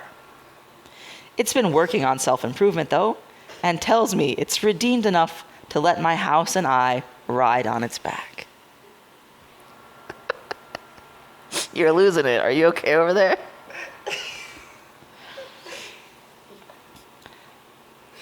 Our house used to just walk on chicken legs, Jinling sniffed derisively. Used to? It doesn't move anymore? So picture Jiang Yan Li and Jin Zishuan in a Baba Yaga setup, just cruising the countryside on its chicken legs. And here's Wei Wuxian, the turtle, the murder tortoise, just floating with his house on its back. Incredible. If any of my arty friends feel the need to sketch that, I would be so satisfied. Anyways. It doesn't move anymore? Ayuan asked. Jinling shook his head. Nah. One day, it just decided to sit down and got too lazy to move again. Daju was lucky. Very lucky, Jiang Yanli said, though she pinned Lan Wangji with an interested look as she spoke. I'm guessing that look has something to do with the fact that Jiang Yanli thinks that Lan Wangji is the reason that Wei Ying's house might not move around anymore. The ensuing small talk was not as painful as Lan Wangji had come to expect. That's an autistic statement if I've ever heard one. The small talk was not as painful as I was expecting. Wei Ying and Jiang Yanli seemed perfectly capable of keeping up an entire conversation between the two of them, roping in either himself or Jin Zixuan as needed. Excuse me. For the occasional hum of agreement or scoff of disagreement. They know their partner's strengths and play to them in conversation. When they need a disagreeing scoff, they're like, Jin Zixuan, go. And when they need a, it's Lan Wangji, go. They play them like sound effects buttons. He suspected with only, oh my God, slow down, take a deep breath. He suspected within only a few minutes that the two of them had become accustomed to dealing with social awkwardness from Jiang Yanli's spouse long before his own personal style of discomfiture had appeared in their lives. Eventually, Jiang Yanli excused herself to make dinner. I should find the boys, Jin Zixuan said. With a startled look around, Lan Wangji realized Ayuan and Jin Ling had disappeared. Damn, Lan Wangji was so involved in a conversation that Ayuan wandered off and he didn't notice. That's a novel experience for him. Don't worry, Peacock. The house won't let anything happen to them, Wei Ying assured him. I'll go, Lan Wangji said. Wei Ying caught his eyes, but nodded in understanding, and let Lan Wangji escape to collect himself after prolonged social interactions. See, that's the kind of support you need in a partner or a friend. You don't call it out, you just enable the, I gotta dip. He took a few minutes to breathe in the hallway and recover himself. Usually, he found himself capable of handling such engagements. This one had the added stress of him desperately wanting the approval of Jiang Yanli. He'd never really given much thought to impressing anyone as a romantic prospect. Either his musical credentials or his family's wealth were usually enough to impress people on his behalf. He's like, my reputation precedes me. And while the former might be of some interest to Jiang Yanli and her family, he did not doubt the latter would mean nothing at all. Once he'd regained a sense of composure, he went in search of the boys. They'd found a back room and had draped themselves upon a couch-sized hedgehog with a bag of candy sat between them. Have you ever held a hedgehog? No. Their bellies are surprisingly soft. Really? Yes. I had a friend when I was in the Navy, and this is not important to the story at all. It's just a little context. So my friend's name, not important. His name was, okay, I'm sorry, that came out wrong. His name is not important to the story, but we called him the pocket electrician because he was 4'11", and we could send him all the places that none of the rest of us could fit. The poor dear. That's not important. So anyway, my friend had this little townhouse and decided that it was lonely, but he wasn't allowed to have a dog or anything. So he got a hedgehog as a pet. Oh my goodness. That's great. And it was actually really sweet, a cute little... I mean, they're sweet little creatures. And Yeah. I've seen videos of them. They're chill. I don't know what a couch-sized one would be like, but apparently it's comfortable enough to sit on. Patchwork Bunny dozed in Ayuan's arms as Jinling gesticulated wildly. Lan Wangji paused in the doorway, content to listen for the time being. And where's your mom? Ayuan considered this question with appropriate solemnity, even as Lan Wangji's stomach dropped down toward his toes. They'd had discussions about different families and adoption, obviously, but Ayuan had not ventured any questions regarding his birth parents.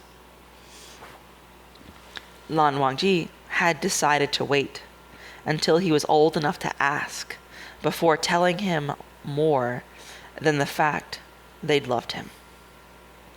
I think that's a pretty sound decision for a child his age.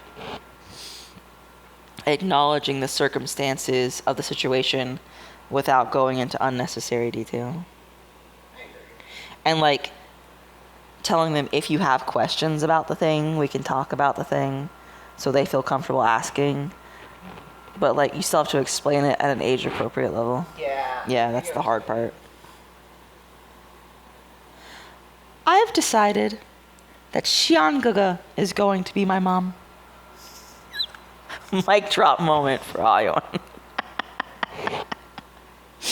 Lan Wangji. He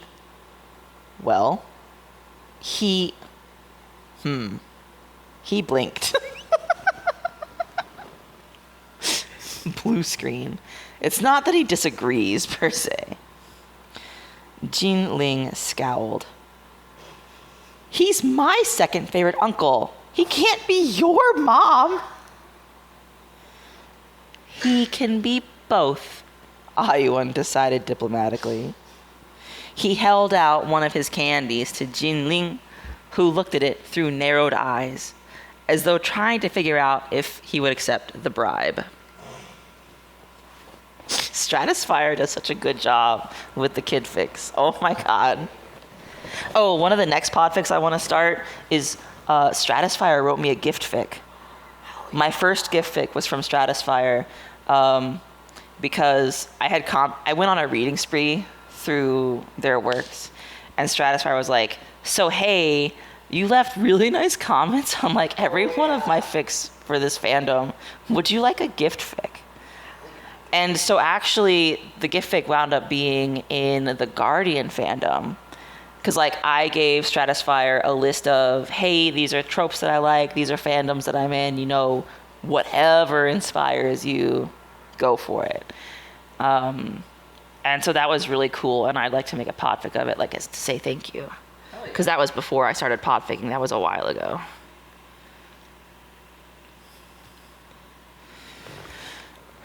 Believe it or not, I've only been making podfic for 5 months. It seems like longer. It seems like years by now, but it's been only 5 months. But a lot of things have changed. It has been a time of growth. Where was I? He can't be your mom. He can be both, Ayuan decided diplomatically. He held out one of his candies to Jinling, who looked at it through narrowed eyes, as though trying to figure out if he would accept the bribe, or, in this case, a dowry, apparently. Their family representatives negotiating whether or not the union will happen. Lan Wangji refused to be charmed by this. At least, he refused until Jinling took the candy and popped it into his mouth to chew and said around a sticky mouthful, "He doesn't like dogs. Can he still be your mom if he doesn't like dogs?" "My Shufu doesn't like dogs either. He says they're loud and messy." Jinling gasped. "But Daju is loud and messy." "Oh no!" Ayun covered his mouth with both hands. A moment of drama from which Lan Wangji had to avert his eyes before he did something unseemly, such as laughing aloud. You don't want to let the kids know you're there, eavesdropping, I guess. As unseemly as laughing aloud. Excuse me.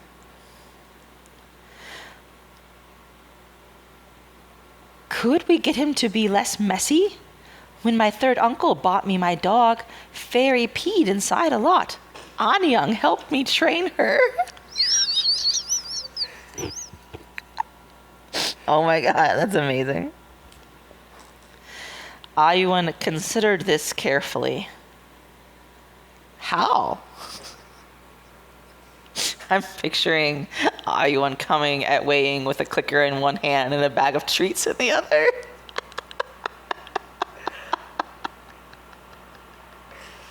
He probably asked Lan Wangji to help him bake them.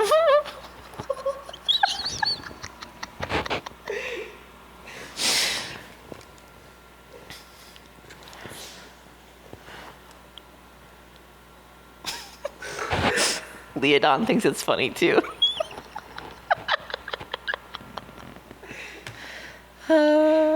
I love reading in the live stream so much. The interaction of the chat gives me such energy. I don't fall asleep nearly as much when I'm in the chat. Like, sometimes the bedtime stories are my bedtime story, and I put myself to sleep reading. My record, I was making a fic for Voice Team, and I haven't posted it yet because I haven't figured out how to remove the 20 minutes of silence in the middle. Because I was sitting out on the porch, and I passed out in my chair, and I had no idea how much time had passed. I thought it was just a long blink. It was a very long blink. That's great. That's great. Honestly, it was like technically a 20-minute-ish story. Half of the track is silence. And I didn't realize how long I'd been asleep. I just woke up and kept reading. Sometimes when I'm writing and I start falling asleep, I am pressing a button and I wake up a few moments later. And it's When I was in college, I had a paper where I was writing a quotation like from a screenshot, and I fell asleep typing. And when I woke up, there was like this nonsense string of words, and I was like, what the actual fuck? Okay, back to the story. Lan Wangji backed slowly away, careful to keep his steps quiet as possible. He felt obligated to warn Wei Ying to expect to be plied with treats for good behavior. Oh, when I post this, it's minute 33 now, so probably about half an hour in to warn people incoherent giggling.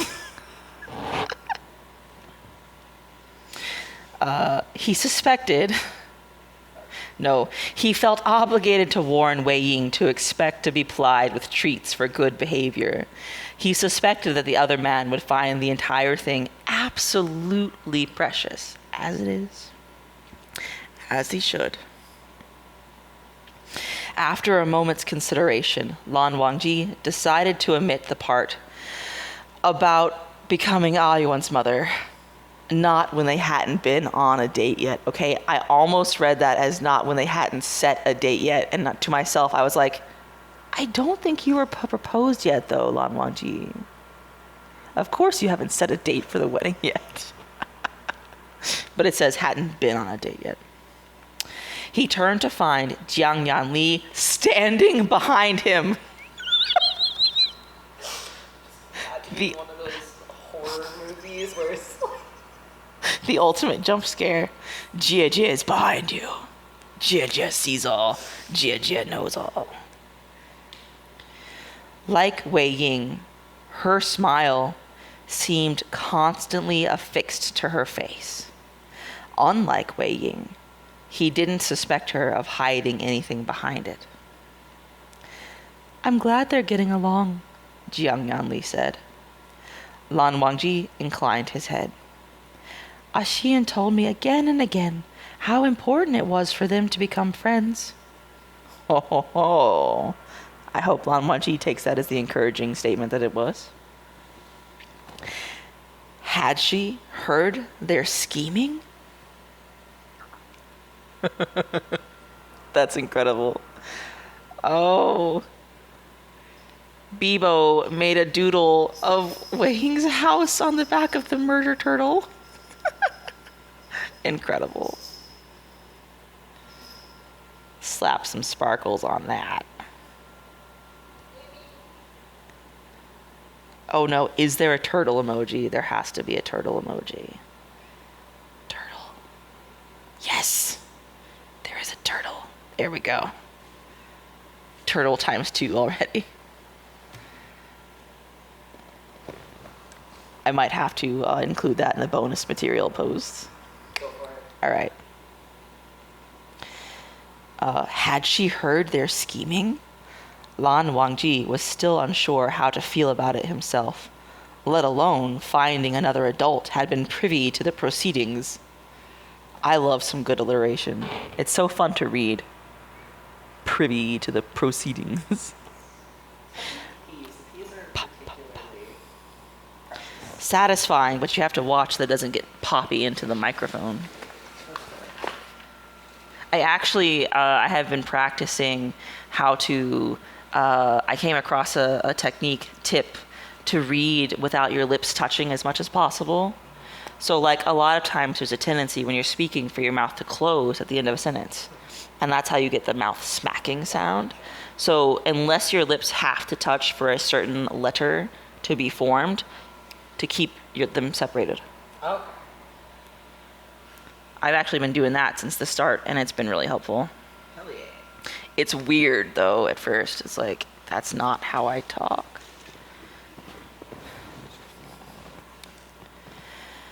Especially when that adult was someone as important to Wei Ying as Jiang Yanli. She seemed to pay it no mind, instead pressing a hand to the inside of Lan Wangji's elbow and drawing him to the kitchen. It smelled lovely, all warm spice and carefully chosen aromatics filling the air. Is Xijie making the soup of legend? The soup of happiness, the soup that cures all ills. She offered him a knife and waved him to a cutting board. Lan Wangji had just decided that he would be excused whatever obligatory threats she might feel. Whoops, that was a hiccup, excuse me. Whatever obligatory threats she might feel the need to pass down as an older sister, when she placed a bunch of scallions in his hand and said, Tell me, Lan Wangji, what do you know about this house?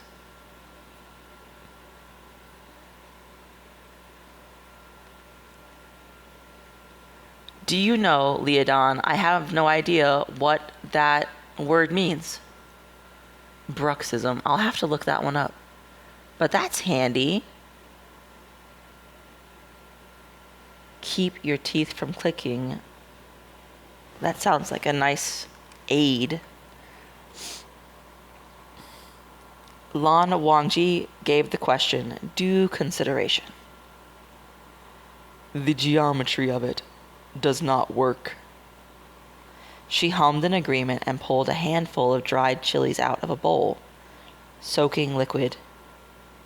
I skipped a word there.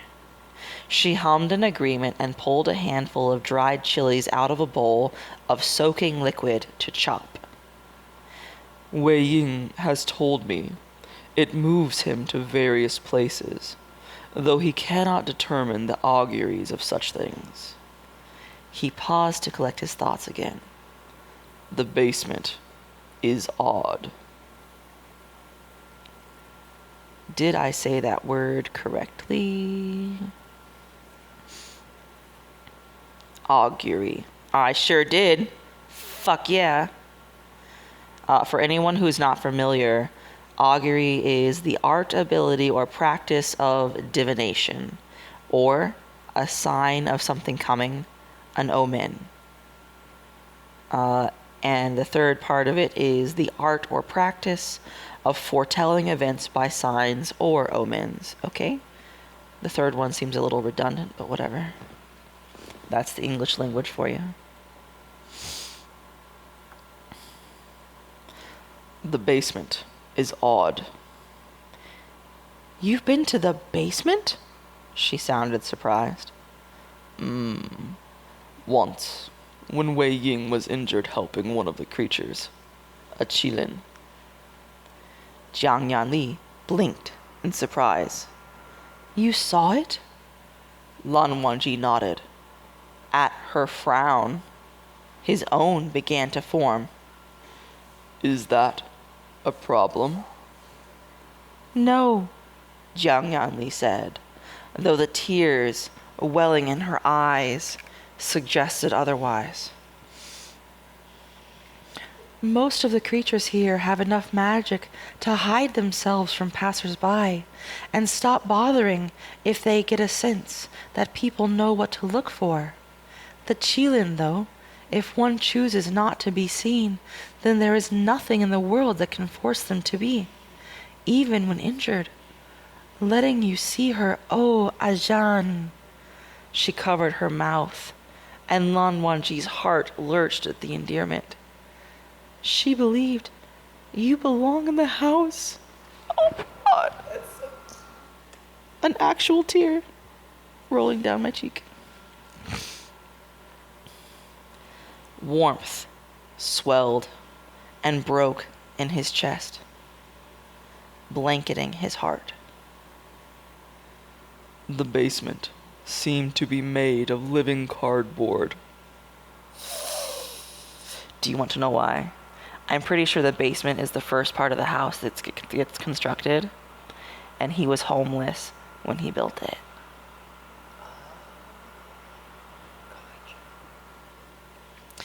Jiang Yanli scraped a fair amount of chilies into a wok and added a generous spoonful of peppercorns and ginger to fry up. I've wondered.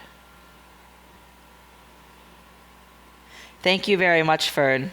I have been practicing adding richness of emotional tones to my storytelling performances, so I appreciate you calling out that that you noticed.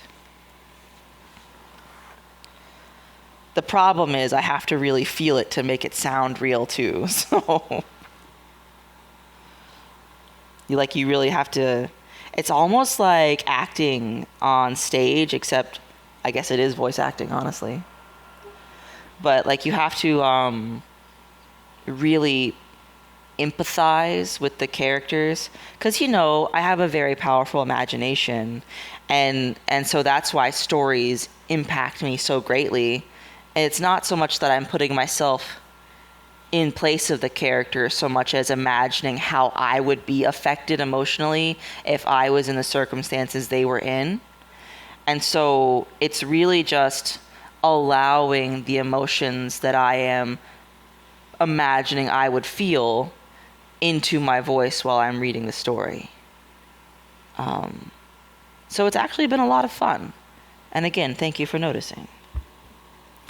Also, thank you for being an inspiration for it, because your character voices, A+.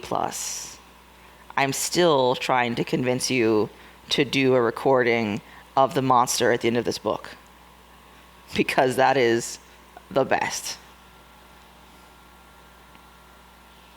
No, Fern, no.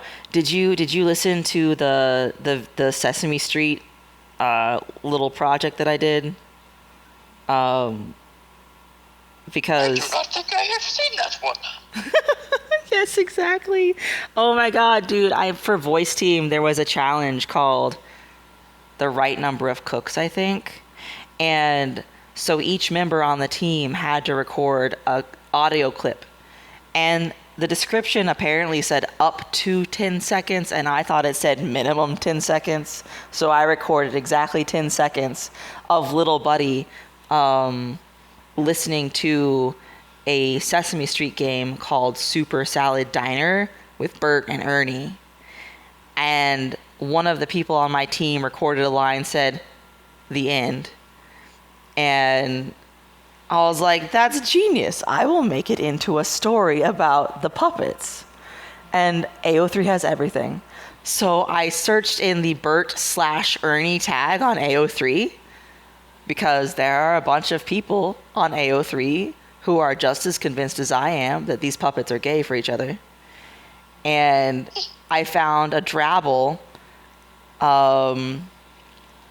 that involved Ernie banging Bert's big bass drum. And I know it's bass, but I said it bass like the fish because I thought it was funnier. And so I got permission to remix it, and I stitched together the soundtrack in Canva, and I made a little slideshow with GIFs of Bert and Ernie playing the drums, which was a blatant euphemism for very enthusiastic fucking. And so I made a Podfic video of Bert and Ernie fucking. And it was the funniest thing I've ever done. I died. That is fantastic. You're right, Leodon. They sleep in the same room. They live together. They work together. And the clip that I put in, which was Ernie saying something like, 3 orders, chef. You're almost ready. And so I turned it into a role play scene in the bedroom. Legend.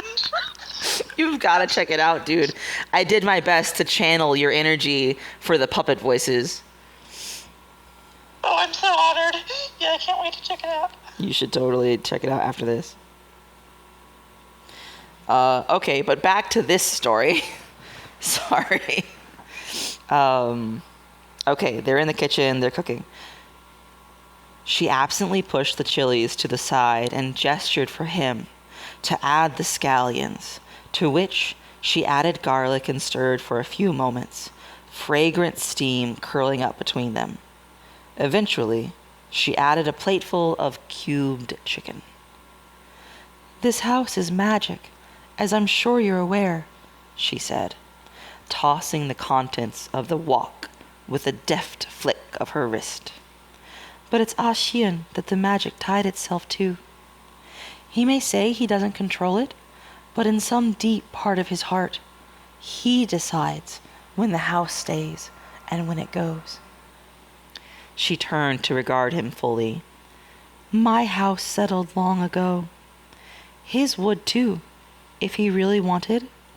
But it won't, because my brother is the sort of man who is afraid that he would let someone down if he wasn't there when they needed him." And that has nothing at all to do with Madam fucking you. "And in a way, he needs it just..." And also Jiang Fengmian, who is just as much to blame, if not more, in Wei Wuxian's attachment issues and sense of self-worth. Let's be real. "And in a way, he needs it just as much, because it's easier for him to believe the truth when he feels he's being useful." "The truth?" Lan Wangji repeated.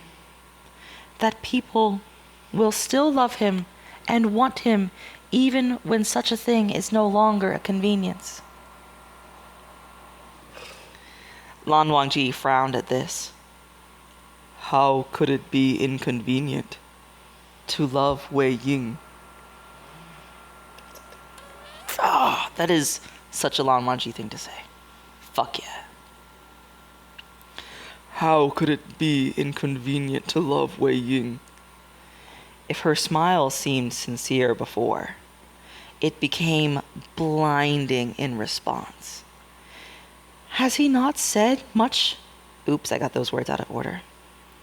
He has not said much about our childhood, I assume?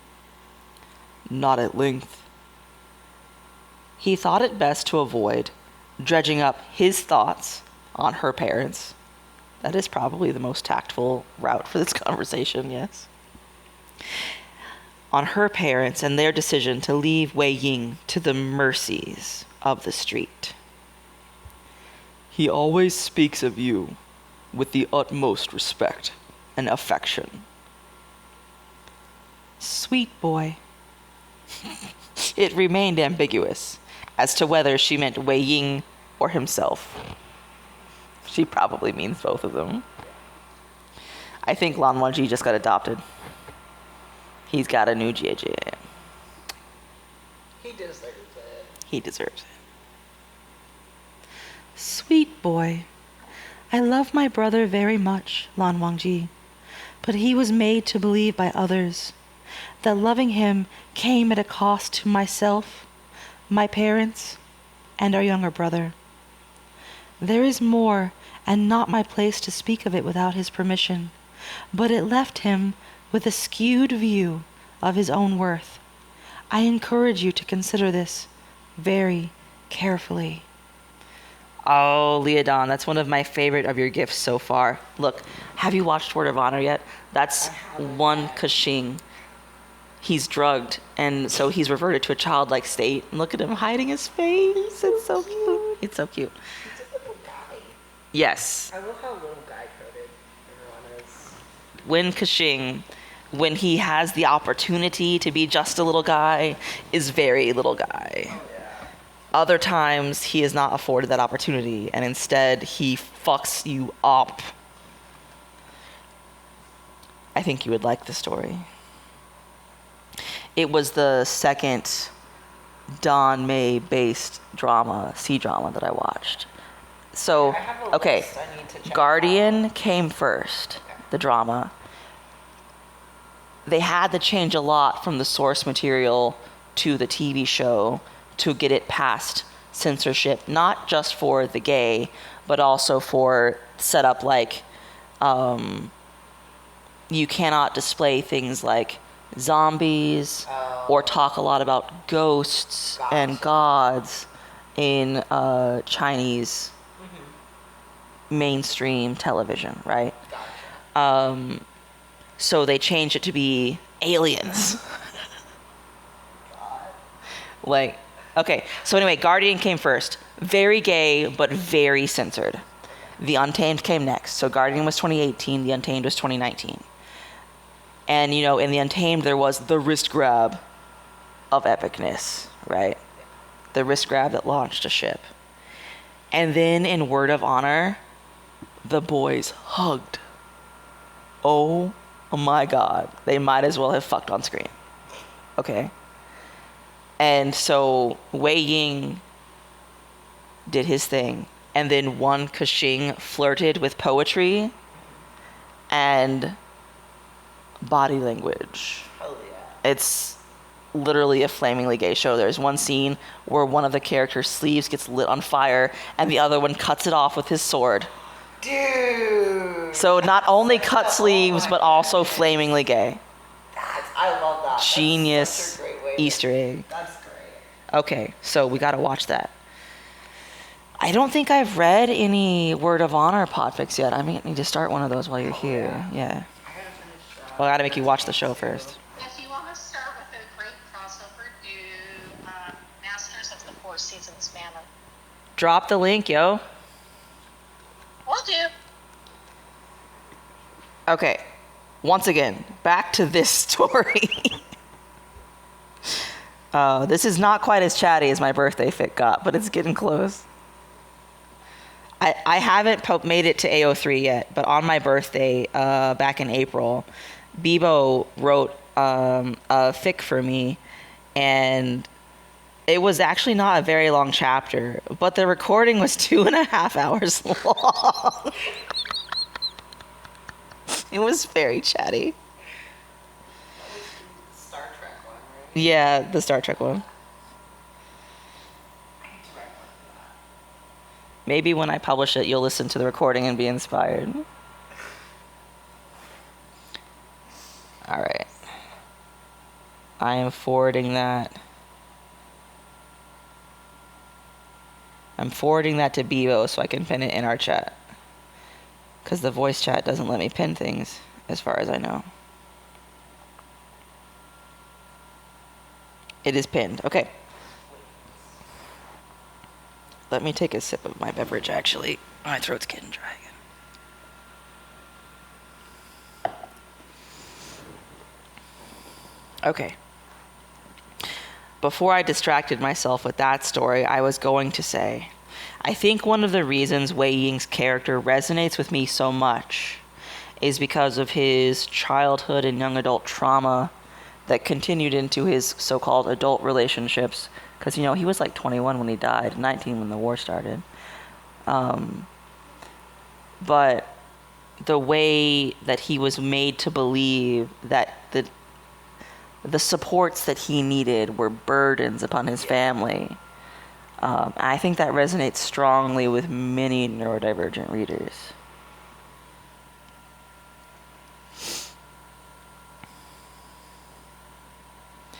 I encourage you to consider this very carefully. I shall, Lan Wangji promised. Jiang Yanli tossed some chicken into the wok, just in time for Wei Ying to join them in the kitchen. He ducked past Lan Wangji and smacked a kiss on Jiang Yanli's cheek. I bet Lan Wangji got jealous of that. He's like, I wish that were me. Those lips should be on my face. Smacked a kiss on Jiang Yanli's cheek, then darted between them to collect a couple of beers from the fridge. He looked at the label appreciatively. The peacock's taste in beer has improved, he stated. I chose it. Jiang Yanli laughed. Well, you know, when you have no taste of your own, you can always buy some from the store. AKA, let Jiang Yanli pick for you. Wei Ying grinned. Obviously. He popped the top off of one of the bottles and passed it to her. Lanjian, do you want water or soda? I could make tea. I'm fine at the moment, Lanjian assured him. Oh, which reminds me, I forgot to squeal happily over the fact that Jiang Yanli called him Ajan. That was a big moment. Hell yeah.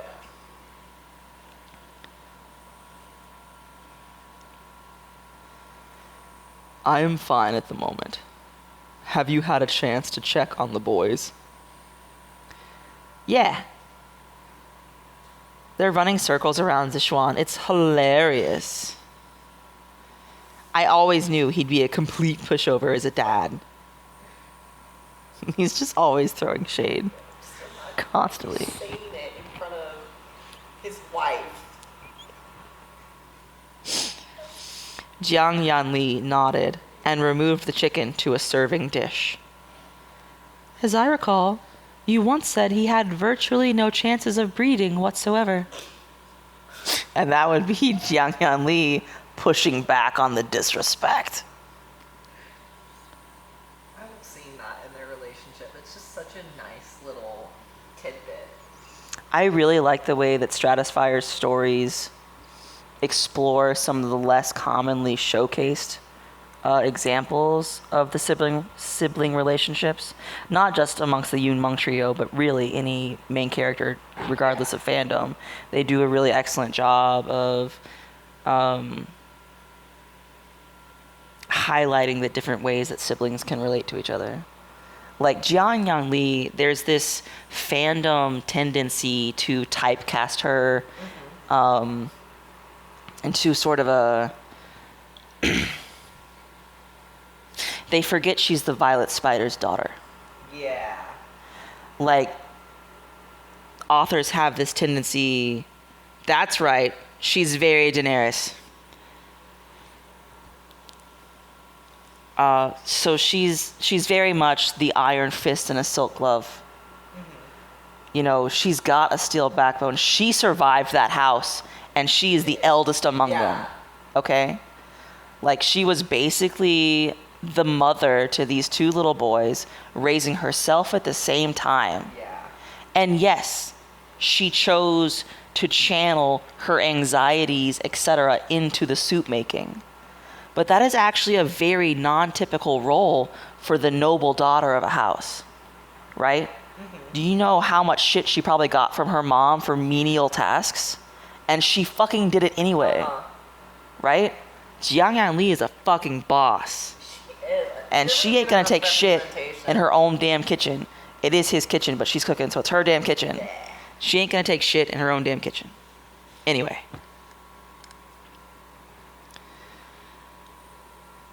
The only reason I don't believe he married you just to spite me is because I have eyes. Facts. Leodon, you have the best collection of gifts. Always on point. Jiang Yan Li laughed and shooed him off to set the table. Dinner passed by in a lively hour of conversation. Whoops, I skipped a word. In a lively hour of laughing and conversation. Lan Wangji, naturally inclined to silence during meals due to habits formed in his childhood, sat back and observed. And this is the key difference between forced family meals and found family meals. Like, you don't have to be there. Yeah. You don't have to participate, Yeah. but you're choosing to be there and you're allowed to participate to your comfort level. You know? Yeah.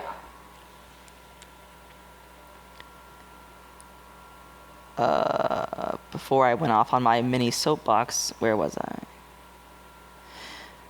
Ayuan and Jinling, having arrived at a mutual decision to be friends rather than foes, passed both food and sharp-eyed looks back and forth, their scheming. Jinling, at multiple points, tried to move his vegetables onto his father's plate, foiled by only a single small quirk of his mother's eyebrow. That is their entire family dynamic compressed into one fucking sentence. One sentence. The entire dynamic. Impressive. Jin Zixuan, oblivious to the attempts, did appear to end up with significantly more broccoli than the rest of them. How much you want to bet it was Wei Ying putting it on his plate when Jiang Anli was busy frowning at Jinling? Great. That would be great. Afterwards, when both boys were yawning, Lan Wangji effortlessly scooped up Ayuan and told him to say goodnight. His son would be too old for such a thing soon. Not too heavy, because Lan Wangji has the Lan arm muscles. Lan Wangji wanted to enjoy it as long as possible. Patchwork Bunny. I don't know if you looked into the backstory of this at all, but Patchwork Bunny was how Wei Ying and Lan Wangji and Ayuan met. Okay. Because this creature, a bunny made of patchwork cloth, was in their yard, and they were like, whomst the fuck? What do we do with this? And so Nia Huaisong knew a person who knew a person, and referred them to Wei Ying's house, home for lost creatures. Cool. hmm I gotta read some. Listen to it. You don't even have to read it. You can listen while you're That's drawing. true. I wasn't really thinking about Hey, the cool thing about having a podficker as a best friend is you can listen to me read you the stories on your to-do list while you're doing things with your hands on your to-do list. And then you accomplish story and activity. Boom. Where was I? Yes. Patchwork Bunny had yet again found its way into Ayuan's arms. I'm going to interrupt myself again. I cannot express the number of times I have listened to Carrie Arentikai and I am blanking. It starts with a G. Ginevra, their podfics while doing dishes and mopping and like carpet cleaning when I still had carpets to deal with. Like it's the Podfics that get you through the most boring ass chores. I feel that. Oh, that's so nice. Leodon listens to me sometimes at work. Hell yeah. And Carrie. And Kisa. And when you don't have to talk to people. So rude of them to interrupt your Podfic listening. How dare. Okay, so Ayuan's cuddling Patchwork Bunny. Oh, Patchwork Bunny is just as heavy-eyed as his little boy. Wei Ying walked them to the door, eyes warm and fond. Thanks for coming tonight, Lanjian, he said. He started to open the door, but paused with it halfway open, staring at the ground.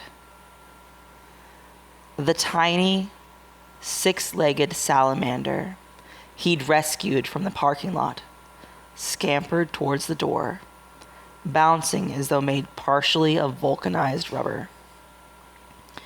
It is a spiritual relation to Tigger. Hell yeah. The wonderful thing about Tiggers is Tiggers are wonderful things. Their tops are made out of rubber, their bottoms are made out of springs. They're bouncy, trouncy, flouncy, something fun. And the wonderful thing about Tiggers is I'm the only one. She's the best. She's the best character, for sure. I appreciate That's Tigger, cool. but I actually identify with Eeyore the most. That's fair. Some of Wei Ying's smile faded. Oh, do you want to know why Wei Ying is sad that the salamander left? I have a guess. His house tends to move when it's empty. Like he'll show up in a certain area, and the things that need healing and need a temporary home show up. He gives them the temporary home, the place of refuge and respite. Respite? I don't know. I've heard it both ways. I think it depends on the person. The usage and area. yeah. And so when the house empties out, then it's time to move on. And he gets sad about it. But as Jiang Yan Li pointed out, the house moves on because he doesn't feel safe enough to stay. Emotionally. So Wei Ying's like, oh no, the creatures are starting to leave. I'm going to have to leave. I don't want to leave. Just a little guy. Just a little guy. He needs a blanket burrito and a Lan Wangji weighted blanket. A weighted blanket named Lan Wangji. That'd be so adorable, too. Yeah. Thank you for visiting me, Wei Ying said, with a definite sense of gravity. He eased open the door. He was saying that to the salamander for anyone who missed the transition between paragraphs because I was distracting them. The salamander marched out proudly, tongue flicking in the air ahead of it. Once past the threshold, it quickly skittered across the landing and over the side away from the sea. Wei Ying's smile grew somewhat more bittersweet. That's the first of them. I was fucking right, he said. Lan Wangji considered taking his hand, but resisted the urge. He felt the need to meditate on Jiang Yan Li's words and what they might mean for them first. Well, if the house doesn't stay, here's an idea. Go with him. Yeah. Just because the house moves on doesn't mean Lan Wangji and Ayuan have to stay behind. And he can always figure out a way to go and visit the people he wants to visit, but... This is Wei Wuxian we're talking about. This is motherfucking Wei Wuxian. He will figure out. He'll figure things out. Wei Ying deserved more than uncomfortable spontaneity. But also, goddammit, hold his fucking hand. Good night, Lan Wangji said. After allowing Wei Ying to ease Patchwork Bunny out of Ayuan's arms. Oh, bye, Colby. We are almost done with the chapter, by the way, and I'll try and get it uploaded soon so you can catch in the rest. Good night. Thanks for joining us. I'm glad you had fun. I think you had fun based on the message.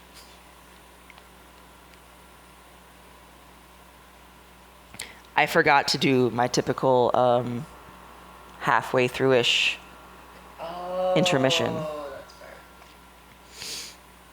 But we're almost done with the chapter. You got this. Good night, Lang Wangji said. That's nice timing. Colby had to go and Lang Wangji said good night. Perfection. Serendipitous. After allowing Wei Ying... Oh, Leodon says intermission was the period of uncontrollable giggles. You're right, that was right at the half-hour mark. The perfect time. Put a note, put in the author's note. If you need to take a break, don't even pause. When I start giggling, just go pee and come back. I'll still be laughing by the time you get back. Oh my goodness. Fuck, where was I? After allowing Wei Ying to ease Patchwork Bunny out of Aoyuan's arms, he made his way down the stairs. They seemed somehow less rickety than they had when they'd first arrived at Wei Ying's door. Or perhaps he'd just come to trust them more. My goal for the voice chat is to one day host Maelstrom as a guest. Like, our schedules don't usually wind up because she is literally halfway around the world. That's fair. And so normally, like, she's in school when I'm recording, or, you know, it's mealtime or just something is on, because Mail's heavily loaded down with stuff. Gotcha. For anyone who doesn't know, Maelstrom of Emotions is one of the major reasons I started podficking. Because there was, like, a lot that went into it, but the spark was Mails was having a bad day. And I was like, you know, I cannot offer you anything in the way of my physical presence, and I cannot send you money because I don't have any, and, you know, like, I can't send you gifts because I can't afford shipping to the country you live in. But we are both Modao Zishu fans. Hell yeah. And you know what? I've been thinking about podficking. And then it turned out that Mails has an original work that is, like, Maelstrom also has fandom works, but Mails has an original work that is poetry and prose pieces. Oh. So my very first podfic is called Just One More, and it's me, because Mails is like, hey, you want to start podficking? I think it'd be really cool. Do you want to practice on my poetry? Hell yeah. And so my very first podfic, like, actual story, not just a little snippet, was me reading the first chapter of Just One More. So every story that I read is to keep Mail's company. Poetry is a good way to start too, because then you have that. Maelstrom is so poetical. Yes, Fern agrees that the poetry was wonderful. The poetry reading was wonderful. That was a compliment to me and Mails at the same time. Well done, Fern. And so, like, Maelstrom is so poetical. Even when Mails is ranting in DMs about the unfairness of the world, it is fucking poetry. Okay? Like, the word choices are just so eloquent. And also, pretty much everything in that work that Mails has written can be made into a Modao Zishu reference. Some are more blatant than others. But, like, there's one piece that's dealing with feelings about parents that you feel have betrayed you, or whose standards you have a hard time living up to. Yeah. And I was like, this reads like Jiang Chang wrote a letter in therapy to his mother that he will never send, but would be really cathartic if he could. Right? And just, like, all of it is like that. And I need to read chapter 14 because there's a new one that came out a long time ago now. And I noted it, skimmed the first little bit, and was like, congratulations on releasing a new chapter, and got completely sidetracked. That's fair. But I think it would be really fun to read chapter 14 in chat. So I need to do that at some point. Okay, we're so close to done with this chapter. I'm going to finish this chapter. It's already almost 10:30, but I'm still awake. Today, time has just gone really quickly, but not in a bad way. Yeah. It just hasn't dragged. There's been no... You know how when like you're sad or you're stuck in a situation that is just despair-inducing because there's just drudgery and whatever, time drags. But today has gone by really quickly, I think, because of your company. Thanks for coming to visit. Hell yeah. Okay. So, they'd somehow... The stairs. They seemed somehow less rickety than they had when they'd first arrived at Wei Ying's door. Or perhaps he'd just come to trust them more. The stairs are sturdier because he trusts them more. Oh my god. I love the detail. The little... It's so... Yes. No, Stratisphyre is one of my favorite authors. Look, lead on. Marriage. Which is so appropriate, right? Because... Did I ever tell you the vibe I was going for when I first started podficking, and I call it bedtime stories? You know that AO3 meme? It's my bedtime stories. Right, that's what the name comes from. I don't know the... I'll show you. Okay. There's a meme where people are like, AO3 is down, you know? And someone's like, but it's my bedtime stories. Okay, I have seen that. Yeah, so that's where the name came from. But the vibe came from the grandfather in The Princess Bride choosing his favorite story to read to his sick grandson. I need to watch that. So somebody's having a bad day. That's my favorite movie. Oh my god, you've never seen that? I am making... This is not a request. You're watching that movie. Yes, I need to. It's on my watch list. So. It is such a part of my vocabulary and meme reference. So anyway, The Grandfather and the Princess Bride. The book's pretty good too. The Grandfather and the Princess Bride brings his favorite book and reads it to his grandson. And so that's the vibe. It's like you're having a bad day. I'm in the same room with you, metaphorically, because my voice is where you're listening. And I am reading the story, and then we stop and chat about the story too. Yeah. You know? Hell yeah. That's the vibe. Oh, absolutely. Do not read the unabridged copy of The Princess Bride. Read the abridged copy. Okay. It's a big difference. Okay.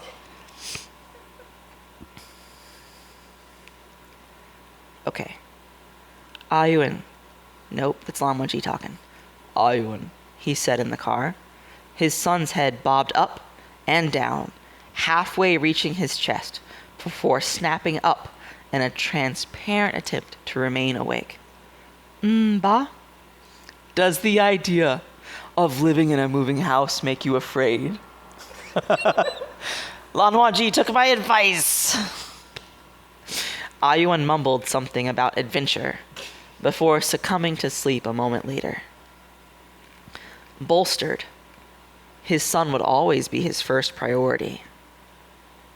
He vowed as much to himself when he decided to adopt him. Wangji allowed a small smile to tug at the corners of his mouth. And that's the end of the chapter. Leodon, do you remember that meme you sent me when we were watching Love 020 earlier?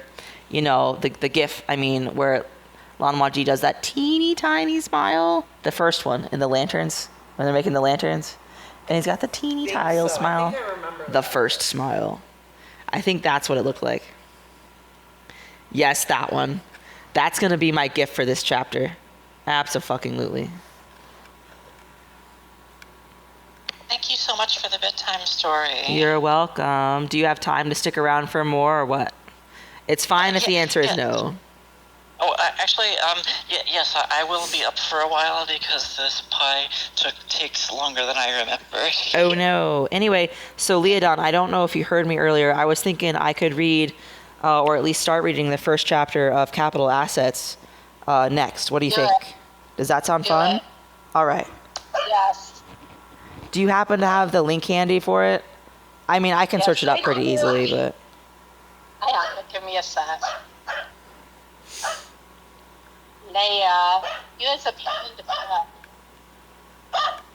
I am gonna need like a 10-minute break in between to rest my throat and take a potty break, but Yeah. sweet nibs. All right, I'm leaving a comment to let the author know that we were here. This chapter was so much fun to read. It was wonderful.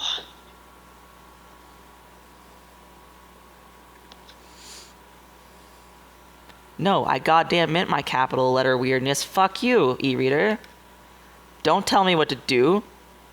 It's the internet gremlins. They're drunk, and they're trying to be helpful in the worst possible way.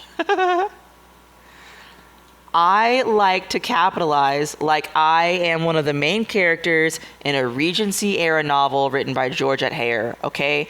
I think the idiosyncratic use of capitalized letters is really fucking fun and an interesting and gamified way to put emphasis on certain words. And that's what I do.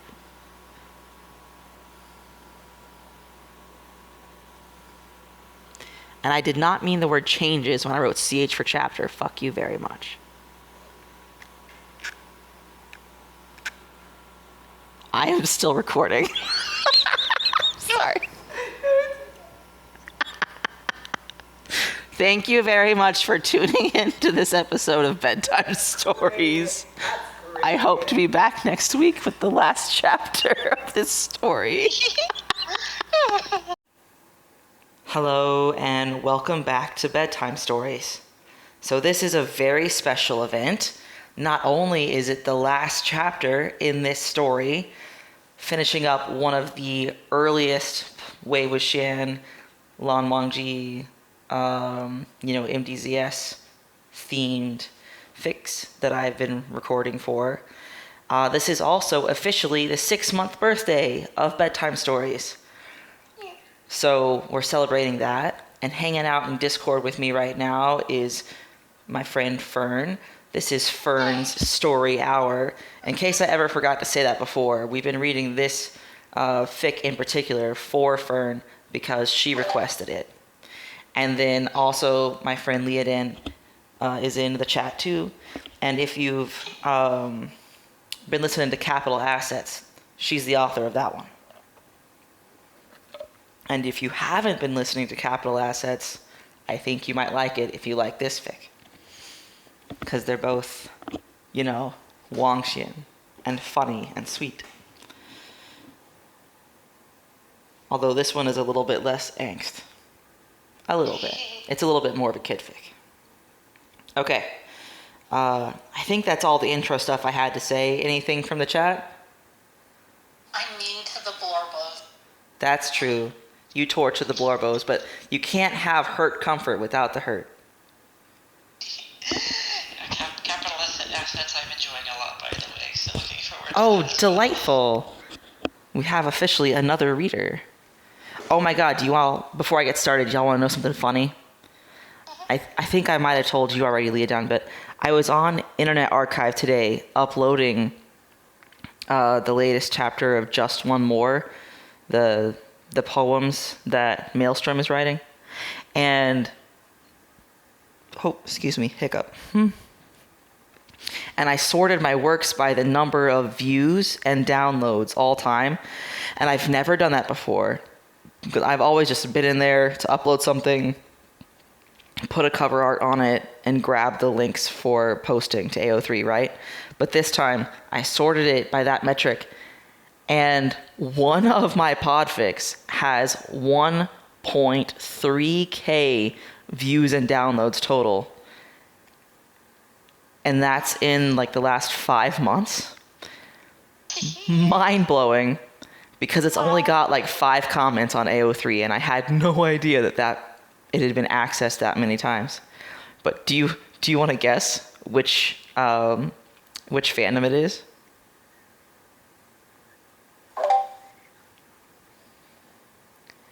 Okay, I'll just tell you. It's Superbat, and it's a very explicit fic. So, more than 1,000 people, or the same person multiple times, has accessed the explicit superbat fic called The Duality of Man. And Someone just really, really likes it. apparently so. That's incredibly flattering. But like, leave a comment on AO3. Oh my god. Let me know you were there. I thought that nobody was listening to that one. I was wrong. Okay, but now this story. Chapter 7, Wei Wuxian's Home for Lost Creatures by Stratisphyre. Lan Jingyi's parents gladly agreed to take Ayuan overnight. Jingyi's mother leveling a sly look his way when Ayuan declared that Lan Wangji would also be having a sleepover. Rather than justify himself, Lan Wangji decided upon retreat as the best course of action. What's that one? Discretion is the better part of valor. And whisked himself away to the sound of the woman's amused laughter at his back. When Lan Wangji arrived at the house, a dappled gray civet with 6 legs sat at the bottom of the stairs leading to the front door, eyeing them with deep suspicion. Okay, I have come across civet in a book before. It was the Saint of Steel series. I'm forgetting the author, but it's like a weasel family creature, I think, but I'm going to double check now. And some of its excretions are used to make perfume. Oh my god, it's adorable. A small, lean, mostly nocturnal mammal native to tropical Asia and Africa. There are a dozen different species, mostly from the family Viveridae. It looks like a cross between a raccoon and a panda bear and a fox all at the same time. It's got a bandit mask on its face, stripes, and like the sort of the height of a fox. Like it's kind of low to the ground and a little bit ferretish. Okay. Wow, but there are definitely distinct breeds as I scroll down the page. Cool. 6 legs is not in any of these pictures, though, so I'm guessing that's part of the magical creature aspect. Okay, civet looking at them like they're totally sus. While they were shallow enough for creatures even smaller than the civet to easily make their way up, it refused to budge. Once Lan Wangji parked his car, he stepped out to take a closer look, quickly identifying the problem. Yards and yards of wire had tangled up all its front legs, with the back leg on its left. So fiendishly knotted, they almost looked braided together. It seemed a small miracle the creature had managed to drag itself here at all. Oh no, how'd they get all caught up like that? I will assist you, if you allow me, Lan Wangji said. The civet craned its neck and hissed, but then ducked its head down and slumped against Lan Wangji's feet. He picked it up as gently as possible, surprised at how light the creature felt. Hopefully a natural state, and not one brought about by the challenges it must have faced while thus bound. Oh no, it couldn't hunt while it was all caught up, so it's too light from not eating enough.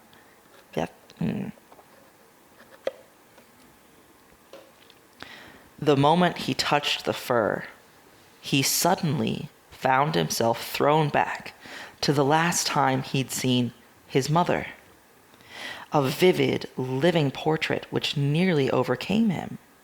He'd forgotten everything, or so it suddenly seemed when confronted with clear sense memories of her smile, the sound of her laugh, the smell of her perfume. His hands tightened on the civet. Oh, hold on, sorry. I was adjusting the chair, and it's comfy, but it's a really noisy chair. I'm sorry. Oof. Oh, got it. I forgot the blanket for my feet. Okay, I'm comfy now. I'll be still. The smell of her perfume. His hands tightened on the civet for only a second before tiny teeth sank into the meat of his thumb, and he loosened his grip again. The civet ain't afraid to put him in his place.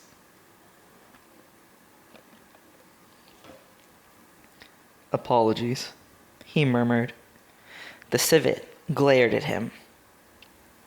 Lan Wangji feared the memory would disappear as quickly as it came, but it remained in the forefront of his mind, as real as if he'd only just walked out of her hospital room. Thank you, he said. The civet curled in on itself with a soft snarl, but allowed him to carry it up the stairs. Should this meeting not go as he hoped, and he left his heart behind with the rest of Wei Ying's collection of injured and broken things, he'd at least carry this fresh memory of his mother with him. I almost cried reading that sentence. Wow. He paused at Wei Ying's door. While he had a standing invitation to enter unannounced, it seemed ill-mannered to bring a guest inside without providing some notice. Deciding to take his cue from the sign, he rang the bell and waited. He didn't need to wait long. Wei Ying opened the door with a genial, if distant, smile, which warmed immediately when he saw Lan Wangji and then disappeared altogether when he saw the civet in his arms. He stared a moment, apparently shocked to silence given his wide-eyed stupor, but then slapped his cheeks a couple of times and reached out. Lanjian, you brought me a visitor. Lan Wangji held up the civet for Wei Ying's inspection. The creature hissed and nipped Wei Ying's fingers, but then settled back like an infant, cradled in Lan Wangji's arms. She let you pick her up? Without fuss? You know that moment in Legally Blonde where she's like, what? Like it's hard? I'm getting that vibe from Lan Wangji right now.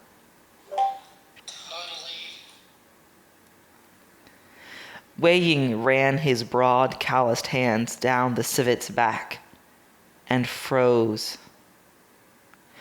Apparently, the civet's got something going on. What's it called? Psychometric, when you can touch things and sense, impressions from them.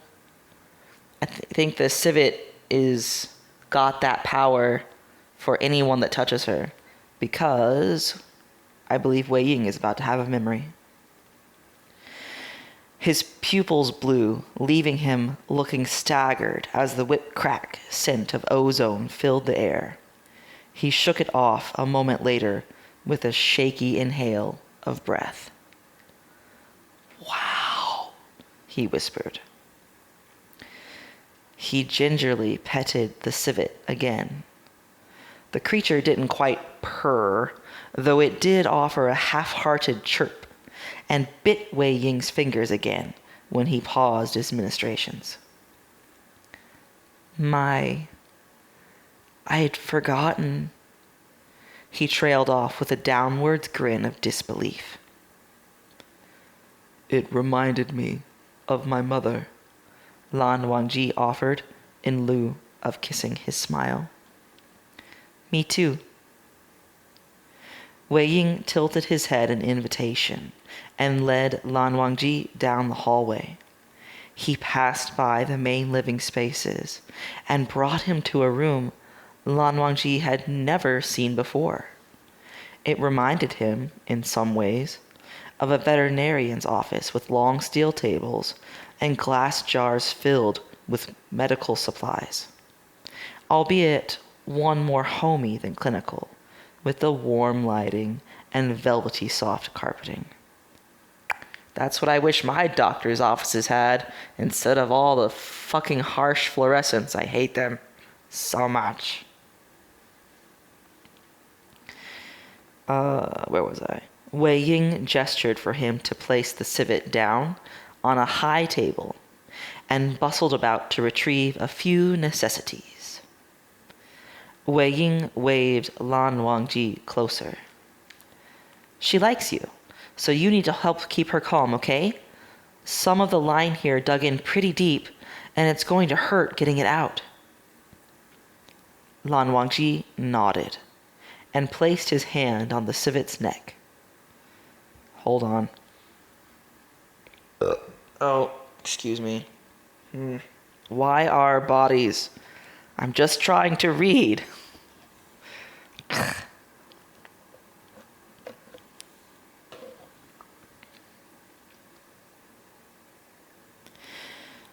Lan Wangji nodded and placed his hand on the civet's neck. The creature pushed up into his palm, and he found himself stroking his thumb across her soft ear, allowing Wei Ying the privilege of nonsense comfort babbling, as he began snipping away the excess line. While most of it looked merely tangled and uncomfortable, it had embedded in the flesh on her front right leg, and Wei Ying frowned when he began teasing it out. The civet remained still, even when he got the worst of it out, whining in the back of her throat, as blood welled up in the broken skin. Poor girl, Wei Ying whispered. We're almost done. When the last of it pulled away, Wei Ying ran his own hand down her side, briefly brushing his fingers against Lan Wangji's.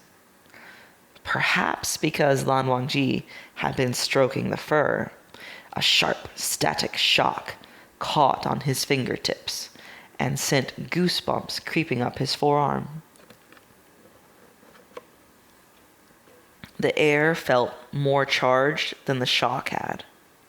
But the moment passed and Wei Ying stepped away to collect a smelly herbal remedy to spread on the animal. Once he'd generously pasted it on, he began humming gently beneath his breath.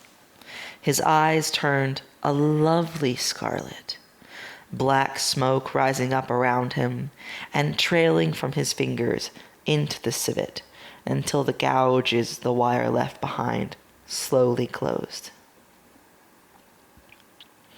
There we go, he said, eyes fading back to their usual hue.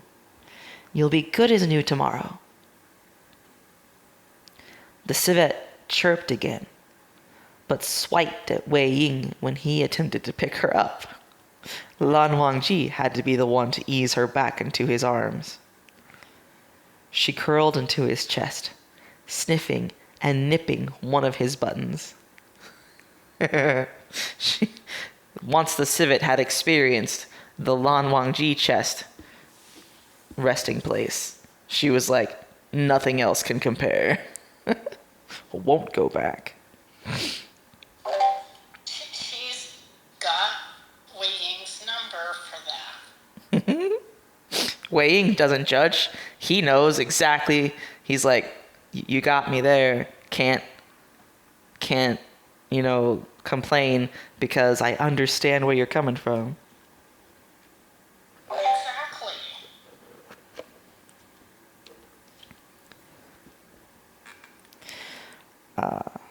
Okay, nipping at one of his buttons. He couldn't help the small smile tugging at the corners of his lips, and barely looked up as Wei Ying led her to the recovery space. Here, he said, opening a large wooden hutch, lined with straw and a small heat lamp. You're welcome to stay as long as you want, but don't feel you have to. He gestured to a cat door leading back outside. The civet succeeded in pulling Lan Wangji's top button off. I'm sorry. And slipped out of his arms to bed down for the evening with it clenched in her paw. She got a souvenir. When Lan Wangji looked up at Wei Ying, he couldn't help his small exhale at the sweet smile stretched across Wei Ying's face. Or, more likely, the heated look in his eyes as he examined Lan Wangji's newly bared chest. He's got his throat showing. We're all like, Lan Wangji, you slut, there's one button undone at the top of your shirt. He's got to keep Wei Ying around somehow. Looks like it's her button now, Wei Ying said, his eyes snapping back up to Lan Wangji's. He laughed. Not a giggle necessarily, but high-pitched and awkward in ways Lan Wangji did not typically associate with him. You should make sure to fix it. It's, distracting, Lan Wangji thought, not without a generous swoop of hope. Anyway, Wei Ying clapped his hands. Well, what's up? Where's Ayuan? Which brought him back to why he decided to visit in the first place. He is staying with friends this evening. I wanted to speak with you alone. The humor fell away from Wei Ying's eyes, though the smile remained plastered on his face. Plastic. False. Is he okay? Wei Ying asked at a murmur. Okay, so this is definitely Wei Ying, who is jumped straight into catastrophe disaster mode, thinking, oh no, he's breaking up with me. And it's Lan Wangji trying to get laid. Like, excuse me. He just wants his everyday. That's right. He's like, I'm so deprived. We need to start this new schedule of every day means every day. Wei Ying, get with the program.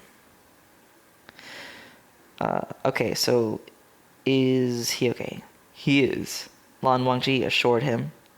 The smile grew more sincere, but only for a moment before Wei Ying hid it well away. Whatever he felt the need to brace himself for. Oop, there was my first yawn of the evening. Lan Wangji needed to put an end to the fear. But how to begin? How to find the words to convey all he needed to say? Perhaps, in such cases, words were inadequate. Most words. I'm going to kiss you. Lanjian. What? Given this did not seem to be a rejection, he tucked his hand behind Wei Ying's neck and drew him close. Wei Ying gasped against his mouth, lips dropping invitingly open, giving Lan Wangji all the answer he needed to press forward and finally kiss him.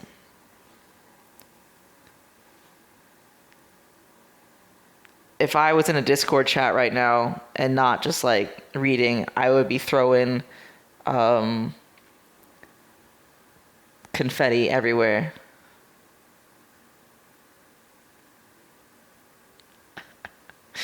Oh, Leodon, I just saw the Elle Woods meme you put in the chat.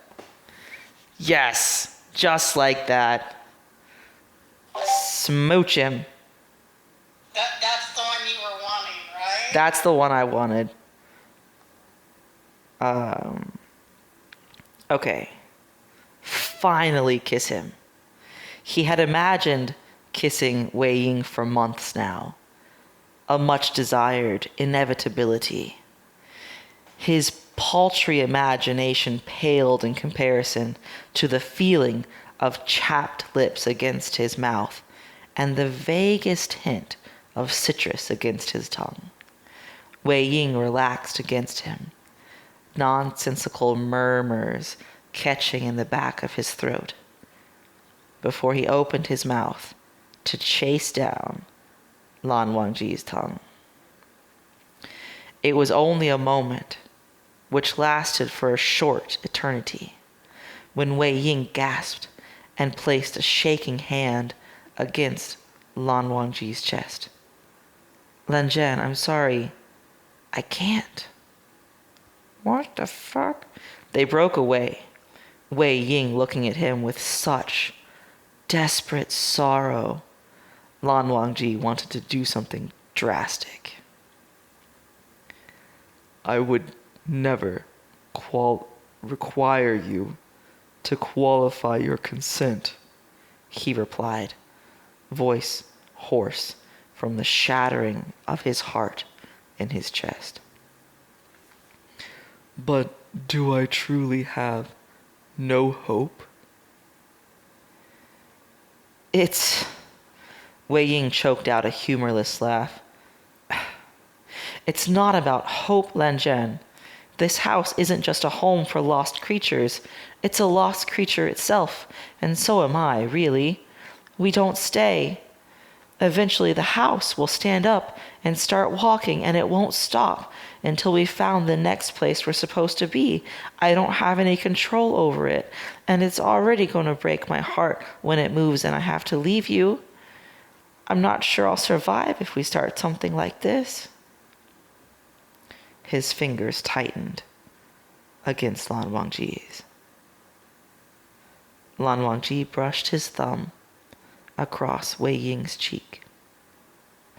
"If," Wei Ying finished, "if there's anyone who shouldn't have hope, it's me."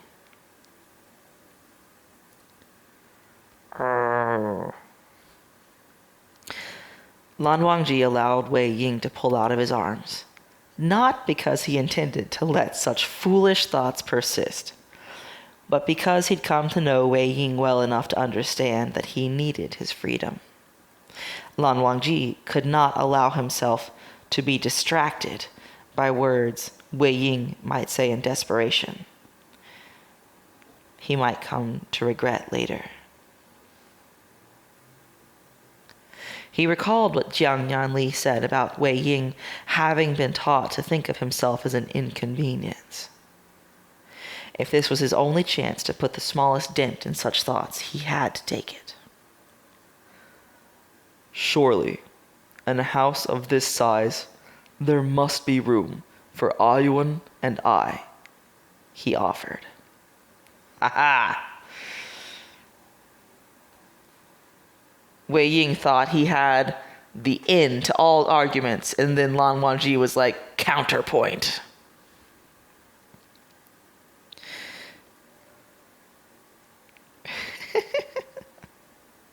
Wei Ying's mouth dropped open. "You don't mean that." Lan Wangji maintained strict eye contact. Wei Ying needed to come to his own conclusions. Anything Lan Wangji said would be lost until he mulled things over properly. He eventually whispered, "Your whole life is here." "When Wei Ying leaves, this will no longer be true." Oh, mic drop moment. "Lan Zhan," Wei Ying buried his face in his hands, when they failed to hide the blush creeping up his chest into his cheeks. He turned and instead pressed his face into Lan Wangji's shoulder. When his arms rose to shakily wrap around Lan Wangji's waist, he took the silent invitation to draw Wei Ying closer. "You say This house brings you to where you're supposed to be. Lan Wangji ventured after a long moment. Wei Ying nodded against his shoulder. Then you are meant to be here with me. Logic. Facts. Wei Ying refused to look up, but neither did he push Lan Wangji away. He took it as a sign to continue. This house has given me countless gifts. Thus, perhaps, Ayuan and I are meant to go with you when you go. You'll regret it, Wei Ying insisted. Did your sister? Lan Wangji asked. Did you? Wei Ying shuddered against him. No. Lan Wangji turned his head to press his lips against Wei Ying's hair.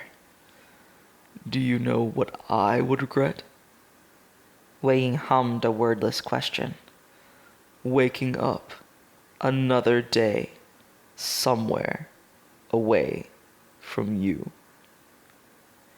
Wei Ying barely managed to stammer out his name before kissing him again. Section break! Rah! That was such a good Lan Wangji who just like knocked down every single one of Wei Ying's insecurities. Boom, boom, boom. And then he did the A-hop. Yes. I missed that. Say it again. I have regrets. That's it. I guess up even. He's like, but will you have regrets? I would regret it if I let you walk away from me.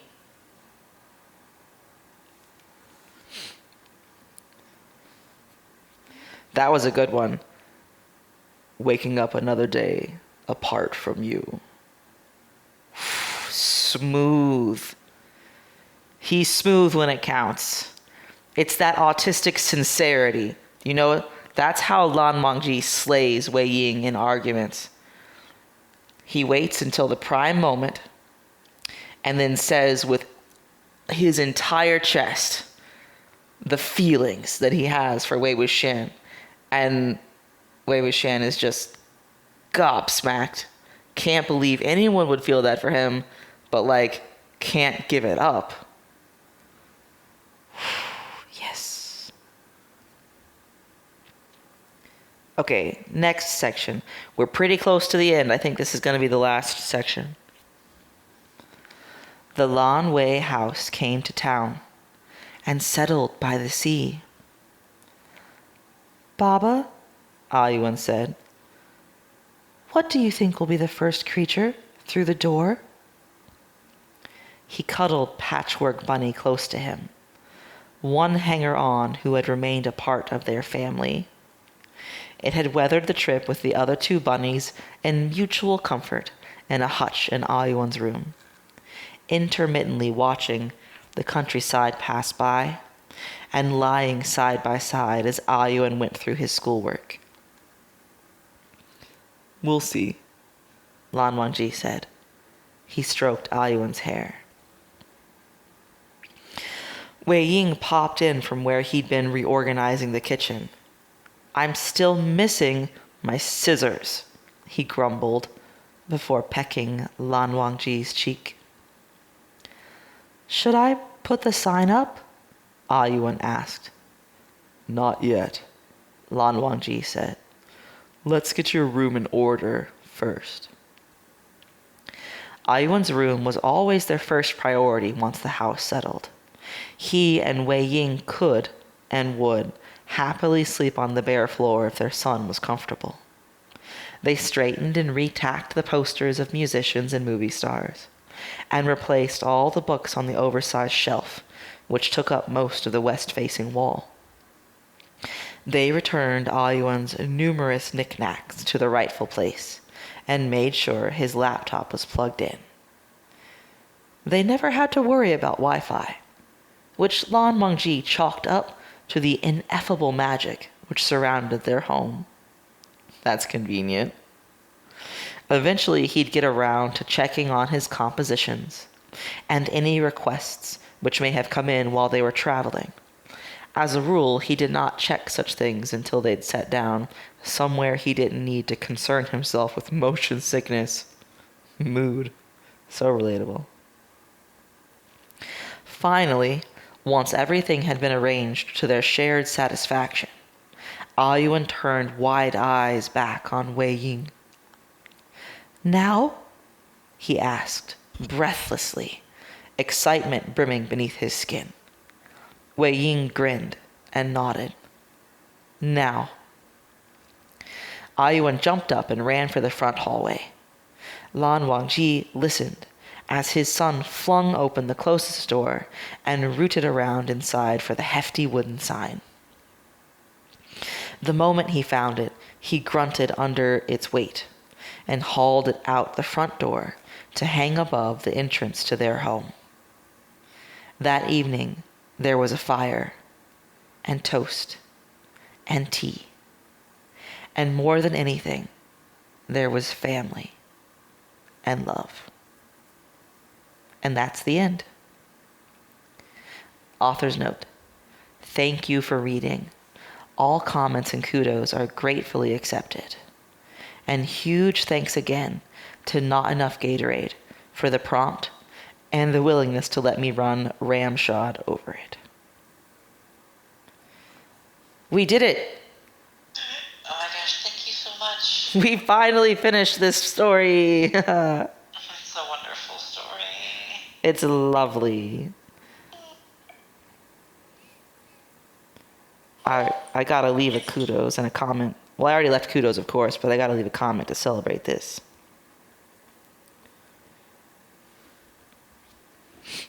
Oh, I'm sorry, what were you saying?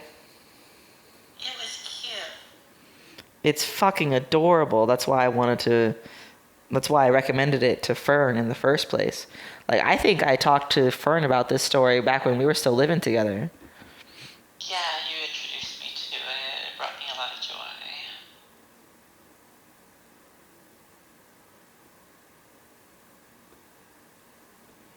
Yeah, how's your pie coming along?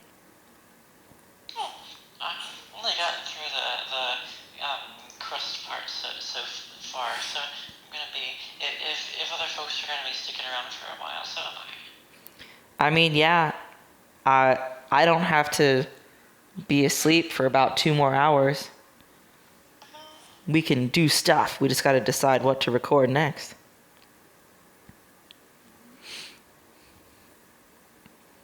We can start on the train fic.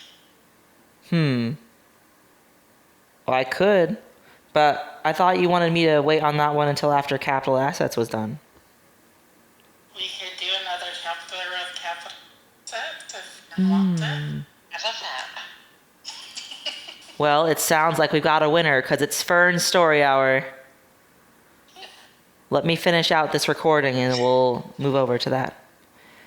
So thank y'all for listening to this episode of Bedtime Stories. And on a personal note, I am planning to begin podficking another of Stratisphyre's stories very soon. And that is a gift fic that she wrote for me in the Guardian fandom. So keep an eye out for that one.